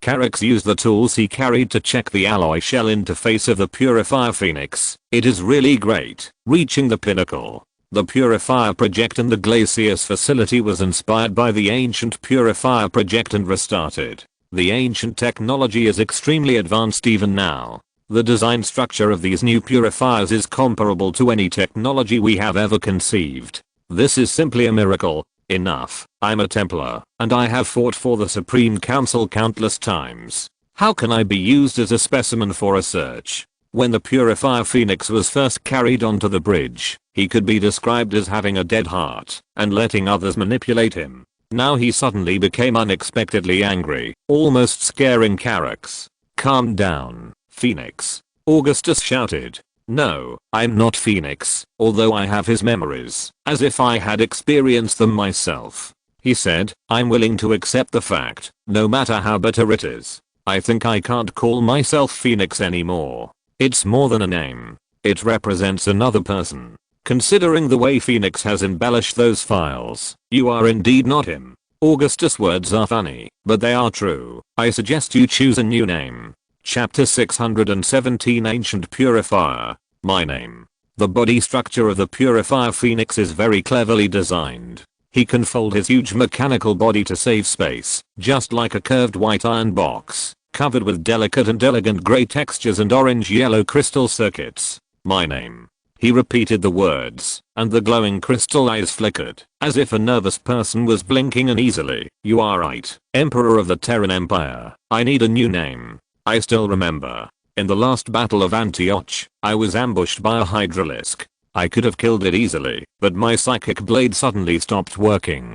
After that, I was put into the body of a dragon knight. But this is a false lie. I'm neither a dragon knight nor the real Phoenix. I think a new name represents a new identity." Augustus said, "Say goodbye to the past, and bring about a new beginning. You have to find your own name and your own way." "Well said." Raynor drew inferences. "This is why sometimes we had to hide our identities and escape the pursuit of the Federation. Such a wise suggestion, Emperor Augustus. In the short life of your clan, few people can think as thoroughly as you." The Purifier Phoenix was surprised that he actually accepted the human's proposal. If the memory source of the Purifier Phoenix can become friends with these humans, then this is certain for him. The Protoss rarely misjudges a person, and friendship will always accompany their long lives. As for the name, I can't get a reference file from my memory network.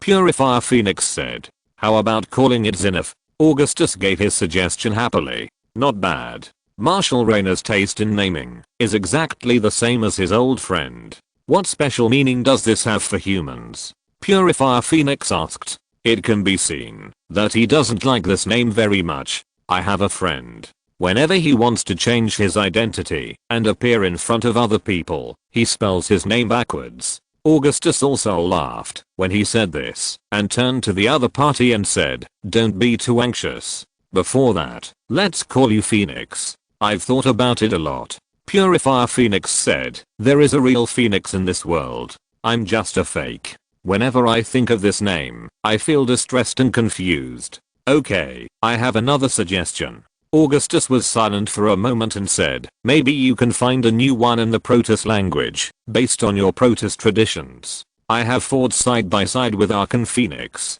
He is the bravest Protoss warrior I have ever seen. He is not afraid of any enemy, nor is he afraid of death. We all believe that Phoenix has a brave heart. Talander. In our language, this means brave heart. Purifier Phoenix immediately thought of this word and felt a sense of enlightenment in his heart, as if it should be like this. Talander, this is a really good name. The Protoss phase technician Carrick's not far away also said, this one is also good. Raynor thought either one was good.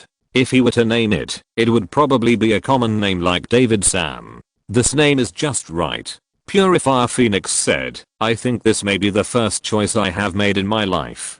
This is by no means a hasty decision. I have chosen my own name gloriously. My name is Talander. Everyone here remembers this day, Talander. One day, this name will be famous everywhere. Augustus said, you will fight side by side with the heroes in your memory and recast a glorious legend that belongs to you. I look forward to the day when I can fight side by side with you. Purifier Phoenix. Now Talander waved his mechanical arm, and the power seemed to be holding a real blade high. Emperor Augustus Mengsk and Marshal James Raynor are both heroes among the Terran humans. They led their people to bravely resist the tyranny of the Terran Federation, defeated the UED invaders, and resisted the invasion of the Zerg many times. Phase Technician Carrick was kind-hearted. Seeing that Phoenix's Purifier replica had found its new name, he was also happy from the bottom of his heart. They are to the Terran humans just like Tassiter is to us. Tassiter. The memory of this great warrior seems to be still bathed in the eternal light of Kala, which makes me feel honored, but it is just a false illusion, a story that happened to another person, not me.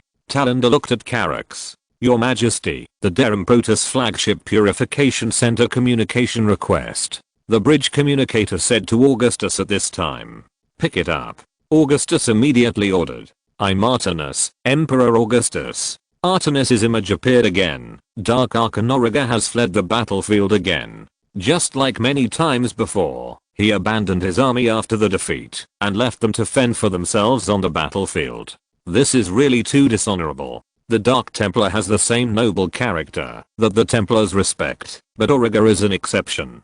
He is more like a despicable and cunning Tal'Darim Protoss. Once the situation is unfavorable to him, he will not retreat without hesitation, rather than embracing the glory of fighting until his death. The information we have collected also shows that Auriga has left. Augustus nodded and said, now, my army is capturing the scavenger pirates and Auriga's fist prisoners and clearing out the remaining Zerg.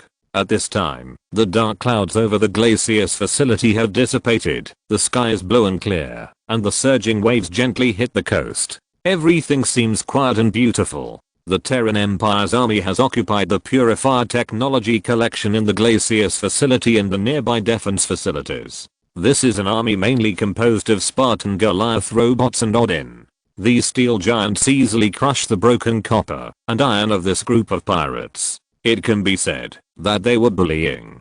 Despite this, when Auriga came, the fighting spirit of these scavenger pirates was extremely tenacious, even comparable to the fearlessness of socialized soldiers. According to the report of the Imperial soldiers who landed on Glacius, these pirates became crazy when Auriga arrived. In the words of Titus, it was like taking drugs. But as soon as Auriga escaped from Glacius, these pirates completely lost all their fighting spirit and knelt down in front of the Imperial army crying for mercy. Thanks to the support of the Terran Empire, it is with the help of the Imperial army that the scientific and technological facilities of the Science and Technology Museum have been rebuilt. Artemis said, it seems that we have won this battle, but I don't know why. I have a bad feeling in my heart. Raynor frowned at this time. It's hard to say. I don't think Auriga's target is a Purifier technology in the Science and Technology Museum. You make sense, Marshal. Artemis agreed.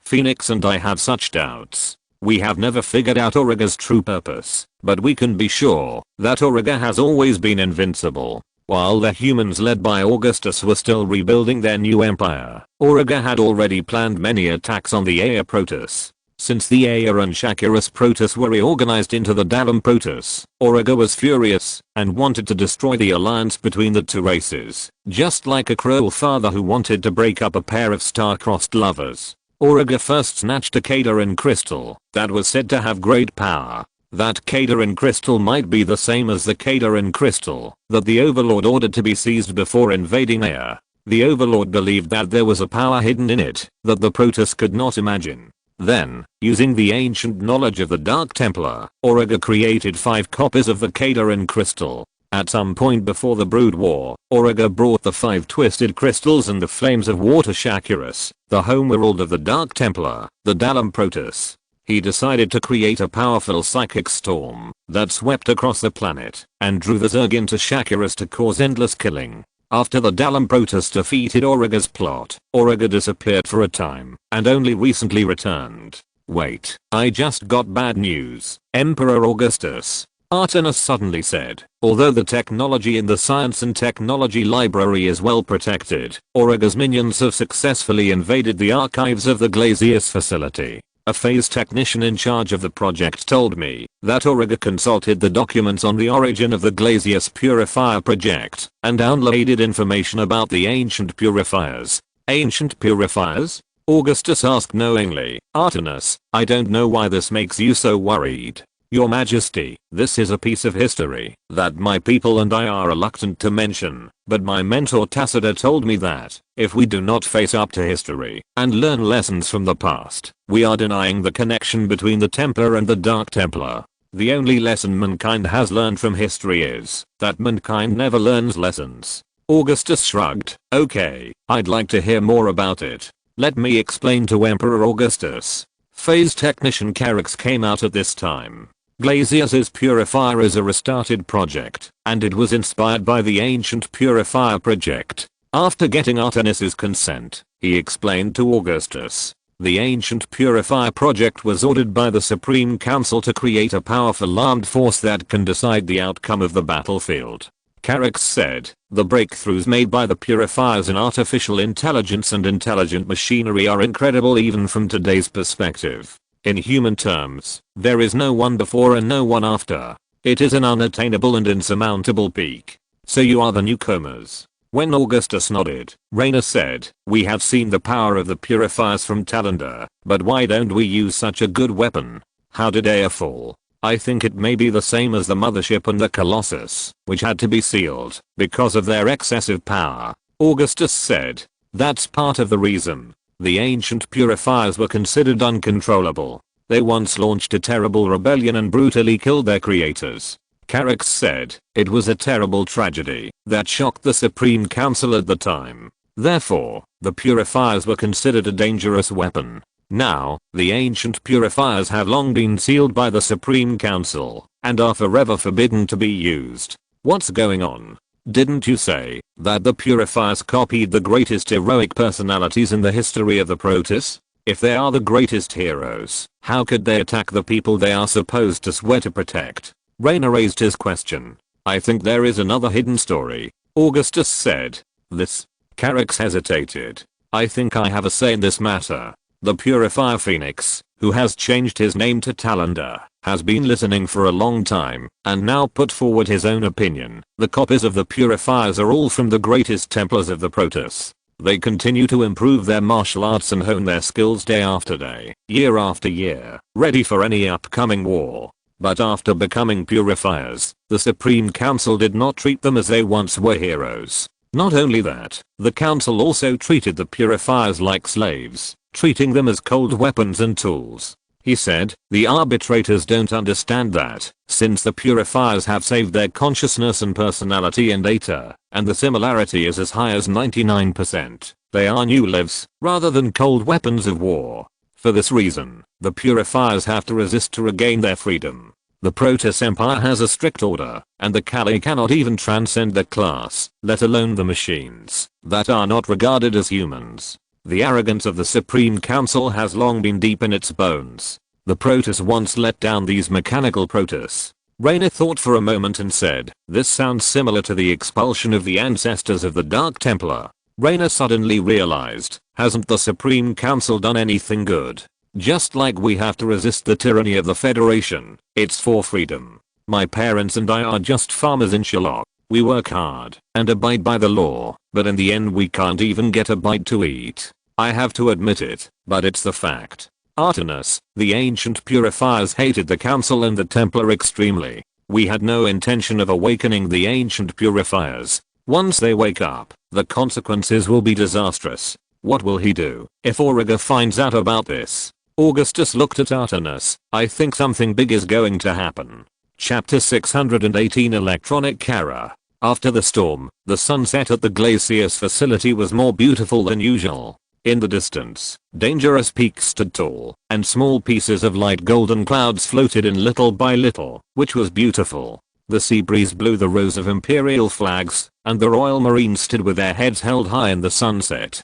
They stood motionless, silent, waiting for the Emperor's order. The Science and Technology Library was one of the few buildings in the Glacius facility that was still well preserved after the war. This white gold building was shrouded in a rose-colored light, and the resonant sound of the purifier matrix was buzzing. Augustus and Artemis, the senior executive of Durham, were standing on the suppression tower outside the Science and Technology Library to discuss countermeasures. This towering purifier tower was built on the coast, connected to a core matrix tower that stood tall, and thousands of golden-orange matrix flashes echoed with the gorgeous sunset. Opposite them was a calm fjord, and on the other side was a guard led by Imperial Marshal Jim Raynor and Protosarchon Phoenix of Durham. Where are the ancient purifiers sealed now? Augustus and Artemis both felt that they had to have a detailed face-to-face discussion about what had just happened. Auriga might not be worth the Protoss and humans mobilizing troops, but what really made the leaders of both sides suspicious was the power behind him. The original purifiers were placed in high orbit around the planet of Edion, sealed in their fortress warship Cerberus. Artemis understood the concerns of the human emperor. After the rebellion of the ancient purifiers was quelled, they were sealed inside the Cerberus. Subsequently, the huge purifier fortress was cut off from power and sent into its current orbit. He said, only when it is considered a most urgent situation, the Cerberus and the purifiers within it will be reawakened. For a long time, the purifiers have been a symbol of achievement but danger. In this case, do the Protoss on Edion have enough power to deal with an impending attack? Augustus stared at the surging sea and asked Artemis. Dark Archon Auriga has learned about the grievances between the ancient purifiers and the Protoss Empire, so it is obvious what he will do next. Since the Protoss Empire has created a powerful military force that is extremely uncontrollable and extremely hostile to its creator, Auriga will not miss such a good opportunity. Auriga will definitely awaken the purifiers and even try to control them. Of course, he is an extremely smart person, and he is more likely to provoke a war by provoking the relationship between the awakened purifiers and the Dalam Protoss. Auriga has devoted himself to revenge. He knows the taste of hatred. As long as one party's hands are splattered with the blood of the other party, there will be no peace. The purifiers were born for war. It is common for them to start and win a war. Their mothership, the Cerberus, is a mobile star destroyer. The manufacturing matrix inside the production center can continuously produce terrible purifier core. These mechanical warriors who are not afraid of death or time will become the mechanical disaster that engulfs the entire world of Durham. The purifiers can even be regarded as a new Protoss race and a new civilization. They can even develop, improve, and produce new weapons according to the situation of the war, to adapt to the new era. The Protoss Empire has long been weak and its strength is far less than before. The Purifier Rebellion that was suppressed is very likely to evolve into another epic interstellar war. The Purifier Protoss even has their version of Kara, a data network that connects all purifiers together, in which all purifiers can speak, communicate, and share information, although they cannot convey emotions. The data network was only seen as a poor, pale substitute for the Kala, and the Protoss engineers who designed it probably never thought that the Protoss would lose the Kala one day. We have to worry about possible attacks from Auriga and his minions. Edion is a scientific research planet, inhabited by about 800,000 Kalae, who are the top scientists in the Protoss Empire. Artemis was much more anxious than Augustus. Sometimes, the strong emotional fluctuations of the Protoss can hit the heart directly without the need for mental language. As you know, the Kalae are not good at fighting. Their duties are to engage in research, invention, and creation, not to kill the enemy. He said, there are also a group of Templar troops stationed on Edion, but that is obviously not enough. After Tacita learned of this, he has already begun to send additional fleets to Edion to completely blockade the entire system. This is the advantage of the Templar class instead of the Arbiter class leading the Protoss now. An excellent commander with excellent strategic vision can quickly respond to the situation and deploy troops at the fastest speed. Even in a battlefield that spans thousands of light years, quick reaction and response are particularly important. Blockade? This is indeed the best approach at the moment. Augustus was silent for a while before saying, but what should we do in the future? You can't station a large fleet in Edion for a long time. If the Purifiers wake up from their mothership Sybaris and find that there is a large Protoss fleet around them, they may not think that it is there to protect them. In fact, we are preparing to do so. Artanis was helpless. Now is an extraordinary period. The plan to expedition Aya has been blocked, and Auriga's army is wreaking havoc on various distant Terran worlds. If the ancient Purifiers wake up again, the consequences will be disastrous. If you have enough troops to guard, the Terran Empire does not need to intervene in this matter. Augustus also nodded. The Zerg is still threatening the southern border of the Terran Empire, and we are also busy with our own affairs. When the second Overmind invaded the Korhal sector, even though the current Terran Empire fleet has increased 10 times compared to before, it is inevitable that it is unable to do its best to guard the vast border of the Empire. And there is no doubt that even the remnants of the Protoss Empire's invincible fleet are not something that the Terran humans can touch, not to mention that the current Golden Fleet is known as the largest fleet in the history of the Protoss. If there is any trouble that even the Protoss cannot solve themselves, Augustus may not have a better way. He originally hoped to get some help from Darum, but now even the Protoss' own homes are in chaos. For Augustus, the most urgent task is to stabilize the border of the Western Empire that was invaded by Auriga and eliminate the scavenger pirate forces that help the evil in the area. Your Majesty, the Terran Empire has helped us a lot. Artanis was also sincerely grateful for Augustus's help. As long as Augustus and Tacitor are still the leaders of the Terran Empire and the Terran Protoss, the relationship between the two races will continue to improve. Compared to where the Redian will be attacked by Auriga, I'm more worried about another thing. Artanis said to Augustus, the Light and Shadow Council of Shakuras has held an emergency meeting on how to deal with the ancient Purifiers. Some bishops believe that, if the threat posed by the Purifiers is to be eliminated, the Sybaris must be completely destroyed. Compared with the more conservative bishops, their voices cannot be ignored, especially the Supreme Protector Ahana on the Spear of Adun. Artanis, I can't give a better suggestion on this. Augustus realized that this was a problem that even he had not considered. The Purifiers have always been regarded as a threat, but they have been banned for thousands of years and almost forgotten.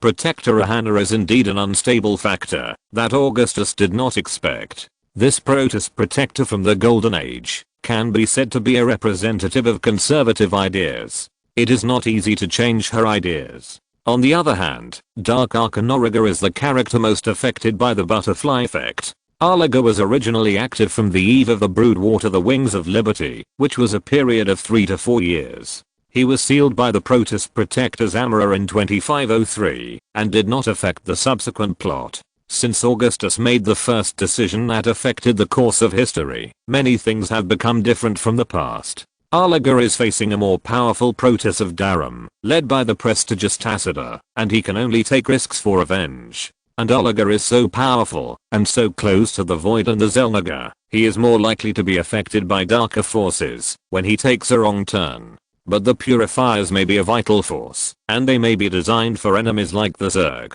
Augustus then said to Artanis, the Purifiers are machines, and they are not afraid of a war of attrition with the Zerg. Because too many people were lost in the Battle of Aya, the Protoss had to develop intelligent machines to make up for the lack of manpower, and weapons such as the Mechanical Sentinel were born for this purpose. Yes, that's why Tacitor is so against destroying the Purifiers. Artanis still looked worried, but the situation is beyond our expectations. How to deal with the differences among the Purifiers has caused another bigger dispute in the Parliament. They are afraid of the Purifiers, just like we were afraid of the Dark Templar.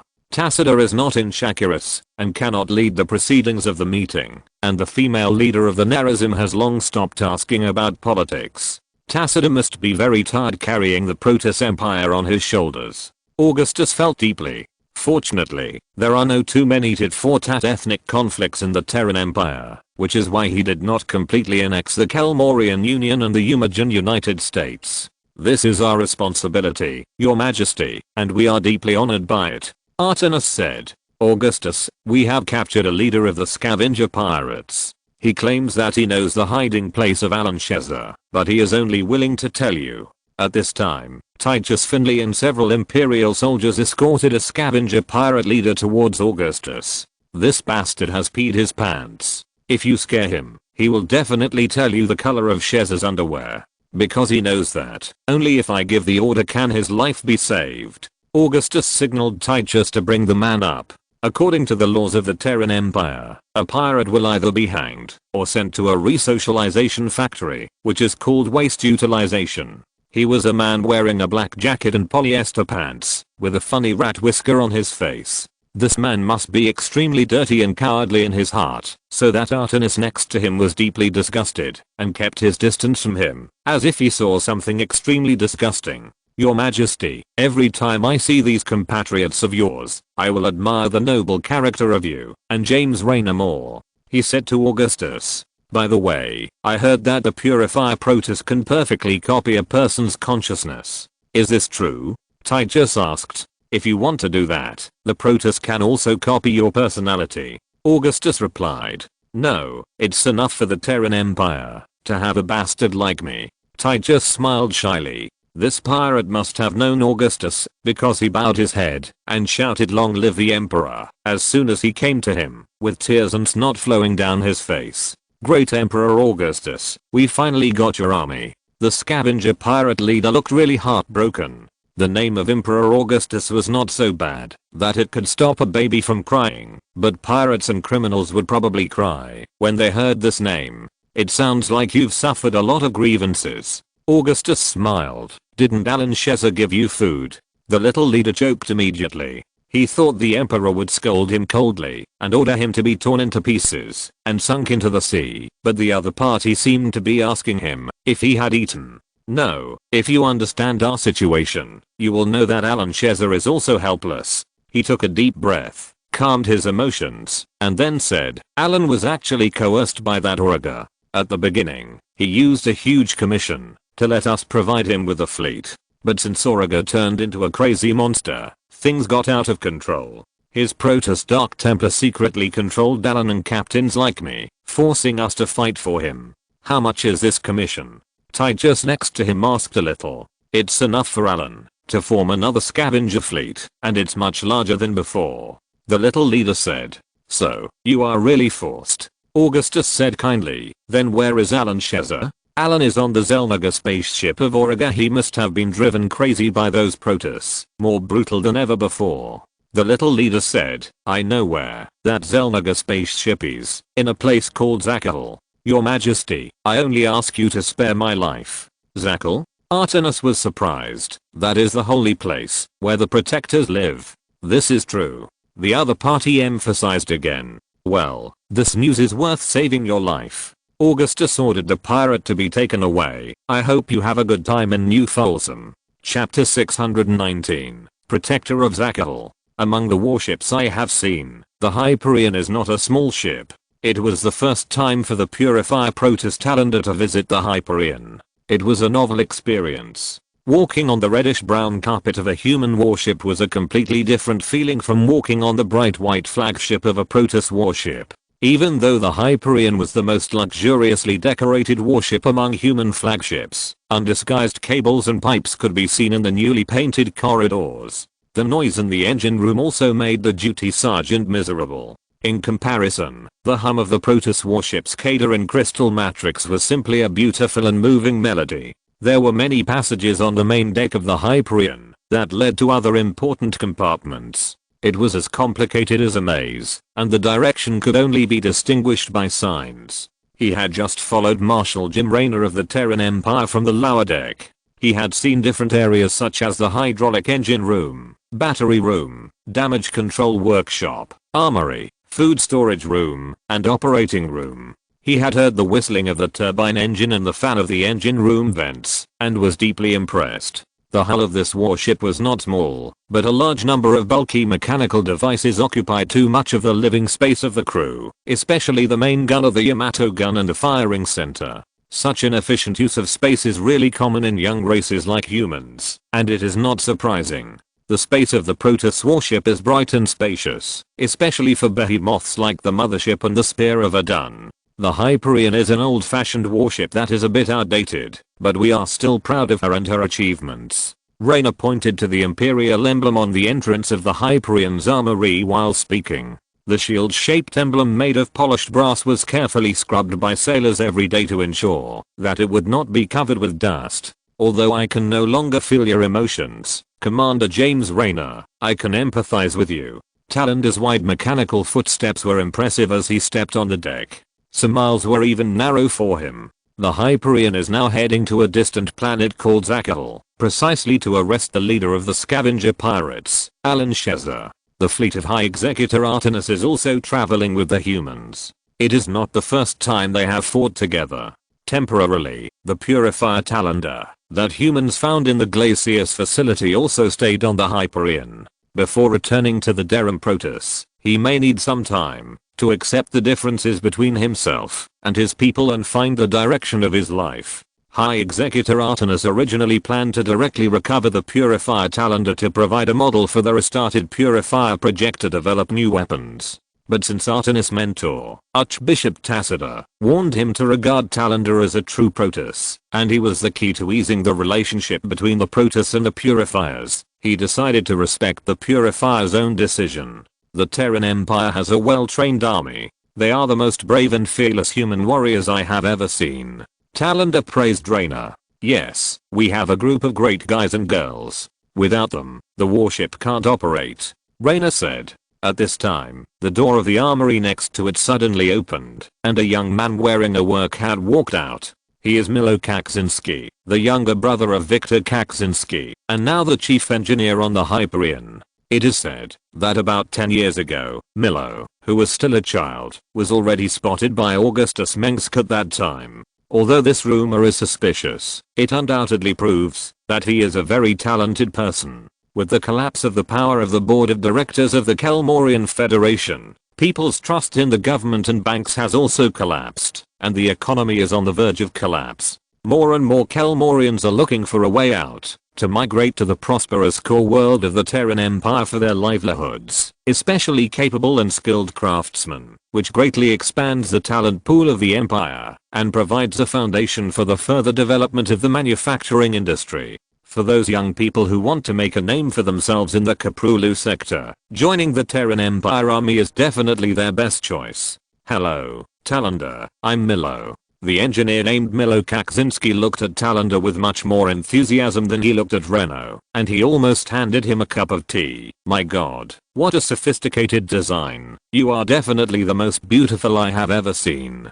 You can come in and take a look, and then we can do some small inspections for you. Oh, I think that's okay. Talander was very happy. This was the first time in his life that someone praised him like this. I heard that you are working on a project to develop a new chassis for the Thor mecha. Go and do it. Reno pressed Milo's head and pushed him back, which made the young engineer very dissatisfied. This is a young man with a bad temper, but there is always someone who can control him. What's wrong? Talander asked. If those engineers praise you like this, it's just like a client praising a prostitute's body, Reno said by analogy. The Terran Empire has excavated many valuable things from the ruins of the Glacius facility, such as the holographic projection device of the Protoss Mechanical Sentinel. This magical device can create a lifelike holographic image entity, even to the point of being indistinguishable from the real thing. Thanks to the research on this technology, the Empire has also made new breakthroughs in the research of holographic images. If you want to dismantle and study the Purifier, it would be too greedy. Forgive me for not understanding what you are saying. Talander was puzzled. Of course, he couldn't understand many of the living habits of humans. After all, just having a mouth was weird enough. Then Raynor took Talander to visit the technical soldier workshop, the officer activity room, the quartermaster's cabin, the armorer's workshop and the prison cell. When passing through the prison cell, they happened to meet Titus Finley, who looked at Hen God knows what this guy has caused again. Of course, this is very common in the Hyperion. Titus is not the only crew member who violates the rules, but he is always sent here. Usually, he either had a fight with someone or stole something. When the door of the Hyperion's dining room opened, some crew members were eating in it, enjoying butter fried potatoes and sweet soda. The crew members in the dining room were extremely surprised by Talander's appearance. This was their first time seeing a mechanical Protoss. If someone exclaimed loudly and showed that they had never seen the world, it would be despised. After all, the people on the Hyperion had seen everything.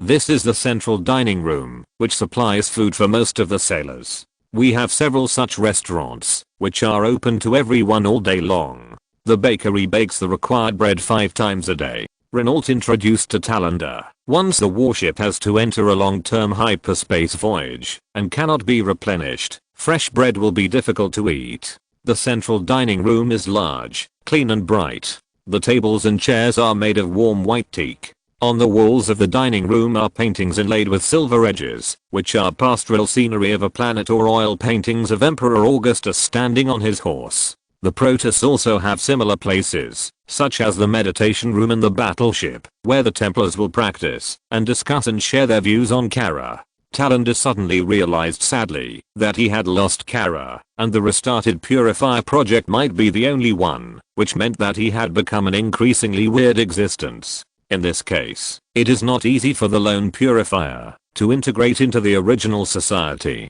The fear, confusion, and discrimination that the tribesmen can expect are really unbearable. How will the Supreme Council, which once regarded the Purifier as a dangerous weapon, deal with him? Although Supreme Executor Artenis claimed that the Supreme Council had been expelled and the Templars, the leaders of the Terran Protoss, were now, this was really hard for Talander to accept for a while. Talander could hear the whispers in the central restaurant, presumably because Raynor had told these people in advance that he would come to visit. He was not afraid of the slander of others, but he did not think he should be insulted like this. This may also be the reason why the ancient Purifiers rebelled. They fought to protect their people, but in return they were enslaved and oppressed. The Templars fight for glory, but glory does not belong to a group of dead who should have been forgotten.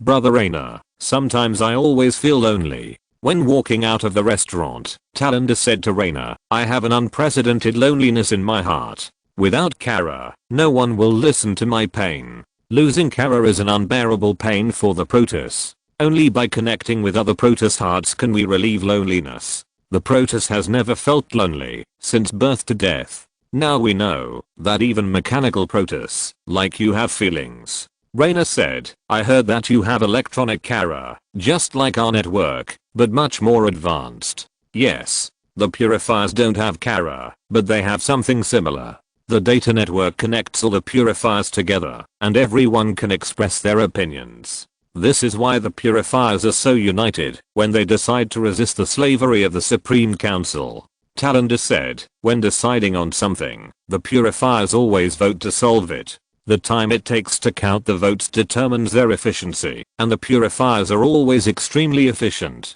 They have their own forum. Raynor said metaphorically, if someone posts, then others can leave a message. This is easy to understand. When a Purifier ants against the Supreme Council in the data network, the entire network explodes. This is exactly the same as Kara, except that Kara directly shares emotions and data, while the Purifiers are just cold data and information. The Purifier's technology is also very helpful for the research and development of artificial intelligence in the Terran Empire, which helps to improve the efficiency of the operation of drones and intelligent machinery. When Raynor and Talander came to the bridge of the Hyperion, the warship had not yet left the hyperspace navigation state. The star map on the bridge projected a planet shrouded in darkness, Zakal. Zakal is the archive world of the Protoss, a heavily guarded document forbidden place. In ancient times, Zakal was a planet belonging to the Xel'Naga, with countless magnificent lost temples standing on it. Zakal is very important to the Protoss Empire. All documents and artifacts, since the Eon of Disaster, are stored there. 3 ancient and knowledgeable protectors are responsible for managing this planet. The only ones who can surpass them in status may be the legendary Supreme Protectors. In addition, there is a powerful army guarding the planet and its knowledge and immortal relics. It is hard to imagine how a group of human pirates found this mysterious forbidden place of documents. It seems that the shadow of Auriga has long been involved in this mysterious forbidden place of Protoss documents. When did this happen?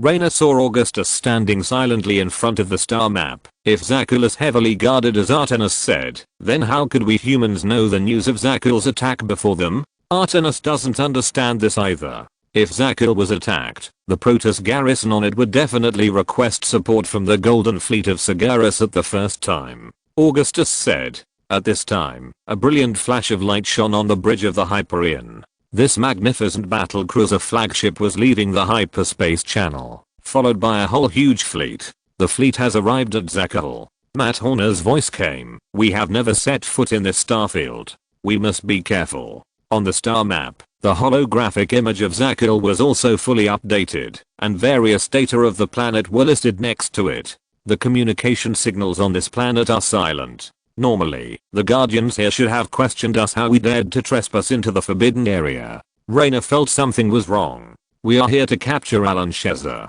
Can't even detect human communication signals? Augustus stared at the holographic projection of Zakul, and had a bad premonition in his heart. Artenis, what did you find over there? He connected the communication connection with the Protoss flagship purification. Zakul, this planet looks like a stagnant pool of water. The Templars guarding the protector of Zakul did not respond to us. Artenis seemed very anxious, and his hands and feet seemed cold. Before this, communications between Zakul and Shakiris were all normal. He said, although this is unbelievable, someone must have betrayed the Light and Shadow Council, and concealed the truth. This is almost impossible among our people. It seems that Auriga has finally found our Temple of Knowledge. We should have known that, since this crazy Dark Archon began hunting precious protectors among the stars, he would find this place sooner or later. But what exactly made the Protoss here so corrupt and so depraved? Chapter 620 Hybrid Mal.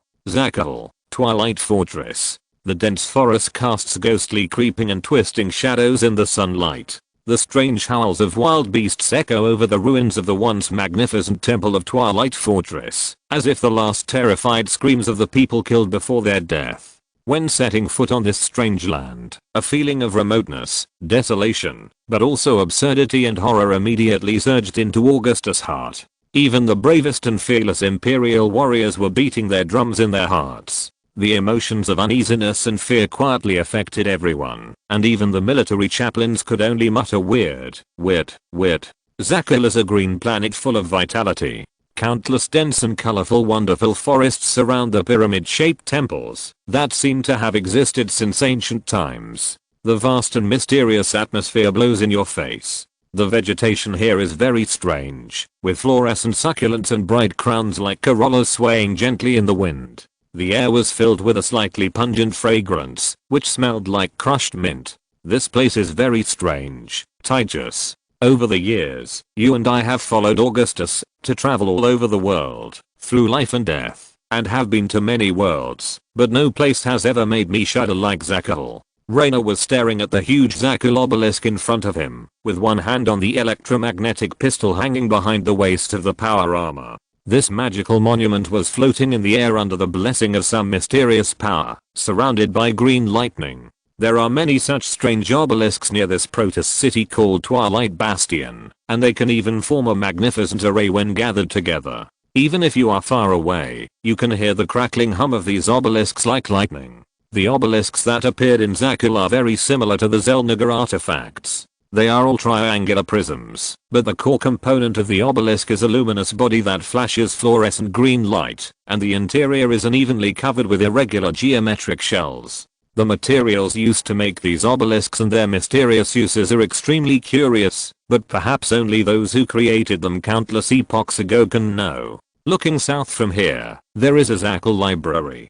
The magnificent building is still in operation today, and countless strange texts are engraved on the black stone walls of the library. In the green flashes above the Zakul library, exquisite geometric images and incomprehensible equations reflect brilliant light, as if there is infinite knowledge waiting for the later generations to discover here. Unlike the many ruins of Elna lying in the rainforest, Zakul seems to be still in operation. This is really weird. When Titus said this, a Hercules-class transport ship had already transported an Odin mecha to the surface. When this incomparable behemoth landed with a bang, the ground shook with it. Zelniga. If they are really gods, then they are probably crazy. I say, let's get some valuable things here and leave early. There is no need to deal with these gods and ghosts just to catch a few pirates. Behind him, a huge imperial army consisting of Goliath-armed robots, rattlesnake tanks, siege tanks and wolf mechas has been assembled.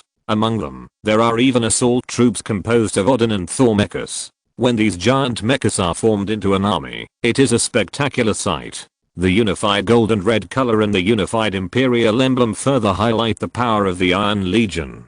Today, the more advanced Imperial Wolf Mecha is developed by the famous Axiom Corporation. This new model of mecha can reach a height of 24 feet and is a real steel giant. This is the steel torrent of the Terran Empire, and its scale and prestige far exceed any period in the history of Terran humans. Since we're already here, is there any reason to turn around and run? Augustus came from behind and said to Raynor, tell the soldiers not to touch anything on Zakul easily, and don't believe any voice that appears in your head. Firm your faith and gather your will, no one can defeat us. The more you say that, the more scared I will pee my pants. Titus just said this, but he still calmly opened the helmet mask of the power armor to spit out the burnt cigarette butt. It sounds like we need to ask some druids and e.g. voodoo shamans to exorcise the demons. I know that people who are close to the Star Altar and the Zelniga artifacts occasionally hear some strange sounds, and some people have nightmares in the middle of the night. And Zakul looks like the source of those sounds. Raynor looked from the obelisk in the air, as if it had some kind of attractive magic. He was not afraid of these strange creations that contained mysterious powers, but who knew if these things would suddenly fall down and make a pit? Given some recent events, we cannot afford to be careless. Augustus Hunt, you mean what happened in District 6? Renault's voice also lowered. District 6 is an advanced research department of the Terran Empire, which is related to outer biological space experiments. What is less known is that some hybrids captured by the Empire are secretly imprisoned there for research and development of new weapons to fight and eliminate these terrible monsters. Although the scientists in District 6 are well aware that they must be extremely alert and extremely careful when dealing with evil creatures with extremely strong mental power such as hybrids, a terrible tragedy has ensued since a careless young researcher accidentally released a hybrid. By the time the Terran Empire's Mobius Corps Special Tactical Force, which was specially formed to eliminate this monster, arrived, it was too late. All the people in District 6 either became slaves of the hybrids or shot themselves in the process of resisting mental control. The Mobius Corps had to incinerate the entire District 6 and seal all the files related to District 6. Since then, the tragedy of District 6 has always warned researchers in such projects. Perhaps the relics left by the Zelniga cannot truly control the human mind, but hybrids can certainly do so, Augustus said. Hybrids are evil creatures that are a mixture of Zerg and Protoss genes, with the characteristics and powerful strength of both races. When this terrifying monster appears among humans, it is simply devastating. For example, the hybrid Dominator strain with powerful strength can even directly crush the fragile human spirit and destroy an army in the blink of an eye. Compared to the Protoss who are born with powerful mental power, humans are more susceptible to mental power. Solid armor may be able to withstand artillery fire, but the driver in it cannot withstand the mental shock. There are hybrids in Zakul? Titus swept the jungle in the distance, as if he wanted to find those horrifying monsters from it. However, there were only some strange trees in the distance. These large trees with amber-like color and gorgeous textures had branches intertwined, but not even a leaf could be seen. The trunks and branches were dotted with golden spots, like many dense eyes. In addition, the Protoss buildings on Zakul are very strange. Logically speaking, although Zakul is very far away from Ea, it was essentially a part of the Protoss Empire, but its architectural style is far from the luxurious and gorgeous golden and blue city on Ea. The buildings in Zakul are darker and more low-key, with compact layouts on the black walls, transparent lines, sharp edges and corners, and sharp black spires stretching straight to the sky. The shining crystal curtain walls and the light bridges connecting them flash with green flashes, which are closer to the style of the Dark Templar. Only the Protoss Empire itself knows that the corruption of these buildings into such a state is actually a recent occurrence. Green is the representative color of the Xel'Naga and the Void, symbolizing the endless life. In Xakal, this is another completely different meaning, death. I just found out about this as well. Augustus said to Titus, a few minutes ago, Artemis told me that the Protoss army in Xakal has rebelled and imprisoned the 3 protectors they were supposed to be guarding. And the leader of these Protoss traitors is actually a hybrid. It's no coincidence that the army of Auriga has also appeared in this area. Raynor gritted his teeth and said, the scientific ship exploration team detected the scavenger pirate base near this Protoss city, and the Terran Empire came for this purpose. And there are not only pirates nearby, but also a large-scale rebellious Protoss army. So far, the people of the Terran Empire have never heard of rebellion in the Protoss Empire and the Dalam Protoss, let alone a large-scale mutiny. Considering that most Protoss Templars have noble character, it is almost impossible for them to turn against their side or even defect. Even if there is a traitor among them, it is difficult for such a person to hide himself in the Kala. Now it seems that the hybrid can not only control humans and Zerg, but is even powerful enough to corrupt the Protoss. This is perhaps understandable. If Ammon and Narad were using Templars with Kala instead of Tal'Darim to create hybrids, they could more easily invade and use Kala to spread corrupt ideas. Your Majesty, the detectors show that a Protoss army composed of Xakal Guardians is approaching us. They must be crazy, and there are even a large number of Protoss Archons among them. Matt Horner's voice came from the communication channel of Augustus Power Armor. This is not the style of the Protoss.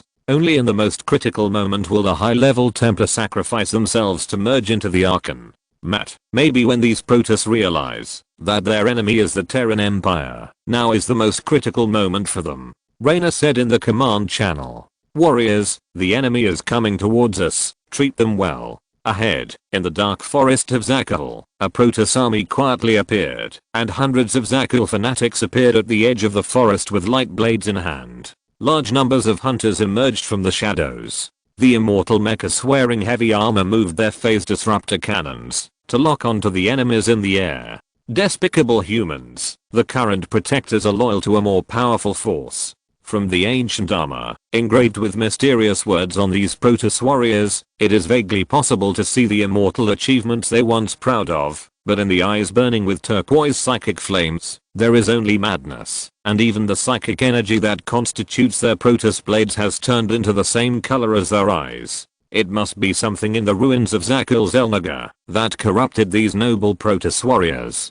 God, I can hear their roars now. Raynor said, how long has it been since we fought Protoss other than the Tal'Darim Protoss? I can't remember, Jimmy, since we fought a group of old stubborn people in the Supreme Council on Ea. Augustus ordered in the command channel. Fire, warriors, don't show mercy. They are not the Protoss we are familiar with. In response to the Emperor's order, the Terran Empire army opened fire first. Instantly, steel and fire were poured onto the ground, and huge springs of mud rose from the ground. The god of war appeared in the sky above Xakal, and destruction came. On the battlefield, everything except the plasma shields of the Protoss troops was reduced to ash, and countless bullets, shells, missiles and plasma were poured across the entire battlefield. Even the Protoss could not resist such heavy artillery fire, and a large number of green light pillars rose up. Soon, the Xakal Guardians retaliated fiercely, and when the Stalkers used the power of the Void to teleport within range, the particle disruptors on their heads released dense void energy. Whether it was a heavily armored mech or a common Imperial Marine, once hit, it would disintegrate into its atomic state, melting like jelly after being cracked. The immortal mech's fortitude energy shield was strong enough to resist the fire of the Terran Empire's siege tanks. With just 2 shots, the antimatter bombs fired by the phase interference cannons could blow up the proud war wolves of the Imperial army. Both sides were ruthless, and didn't talk much. They started with real swords and guns. Your Majesty, the offensive of the Xakal defenders is very fierce. You should evacuate to a safe area. Matt reminded Augustus, I'm deploying airstrike forces. No need, Augustus said. I want to request to join this glorious battle. Purifier Talander came out. Before Augustus could answer, a black shadow appeared in front of him. Such a chic style did not attract the attack of the guards around Augustus. It could only be one person. Zerachel. Raynor shouted after Xerus. Where have you been recently? I really miss you. It's too late to reminisce, James Raynor. Zerachel said. The city of Zakul was abandoned, and the hybrids planted the seeds of ominousness and darkness on the planet. Their master was the hybrid Ma, a servant of the Dark God.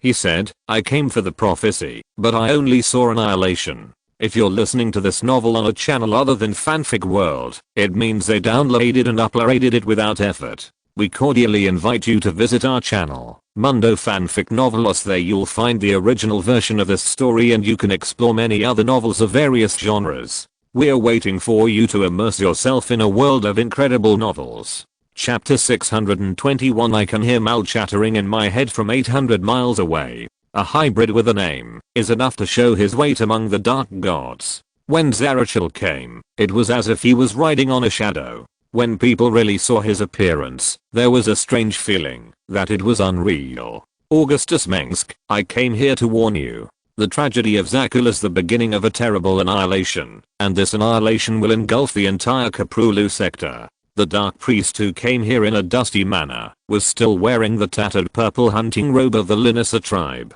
Even the animal skin sewn on the shoulder armor was worn out. It was hard to imagine what kind of hardships he had experienced during his days of wandering in the universe, and what kind of burden could make this respectable Protoss hunch forward. In order to find hope, to save the world and search for the prophecy of the Xel'Naga, Zerachel took risks that ordinary people could not imagine. Raynor knew that usually this kind of reckless adventure had only one ending. As long as there was a glimmer of hope, Zerachel was willing to burn himself. A Dark Templar. Talander the Purifier ordered this time, and his mechanical arms rotated and led up two steel-forged cutting blades. No wonder Talander was so angry. His memory was still before he met Zerachel and other Dark Templars. Moreover, in the legendary story of Phoenix, he killed many Dark Templar terrorists. Until now, Talander could not accept the Dark Templars in the Terran Protoss, thinking that they were just a group of lunatics who betrayed Kara. Gods. This enemy must be purified. Dark Templar, there must be a battle between us. The core matrix in Talander's body released a terrifying power. The body of this mechanical Protoss looks huge and bulky, but in fact it is not. The mechanical body of his upper body can rotate at a very high speed, and when he swings the mechanical blade, it is like a deadly cutting machine. In the Terran Empire, Talander has several nicknames, called Zuanzo and Laozi, Phoenix Little Gyro, and Terra Robot, a mechanical Protoss among you humans. Zerachel was used to big scenes, but he had never seen this before. Brother Augustus, you humans always surprise me. Talander, Dark Archon Zerachel is my friend. If you spend some time with him, you will find that he is actually an upright, friendly and reliable Dark Templar. Augustus hurriedly stopped a possible conflict. Then, he explained to Zerachel, Talander is a member of the Purifier project of the Protoss Empire. As a mechanical Protoss, he copied the personality of the Temper Phoenix. You are simply saying that a wicked gangster is actually a warrior full of honor, just like a prostitute is actually a pure girl. This is really ridiculous. Talander said by analogy.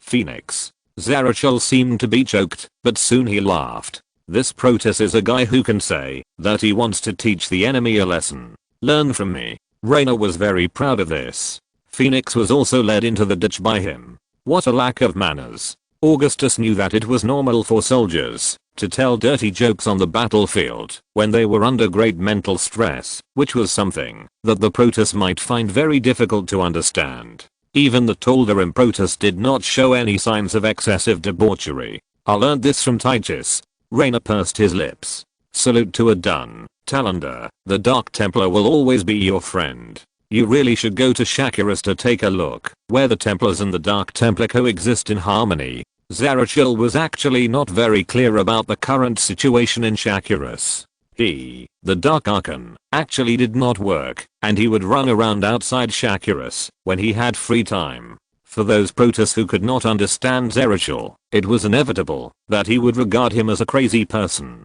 I will go. Talander emphasized, but not because of your advice. Remember that. Where have you been during this period? Augustus said to himself. Stop, stop, stop, speak slowly. Some time ago, Zarachel had just gone to Xeris and helped Augustus's men pry open the brooding pool of the original Zerg, but then he disappeared for some reason. I pursued the fragments of the prophecy of the Xel'Naga and searched for the truth of the future on many lost worlds. Zarachel's voice sounded very confused. He usually acted omniscient and knew a little bit of everything, but the prophecies are often contradictory or vague. Just after the first generation of the Overmind was killed, his body, which was evaporated by his own void energy and the twilight energy of the Protoss, opened a miraculous door to the void. Now, the power in this void gate has become stronger and stronger, and the more terrifying void energy is pulling Aya closer to the void. But the barrier between reality and the void will be infinitely and endlessly drawn closer, but Aya will never become a part of the void. This also allows some evil gods in the void to influence Aya through the void gate, and Zarachel and his Dark Templars use it to further communicate with the void. You know, there are 3 Xel'Naga in the void now. One is Ammon, who intends to destroy everything and reshape the universe, and the other is Ammon's lackey Nerid. The oldest Xel'Naga Horus is standing on the position of continuing to protect the reincarnation universe, and the prophecies that Zarachel learned also came from him. But Horus has been imprisoned by Ammon and can't protect himself. If he wants to release some news to Zarachel to thwart Ammon's conspiracy, he can only conceal it and avoid being discovered. This is why he doesn't speak human language. The problem is that the prophecy that Zarachel learned may also come from another person, Ammon.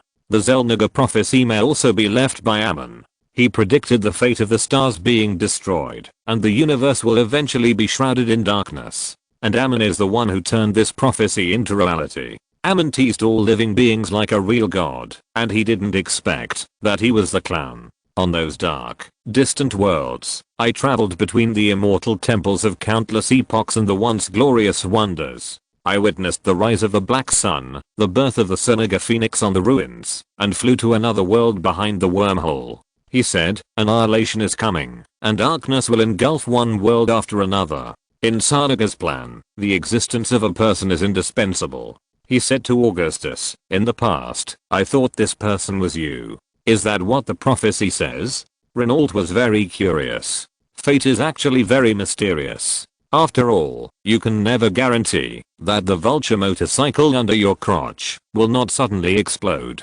If there really is such a thing as prophecy and fate, then Renault just wants to race with number 8 whiskey and be a bohemian and freedom-loving cowboy. When he got married, family was placed above everything else. No, the prophecy says that Augustus Mengsk will bring about change. Zarachel said, in the endless dark future, he will reverse the wheel of fate. This is actually a neutral statement. You never know whether Augustus is the one who ignited the flame of hope, or whether he was the one who extinguished the fire. I never knew that prophecy could name names. Raynor spread his hands. If the Xel'Naga can really predict the future, what do we need to do? But you are not so sure now, right? Augustus believes that he is not the son of destiny, but he must have disrupted the salvation plan of Xel'Naga Horus. Of course, he also interfered with Ammon and Nerid. But the Dark Templar believe this, so they are willing to protect him as the last hope of the universe. Before I went to Xeris, I learned that Serak Harrigan was the destined savior. Zarachel said, it doesn't look like I'm a character who can crush the palace. Augustus smiled, but how can we save the world? My greatest ability is also within the scope of human beings. We don't understand, and of course we will never understand the true intentions of the Xel'Naga. Zarachel's greatest wisdom is that he never thinks he is the smartest one. The most valuable thing about Zarachel is that he believes in the power of others. I just do what I should do. Zarachel, who said there is only one savior. Raynor stretched out his hand and put his arm around Augustus' shoulder. Maybe the savior is not just one person, but all of us. You're right, Jimmy. Augustus praised him and said, I have always thought you are the smartest among us. Not Titus? Raynor said, you said that to everyone, and you even told Hank that he was the smartest. I don't remember this. Augustus said, let it go. Come on. Raynor was angry and laughed. In a sense, Augustus Mengsk was the real scumbag. Point, your life is coming to an end. Surrender to despair. At this time, Augustus and others heard the evil voice ringing in their minds. The voice made people feel sick and fearful. Today is your death. Some secrets must be buried. Annihilation has come. No one can stop it. Stop the foolish struggle. Hope is gone. Do you still have hope? What on earth is it? Shut him up. Raynor realized that these lingering voices had taken root in his mind. If you can imagine a repeater beeping endlessly in your mind, it's probably this feeling. It's the hybrid Ma. Zarachel said. He is leading this corrupted Protoss army in person. Let me meet him. Raynor said. Let us kill the enemy together. Entaro are done. Talander said. In the gloomy and dim daylight of Zakul at noon, the battle began about 20 miles west of the Twilight Bastion. This meant that the city was within the long-range firepower of the Terranian Earthshitters, and the radiation strikes with neurotarchs and warheads were enough to turn the entire area into an inferno, with large tracts of land covered in searing dust and smoke. The dense dark forests had been a natural barrier to the infantry, but they were soon burned by the overwhelming artillery fire and raging flames. The ancient ruins collapsed in the flames and the exotic plants burned in the flames were really regrettable, but the Terran offensive showed no mercy and would never tolerate. Experience in interstellar combat taught the Terran humans that they must be as ruthless as the Zerg and as efficient as the Protoss. Looking down from the Banshee bombers flying over the battlefield, the Terranian Iron Legion was just a converging iron grey torrent, but to their enemies, it was an insurmountable wall of steel, rolling chariots to crush everything. The steel torrent is made up of tens of thousands of war wolves, Helbots and Goliaths, and the fierce barrage of railguns, machine guns and missiles continues to extend and advance as they move. The incomparable Odin Mech sits at the center like a king. When its 330mm barrage cannon begins to bombard, fountains of mud are thrown into the air one after another, like the incarnation of the god of war. The heat waves of the shell sweep across the land, and the broken towering trees sob in the wind of death, and the burning flames release dazzling light. This elite Iron Lion has brought countless victories to Emperor Augustus and the Empire. Their path forward is full of black craters and Mech wreckage. Just like in the past, even the most powerful army will not be easy to win against the Protoss. Even the most arrogant General Duke has to admit that the Protoss has the capital to be arrogant. The defenders of Zakul are brave warriors selected to protect the Protoss protectors. They are brave and invincible.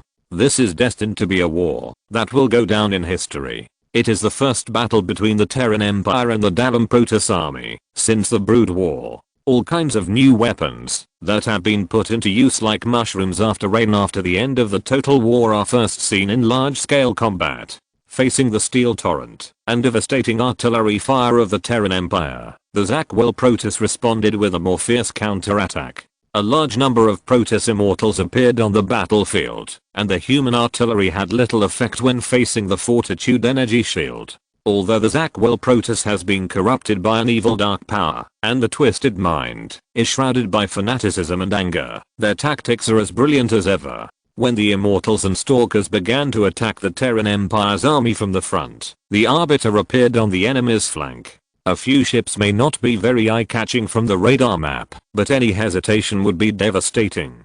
This is a typical example of the Protoss using space-time weapons. The Arbiter can often become a surprise force, because they are never alone. Like an ice blue shadow suddenly appeared. A large number of siege tanks that had been set up were frozen by the Arbiter's stasis rays. Then the Zakul Protoss fanatics holding sharp blades were directly teleported into the tank cluster by the surging space-time rift, and a brutal killing began. It is rumored that the Protoss warriors use faith to condense their will, and use their passion for the Kala to forge a hot psychic blade. Their blades are truly indestructible and can cut through anything. Although the Protoss Guardians of Zakul are one of the most powerful enemies the Terran Empire has ever encountered, the iron torrent of human mechanized forces is still unwaveringly approaching the direction of the Twilight Bastion. Chapter 622 That Man. Wherever the Terran Empire's human army advanced along the front, fire burned. Missiles dragging flames tore through the earth in a terrifying scream, and the cold flash of Zakul Protoss particle weapons covered the entire sky.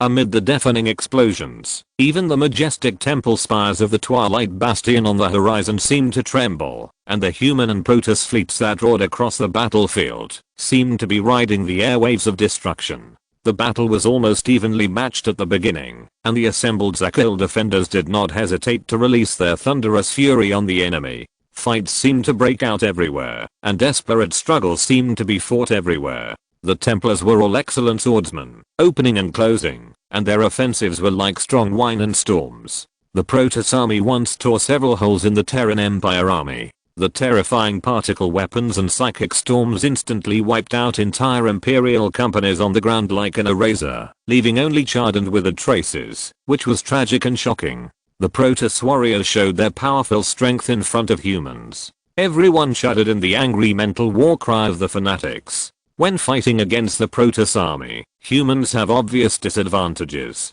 Just like whether they can overcome the fear of the Zerg is an indicator of the qualification of a Terran Empire soldier. If they are not equipped with psychic shielding equipment, or have been trained for a long time, the psychic scream alone is enough to defeat the army. Even when a powerful Templar is surrounded, it often takes several times or even 10 times the number of Wolf War mechas to defeat him, depending on whether he is a fledgling Zealot Order warrior or a Kara master who has been honing his skills for centuries. The Protoss are rare in number, but their life is long. That is why every outstanding Templar can be called a sword master. The Archons, formed from the fusion of Zakul's High Templars, are earth-shattering gods who walk the land with grey-green shadows, and can easily stir up a storm. The earth-shaking roar awakens the ancient guardian sleeping in the temple cities and underground ruins of the Twilight Bastion. As the war becomes more intense, the colossi with cold black and green flashes also emerge from the stasis facilities underground and at the bottom of the lake.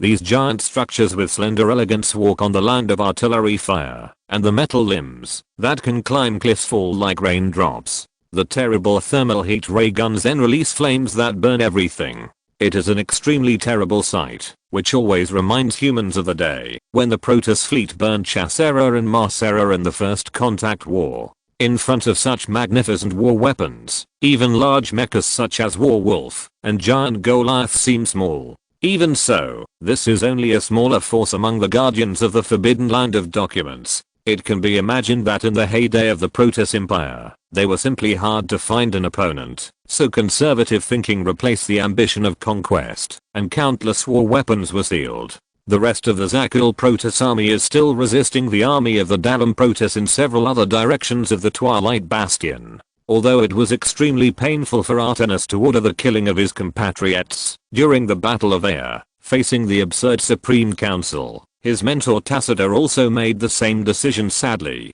For the Protoss, it is an extremely painful thing to kill their former compatriots. As long as there is a glimmer of hope, they will do everything they can to save their people. The current situation shows that the degree of corruption of the Zakul Protoss has made Artanis desperate. This also gave the Protoss a warning that their spirit is not pure enough to be corrupted. These corrupted Protoss still maintain a certain degree of rationality, not completely crazy, but their will has been fundamentally changed. The Terran Empire is not afraid of fighting with the Protoss army, but that does not mean that it is easy to defeat the Protoss who have experienced a great decline. It was not until the anti-psychic weapons such as EMP electromagnetic pulse frequency scramblers and EMP shockwave emitters were put into use that the Terran Empire army took the initiative. Then, the Imperial fleet also launched orbital bombardment from high altitude orbit, while the Protoss army of Zakul lacked the firepower support of the fleet. Under the direct attack of the ship's guns, shells of various calibers bombarded the earth. Deadly shrapnel and flames flew all over the sky, and black and brown fountains composed of stones and soil sprayed high into the air. After 2 hours of fierce fighting, the Terran Empire army advanced to about 2 miles from the Twilight Bastion, leaving behind a large number of mecha remains along the way, some of which were even cut into many pieces by the Protoss particle beams. At this time, the voice of the hybrid Ma in the minds of the Imperial warriors became clearer and clearer. The high-pitched sharp evil voice was even more impactful than the war cry of the Protoss army. Since the beginning of the battle, the voice of the hybrid Ma has never disappeared. He kept repeating the malicious and mocking voice, spreading indescribable fear. Once the box of fear is opened, it is difficult to close it again. In fact, in addition to the casualties caused by the Zakul Protoss, the non-combat casualties all came from the mental oppression of the hybrid march. Once brave warriors may become extremely fragile and even collapse, and they can't be blamed. The power of this evil hybrid exceeds that of all hybrids that humans have seen so far. He is undoubtedly a special individual, even Ammon's chosen one, a warrior of the dark god. My stupid slaves, the time has come to offer your power. Annihilation is coming, and no one can stop it. Damn it, this guy has been chattering in my mind for several hours, can't he be quiet for a while? Titus, how are you doing there? Augustus's command center was not far from the front line. A Zakul Protoss Colossus even fell very close to here, and the black body was still burning with green flames. The Colossus was still executing its killing orders before it fell, until it fell into the dilemma of fighting alone, and was overwhelmed by hundreds of locked bullets from the Goliath armed robots. We are still advancing, we are invincible, these Protoss are like bugs under Odin's feet, and they are defeated. Compared with the anxious situation on the front line, Titus's side has been receiving frequent good news. The commander of this Imperial army is Jim Raynor, who has a completely different view of this battle.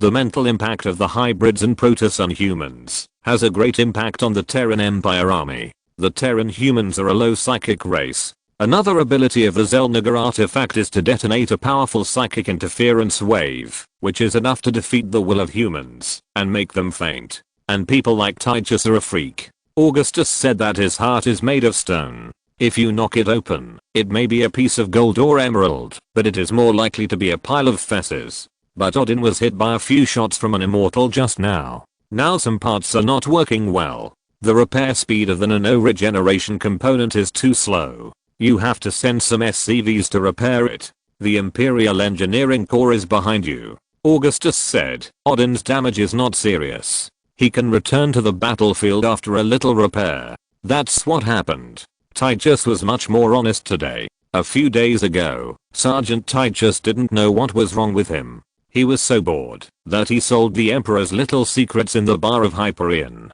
He also vividly described the story of Emperor Augustus and his ginger-haired lover. He was so sure that he spoke as if he was the lover. Although they could guess that Titus was drunk and talking nonsense. For the sailors who were still bored, even after cleaning the deck all day, it was better to believe it than not. Now, the next day, he was arrested and put in the confinement room because his left foot stepped into the door first, and he was released only when the war started. That mechanical Protoss is also near me. Just now he was killing people everywhere, as if he was in an empty space, and it doesn't seem to need maintenance. Augustus, when can our Odin use the shield? Titus asked. Soon, I'll ask Swan later. Augustus said. Oh. Titus suddenly shouted, that damn hybrid has appeared. I really want to clamp his neck and teach him to shut up. Take over the video, Titus. Augustus said.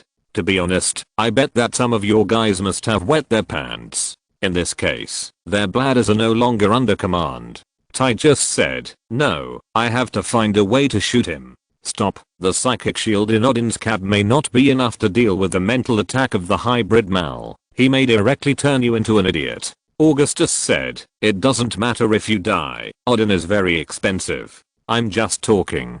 Titus said with a dry laugh. What came into view was the dome of the temple with a dreamlike outline. The mysterious obelisk hummed in the storm, shining with the flames that symbolize life. The ingenious temple blended with the natural scenery and was shrouded in a sacred light. This scene only highlighted the evil and distortion of the hybrid march. It was as if the monster that should only exist in nightmares had walked into reality. An extremely terrifying and grotesque creature appeared on the main screen of the command center. He was a monster that was transformed by the characteristics of the Zerg and the Protoss, but his appearance and abilities were closer to the Protoss, with a long skull and narrow chin like the Protoss, a slender torso and thin limbs. The hybrid Ma was suspended on the altar in the Twilight Bastion, and 3 indistinguishable streams of psychic energy were rushing towards him from 3 different directions. Every moment, Ma's power was constantly increasing. Hundreds of Zakul Protoss guard their current master.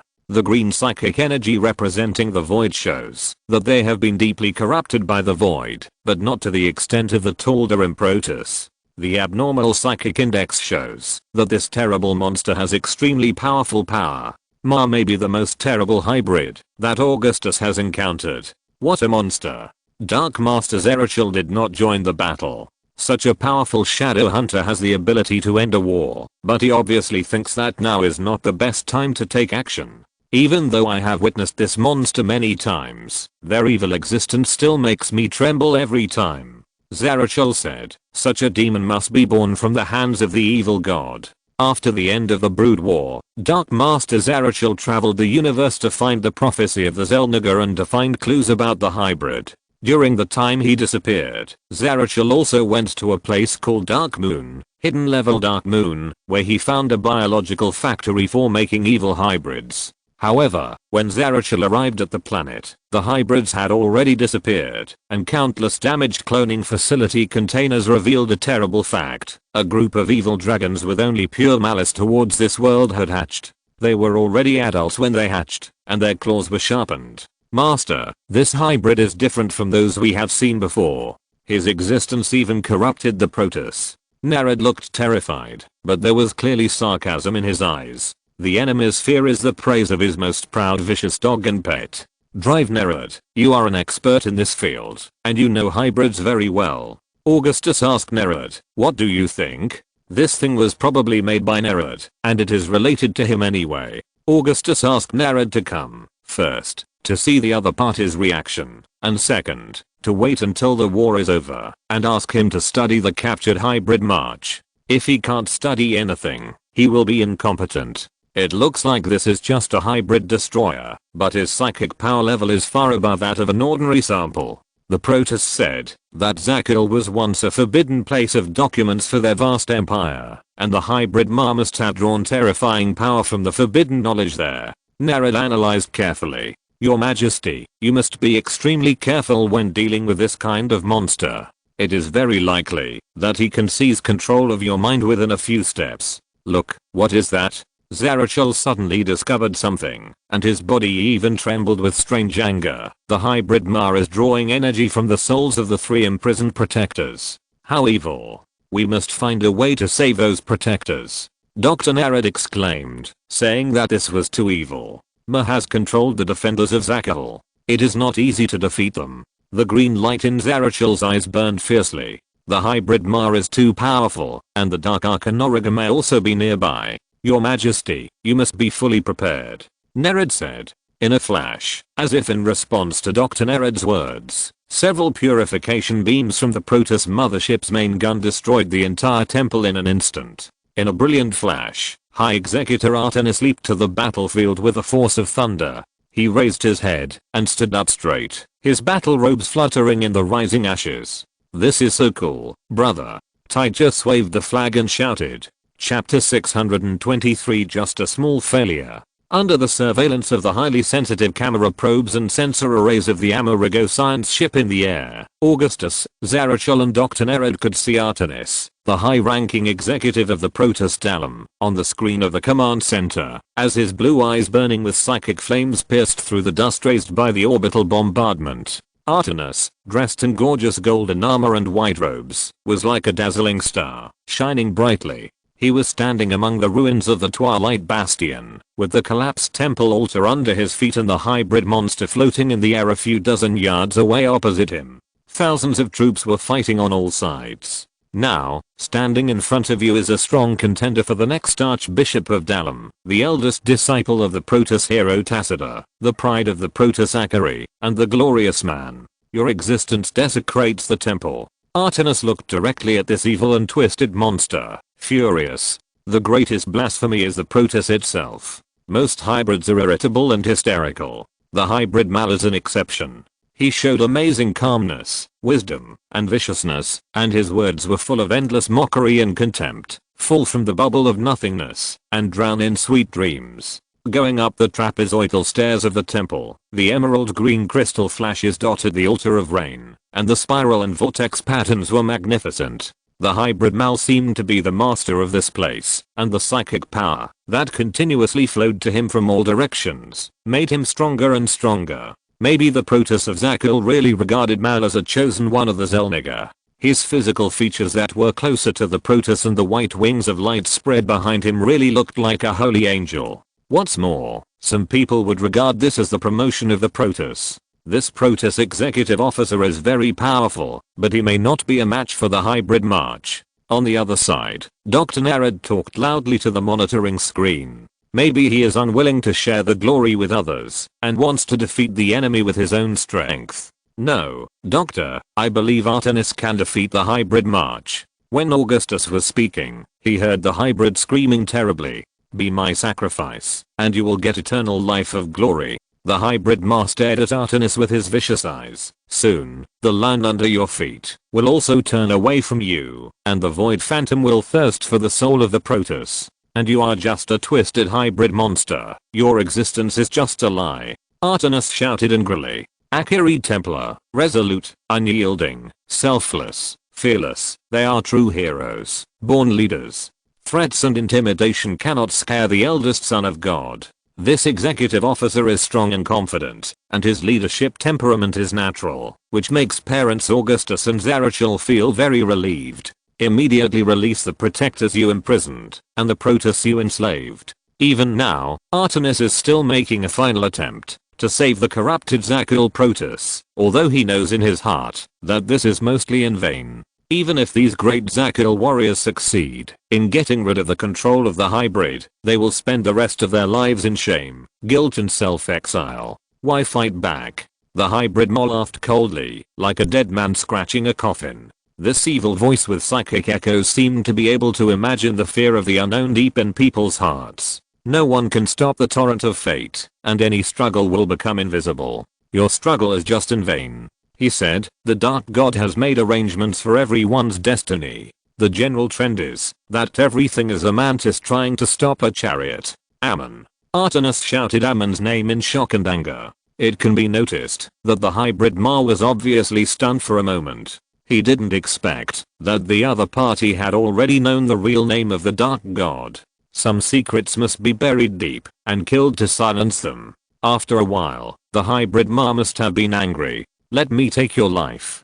Just like a flash of lightning, the hybrid Ma tore through the rift between the void and reality and appeared in front of Artanis in the blink of an eye. This twisted and evil monster rushed towards Artanis with a terrifying psychic scream, and the claws raised shimmered with a pale white glimmer. The attack of the hybrid Ma made Artanis dodge sideways swiftly and gracefully. Artanis ignited one of his psychic blades in a flash, and in a flash, he grabbed the bone armor covering the head of the hybrid Ma, and stabbed it fiercely. The psychic blade looked as delicate and smooth as silk and thin ice sheets, looking like a work of art, rather than a murderous blade, but it seemed that there was no material in this universe that could block them. The flash of the psychic blade and the psychic shield collided like a rising star. Artanis was like a peerless swordsman. He could poetically dodge all of the hybrid Ma's attacks with his swift steps. Every light counter-attack could further weaken the opponent's shield or leave a scar. It was easy and freehand, while Ma just relied on his powerful psychic power to suppress.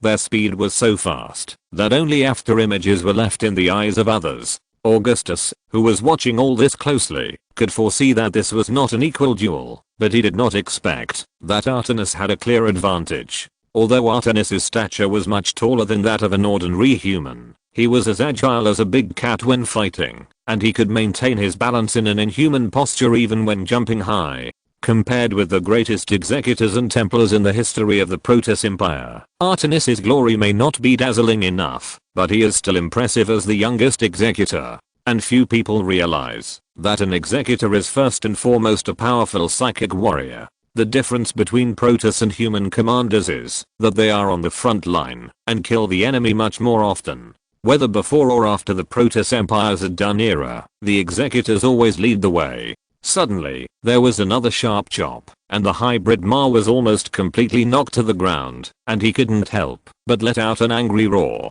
Of course, he didn't know that Artanis was not using the pure purification psychic energy of the Ea Protoss, but a power fused from the void energy and purification energy, named Twilight Energy after the Twilight Apostle of Adun. In the golden age of the Protoss Empire, Adun had already tried to fuse these two powers, and the second person to do so was Tacita. This Twilight Energy named after Adun is extremely powerful and very rare. Purification energy is unique to the Ea Protoss. It comes from the powerful force that has been circulating in the galaxy for countless epochs, and it can produce a violent repulsive reaction with void energy. Void energy is the purest and most primitive power from the void. Before the appearance of Kara, the ancient Protoss used this power, but now only another branch of the Protoss, the Dark Templar, is still using it. But for the current Protoss, it is not difficult to regain this power. At present, only the Air Protoss can master and use the Twilight energy, but the risk is very high. As a disciple of Tassida, Archbishop of Darum, Artanis also practiced the Void way of the Dark Templar, and began to try to master the power of the Void. There is a precedent for combining the power of the Void with the power of purification. In the Templar Academy of Villery, 2 Protoss even merged into a powerful Twilight Archon. This is a very risky thing. The first generation of Twilight Apostle Adun burned himself in the collision of 2 different psychic energies. For the later generations who inherited Adun's legacy, it is a very dangerous thing to try to contain and master 2 powers at the same time. If they are not careful, they may go to see Adun. Of course, considering Adun's status among the Protoss, following him to become a new generation of Twilight Apostles is a great honor for many high-level Templars, as long as they can abandon their prejudices, accept the practice of the Dark Templar, and try to walk through the shadows. Artanis is the most powerful of the new generation of Twilight Apostles. The way he learned the Void energy from the Dark Templar has also won the respect of some Dark Templars in the Dalam Protoss. Mastering the power of the Templar and the Dark Templar at the same time seems to have become a prerequisite for Archbishop Dalam. I want to feast on your soul. Mal took another flying slash from Artanis, and his shields were also hit. As a powerful hybrid that can control the entire Zakul Protoss, he was so frustrated by Artanis that he had to give up fighting him in close combat. Such a powerful force, such a beautiful body, come on. Artanis stared at the monster. This is our innate energy. This is the talent of the eldest son family. Go to hell. The hybrid Mal roared, raised his arms again, condensed a terrible psychic power, gathered into a psychic wave, and pushed it towards Artanis on the opposite side. Adun, give me strength. Artanis did not dodge, and with the operation of the psychic amplifier behind him, a more powerful psychic shockwave was released from his hand, colliding with the hybrid Mal. The 2 shock waves of different colors were like 2 colliding streams of water, one rising while the other fell. Once the other side showed a slight decline, it would be immediately defeated. Why does this scene look familiar? Augustus, who was watching the battle, looked at Dr. Nered next to him. Are these powerful psychic warriors used to fighting to decide the outcome? They don't seem to have a better way. Nered was silent for a while before saying, the Protoss Executor is competing with the hybrid in terms of the strength of psychic power. In my opinion, this is not a wise move. The hybrid Ma is obviously drawing energy from the Zelnaga Temple and the imprisoned Protoss Protector. Your Majesty, what do you think? I think the right side will win. Augustus pointed to Artanis on the right side of the screen. Dr. Nered laughed dryly twice, and it was unknown what he was cursing in his heart. For a moment, the hybrid Ma and Artanis were evenly matched. The dazzling shockwave tore the land under their feet, and even the magnificent temple was gradually collapsing. This is a fair duel, young Artanis. Maybe this is what you want. In Zarachul's eyes, Artanis is much stronger than in the past 6 years. Perhaps in the eyes of the Protoss, it is really a rare and precious thing to be able to make such great progress in such a short time. Artanis has mastered the power of the Void, which is an extremely difficult thing even for the most outstanding Shadow apprentice. He said, I'm not surprised that he can achieve such an achievement. Wait a minute, I understand, so that's it. What do you understand, Zarachul? Augustus asked. This is a shadow run for Artanis, brother Augustus. Zarachul explained to him, in the tradition of Arnerazim Protoss, if you want to become a Dark Templar, you must face the darkness alone, meet and defeat every enemy he encounters. For every brave man who embarks on the Dark Templar, this is the most important thing in his life. It determines whether he is qualified to be a true warrior, and whether he can protect his people. I remember this ceremony, Zarachul. I remember that Karrigan also completed a shadow run in Shakuras. I heard that she knocked down half of the Shadow Guard. Augustus hesitated. Your queen is extraordinary, and we are not surprised at her achievements. Zarachul nodded. He is about to be defeated. At this time, Dr. Nerad on the other side screamed, and no one knew who he was worried about. At this moment, the psychic shockwave released by Artemis was getting stronger and stronger, even overshadowing the hybrid march. The intersection of the two shockwaves was being pushed towards the hybrid by a huge force, causing him to scream in disbelief. No! Ma screamed, and he was completely hit by the shockwave pushed by Artemis. The evil and grotesque body was completely melted by the terrifying power, and turned into a wisp of green smoke in an instant. Artemis should really keep Ma alive, so that after studying him, he can use him to generate electricity for the Zelniger artifact. Augustus was still thinking about his Zelniger artifact. Of course, this is exactly what Nerad wanted. I knew Artemis would win. Augustus looked at the battle map. Why are those Zakul Protoss still resisting? This is just a small failure. Unexpectedly, the voice of the hybrid Ma appeared again. I will be reborn. Shut up. Titus was still in the channel. At this time, the Odin he was driving was staying on the other side of the battlefield for repairs. With this time, he could even open a bottle of cold beer. Wait, why don't I have much energy today? Damn it. Chapter 624. Wouldn't it be a perpetual motion machine if it were used to generate electricity? What? You said he would be reborn? Titus gasped. What the hell is that? Rebirth. Augustus muttered a few words, looking at Zarachel and Nerad beside him. His face, which was always calm, showed doubt, just like the brain worm. Maybe, the hybrid is a twisted product of the Zergan Protoss genes. Evil, strange, like a nightmare. For an evil spirit, death means rebirth. Even though Zarachel was slightly hunched, he still looked very tall among the humans in power armor. Resurrection from the dead, rebirth from death. That's the immortal, Zarachel said. I'm not overly surprised. In our sad ancient legend, a person with the same talent as Adun will appear at the end of the world. At that time, our great hero Adun will return. Zarachel said, for our people, this is a culture and a belief.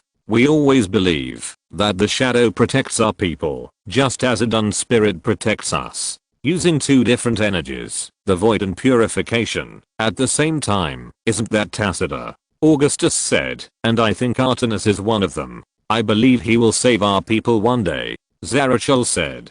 Doctor, you are quite knowledgeable about hybrids. Have you seen similar situations? Augustus nodded and looked at Dr. Remel Nerad on the other side. I have never seen a hybrid that can be resurrected from the dead. This goes against common sense. After all, they are just living creatures. The brain worms can be reborn because they are in touch with the overmind, and even death can reshape the body. Dr. Nerad was timid and could only pretend to be calm. It was the Zelniger who created the Zerg, Your Majesty. In that era, they were the real gods. We are just 3-year-old children in front of the Zelniger. Only brain worms can be reborn. It is possible that the Protoss executor did not really kill March. He was just teleported back to the document hub of the Twilight Bastion at the last moment before his death. Okay. Emperor Augustus said to Nerad, my dear, your acting is getting more and more exaggerated. Just like the Protoss makes sense. Augustus felt that, although Nerad's words were difficult to distinguish true from false, they could always be used as a reference. Sometimes you have to figure out his intentions when he speaks, or even guess the opposite. The next moment, the battlefield, which had gradually calmed down, suddenly changed. In a dazzling and blinding flash, the outline of the wings of light behind the hybrid male became clearer and clearer, like a holy angel, and the magnificent temple was also shrouded in a stunning halo. This is a contradictory creature that is a mixture of beauty and ugliness, absurd and grotesque, beautiful and evil. It would be better if he was not adding fuel to the fire for his master who was clamoring to burn the world. Hybrid. To this day, many Imperial warriors who have faced hybrids in past wars still have nightmares about the bloody sky day after day. A surge in psionic WAV forms has been detected. Hybrid Mal is back. The sensors in the command center repeatedly sounded the alarm. That's really Ma. How did he do it? Zarachel couldn't help but be moved by this horrifying scene. He is surging with the psychic power of the protectors of Zakul. This is not a simple matter. Ma is even stronger than before. It seems that he is really reborn. Nerad was as surprised as if he found a dead mouse in his boot, but fortunately he didn't scream. This is really incredible. If this is not a ridiculous trick of replacing the pillars with the pillars, then it may be related to the forbidden knowledge in the forbidden Zakil document. Auriga may have come for this. Your Majesty, you must destroy this evil place immediately. Don't worry, Doctor. Augustus looked quite shocked. But he waved his hand, and his face showed an interested look. Perhaps, we should first figure out how the hybrid Ma was reborn, and apply that to our technology. If we don't understand, we can't kill Ma completely. Zarachel said. You are right, Your Majesty. Nerad never contradicted his emperor, and behaved so obediently from beginning to end. But at this moment, the evil god hidden under this body is grinning. Nerad is good at taking advantage of human weaknesses. In his opinion, this is just like the human race itself, which is full of loopholes. Even though Augustus is already the emperor of the Terran Empire, he still has weaknesses. Once Augustus shows arrogance, suspicion, and fear, Nerad will remember it, and take advantage of it. How can a mere human be patient with a god? Looking at the emperors and ambitious monarchs in human history, no matter how great they are, they cannot escape death. And the same is true for Augustus Mengsk. After all, he is just a human, and no matter how long he rules, it is just a moment for the Zelniger. What's more, this emperor who has worked hard for the empire has left many hidden diseases even in his prime. According to Nerad's observation, the reason why Augustus is interested in the Zelniger is not because he really cares about some ridiculous prophecy of doomsday, but because he wants to pursue immortality. Then, this can be used. I want to know, if Artemis kills this hybrid once more, can he be reborn? Augustus asked, looking at the hybrid Ma floating in the air on the screen. Let's wait and see. Zarachel actually sat down cross-legged and closed his eyes, as if there was no suspense in the next battle. Okay, Zarachel, let's see what this hybrid Ma can do. Augustus ordered the Terran Empire army to cooperate with the Dalam Protoss to encircle and annihilate the Zakul Protoss in the Twilight Bastion, while pulling a command chair behind him and sitting down. Only Nerad, who was wearing a white research suit, stood nervously by the side, his hands clenched tightly together, and his brows frowned from time to time, as if he himself wanted to go on the field and beat up the hybrid march. No one could understand Nerad's mood at the moment. Your Majesty, we should provide support to the Protoss executor. The duel just now has exhausted a considerable part of his strength. Nerad slowed down and suggested again. It doesn't seem necessary. Augustus thought for a while and said, this is a shadow run, and the trial takers in the shadow run can only rely on their own strength, wisdom and determination to complete the test. Augustus said, Artemis is not a fool, he must have such confidence. We will reshape this world. A creepy sneer came slowly, and the hybrid Ma roared and screamed, like a vengeful spirit that had just crawled out of hell, hungry to tear the intestines of his enemy, bow to despair. If I can kill you once, I can kill you a second time.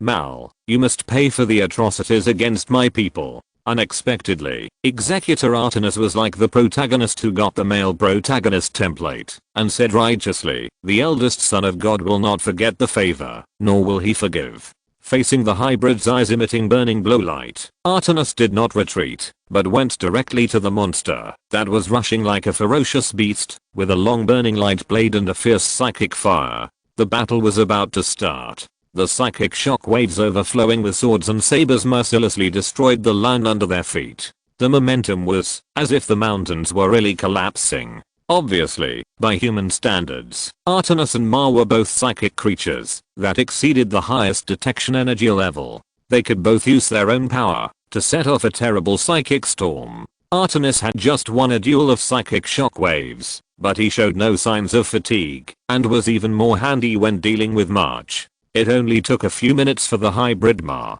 to show signs of fatigue, while Artemis became more and more courageous, wielding his psychic blades and hitting the opponent's vital points again and again, beating the opponent back step by step. This time, Ma finally realized that he was no match for Artemis, and he actually said something cruel, that he would definitely come back, and turned around and ran away. Unexpectedly, Mal foolishly left his back to Artemis, who immediately rushed forward, leaped high and cut open the hard shell on Mal's back with a knife, almost cutting half of Mal's body in an instant. Immediately, the pitiful Mal turned into a handful of soft light mist and floated into the sky.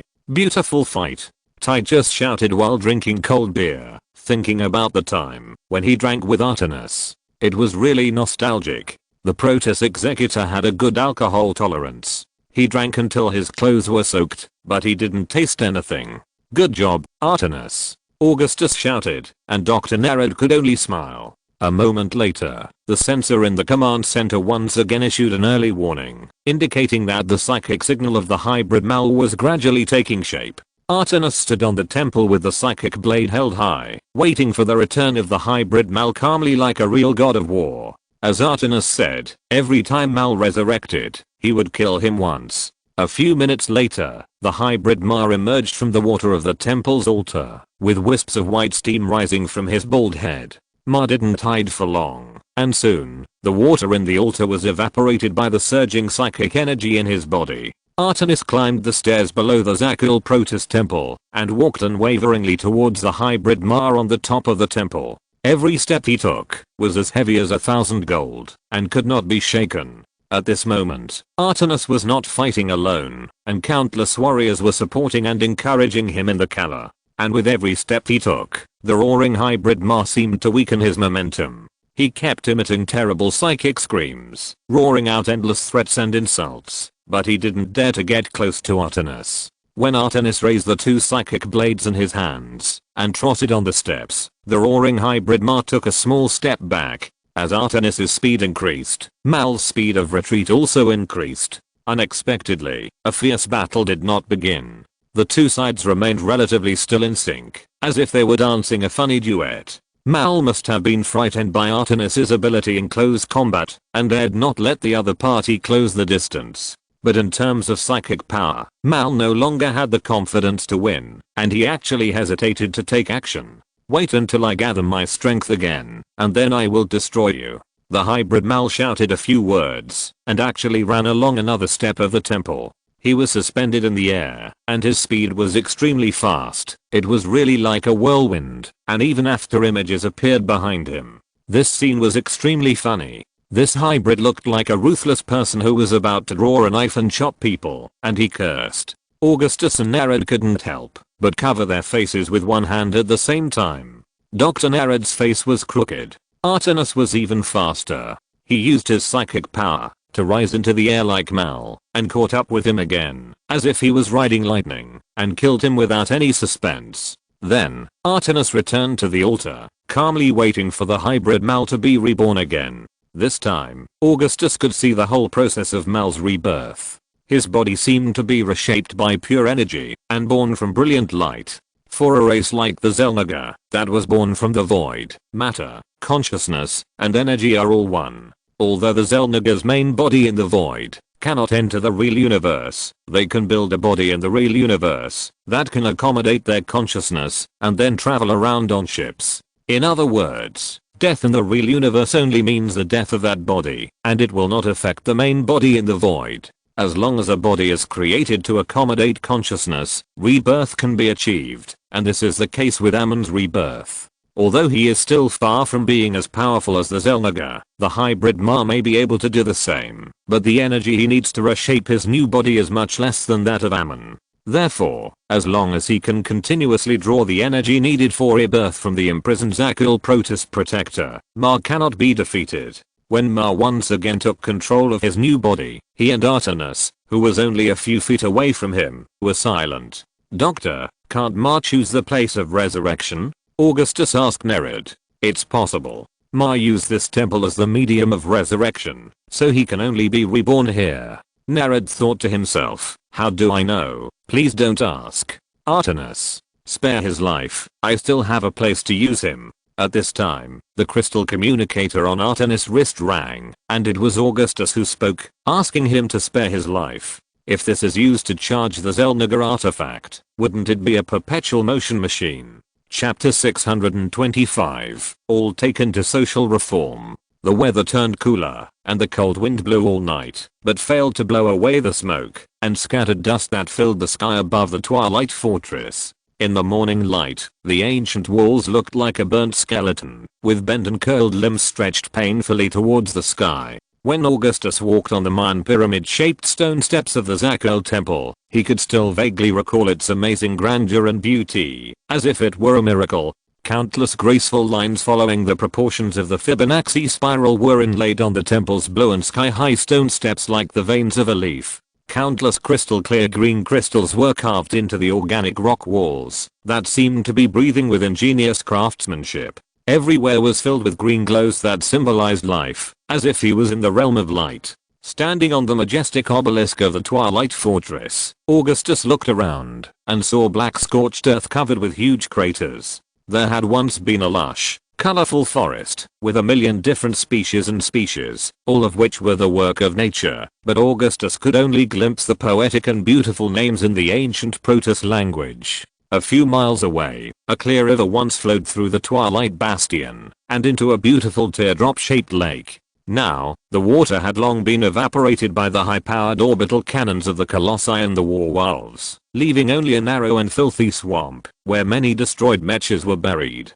Zakhel's ancient ruins and magnificent texts were razed to the ground, and the tragedy was almost comparable to that of Air in the war. To humans, it was a pity at best. Compared with the lives of their warriors, Augustus thought that these ancient ruins were not worth mentioning. But to the Protoss, it was a terrible loss. The temples could not be desecrated, and they would give their lives to defend them. The enemy is taking away everything we cherish, and in your prophecy, this is just the beginning. Augustus said to Zerachel. It's not my prophecy, Augustus, it's the Xel'Nagar's, Zerachel replied. This venerable dark archon has turned the tide many times at the most critical moments, but few people in the world know of his achievements. Before the ancestors of the Mengsk family arrived in the Kaprulu sector, Zerachel had already traveled around the universe. Even from the perspective of the Protoss, he was already an old man. When they get along with Augustus, they are more like friends. Augustus understands the Protoss. He can understand everyone and tolerate them, which is why he is so popular.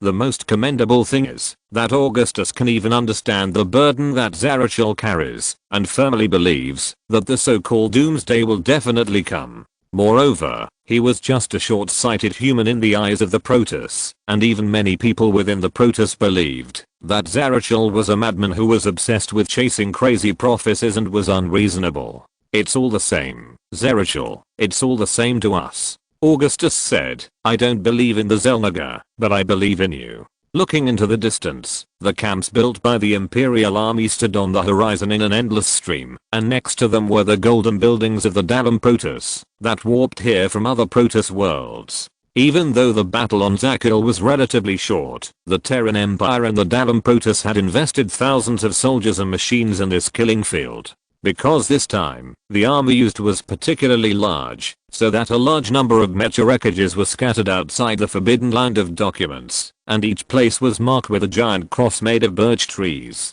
The Imperial Army still needed some time to recover the damaged machinery, collect the missing and injured personnel, and transport the dead back to Korhal. In addition, the soldiers who had fought all night could not only have a good sleep, but also enjoy hot soup and delicious food immediately after waking up. This was probably their only comfort. The new EMP weapons and powerful mecha equipment made the main force of the Terran Empire even have a certain advantage, but casualties were still inevitable. You know, Zerachel said, and believe it firmly. You said that the dark future is coming. 5 years later, or 10 years later. Augustus's eyes were very deep. Maybe by then, we will be too old to move. Augustus was even more certain than Ammon and Nerad that the end of the world was coming, but sometimes he also had doubts, not knowing whether that day would come sooner or later. If Nerad could not produce a large number of hybrids with the help of the Terran Empire, he might think that everything was not ready.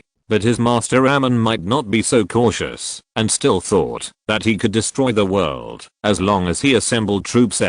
You are right to worry. In terms of the timescale, the difference between us and the Xel'Nagar is unimaginable. When the Xel'Nagar wake up from their sleep, the world has already changed dramatically. Zerachel said to Augustus, but I think the invasion of the Zerg is a sign that the end of the world will not be too far away. I came back this time to warn you. Do you think we should not consume too much military power before the end of the world? Augustus hummed, but the Zerg will not agree. There is one thing that can be avoided. That is the grand plan of the Terran Protoss to recover Aya.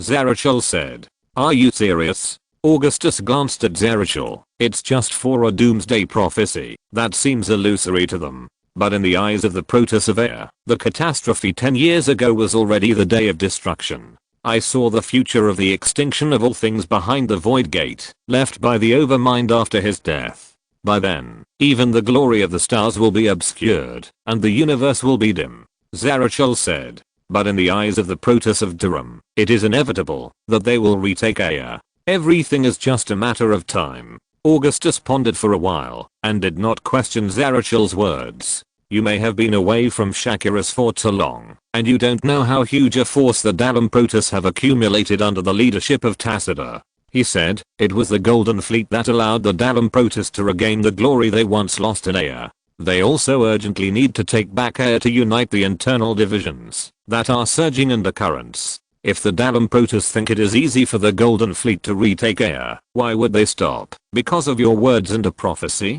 They may think that the Zerg is leaderless and not worth mentioning, but they ignore the terrifying Eye of the Storm connected to the Void. Zarichel said, that is an Eye of the Void. No one knows the horror of the Void better than the Dark Templar. We stand in awe of the Void, far more than because of its mystery and vastness. He said, every time I return to the Eye of the Void in Aya, I will find that the erosion of the Void is getting deeper and deeper into the wasteland of Antioch after the war. Under the erosion of the Void energy containing tyranny, hatred, and hatred, nothing can survive for long. Could it be Ammon, the god of darkness? Augustus suddenly thought. It was Ammon. Under the influence of this abominable will, and the shadow of the Void, Aya's Zerg became more and more violent. Zarichel said to Augustus, and when I wanted to get close to the Eye of the Void again to find out, there was always a voice telling me to stay away from there. Augustus nodded silently. The research station established by the Terran Empire in Aya also detected the abnormality of the Eye of the Void. The surging Void energy can even damage our detection drones. But now, I have to withdraw most of the personnel in the research station, because many of them have different degrees of mental problems. I'm more worried about whether the hybrids are also related to this. Zarichel said, if so, the Golden Fleet is likely to step into a terrible trap. My scientists believe that the hybrids are the weapons that Ammon uses to destroy the world. Augustus said, but obviously, it can't be just hybrids, unless their number is as large as the Zerg. And, have you ever thought that there are people among the Terran Protoss who not only don't believe you, but also slander you, or even attack you? That's why I must return to Shakuras and warn Tacita. Zarichel said, I must have a good talk with Tacita. Those who are loyal to the people and eager to regain the glory of the Protoss will regard me as a representative of cowards, and even scold me as a traitor. But I must do it. Even if no one believes you. Augustus said, even if thousands of people point fingers at me. Even if no one believes me. Zarichel said, even if thousands of people point fingers at me. But, Zarichel, politics is more complicated than you think. Not everyone in the Light and Shadow Council can see the risks hidden behind the expedition to Aya. Augustus' voice was calm, but his heart was not like that. If you intervene rashly, you may be used by those with ulterior motives. The Protoss of Durham are not harmonious at all. The Protoss of Shakuras believe that the Protoss of Aya are plundering the resources of their homeland to build a fleet to retake Aya, but in the hearts of the young generation of Dark Templar born on Shakuras, the homeland that only exists in the memories of their fathers is not as important as Shakuras. In addition, a series of problems have arisen in the distribution of power. The Dark Templar, led by the matriarch's daughter Vorazan, believe that the overly strong Aya Protoss culture is eroding the culture and traditions of the new generation of Shakuras, and that the interests of the Nerazim are being harmed. Although most of the members of the Golden Fleet are Aya Protoss, and there are quite a few Dark Templar among them, there are also quite a few Dark Templar who believe that their compatriots should not be sacrificed to recover the Aya Protoss homeland. In addition, the rebellious Dark Arcanoriga also has many secret supporters in Shakuras. At this time, if Zarichel suddenly appeared to stop Durham's expedition to Aya, it is likely to cause further divisions within Durham. After that, Zarichel, Tacita may not be able to suppress the surging public opinion. Auriga's wanton destruction of Deram's world has led to more and more impeachments of Tacita in the Light and Shadow Council. Daram urgently needs a great victory to boost morale. Augustus is very realistic. In order to collect further evidence, I have to go to the next world to find the fragments of the prophecy. Zarachel said, the next world is Ulan. It is said that the dark and distant world hides unknown secrets. When will your journey end? Augustus said, maybe, after everything is over, you can find a place to have a good rest. At this time, a sound of footsteps came from the back steps. Executor Artenis came with several Templars and Calipha's technicians, and the Imperial scientists led by Dr. Nered of the Terran Empire were also among them. Artenis. Zarachel turned around. Old friend, you are very sad. I ended their suffering with my own hands. Artenis said sadly, this makes me very regretful. The Zakul Protoss enslaved by the hybrid Ma suffered heavy losses in this war, and there were only a few survivors. Whether it was the Zakul Protoss who finally woke up, or the Deram Protoss who had fought against them, this was an extremely painful thing. For a long time, the Protoss killing each other was considered to be something that only happened in the darkest times. The deep trauma imprinted on the soul will affect the Protoss for life, and such pain can even kill them. This account must be attributed to the hybrid Ma, and to Ammon and his lackeys. Augustus was very sure that the hybrid Ma would face the most inhumane torture at his hands. Now, the hybrid Ma has been packed and prepared to be sent to the Imperial Scientific Research Planet to accompany the brain worms. Ammon. Do you hear me? One day, you will pay for your blood debt with blood. Artenis shouted in grief and anger. I'm extremely heartbroken. Dr. Nered in the back also cried. The Zakul Protoss are all noble warriors. They all died at the last moment before the dawn. Died in flames. He said, these are the last words said by the Zakul Protoss before they died. They are all crazy and irreparable. This is very scary. If the hybrid can even control the Protoss, then I dare not imagine what kind of tragedy will happen if he turns against humans. Augustus sighed. Alas, what about the protectors of Zakul? They have been sent to the stasis chamber. Artenis said, when we found the protectors, they had fainted because the hybrid Ma extracted too much energy. That's good.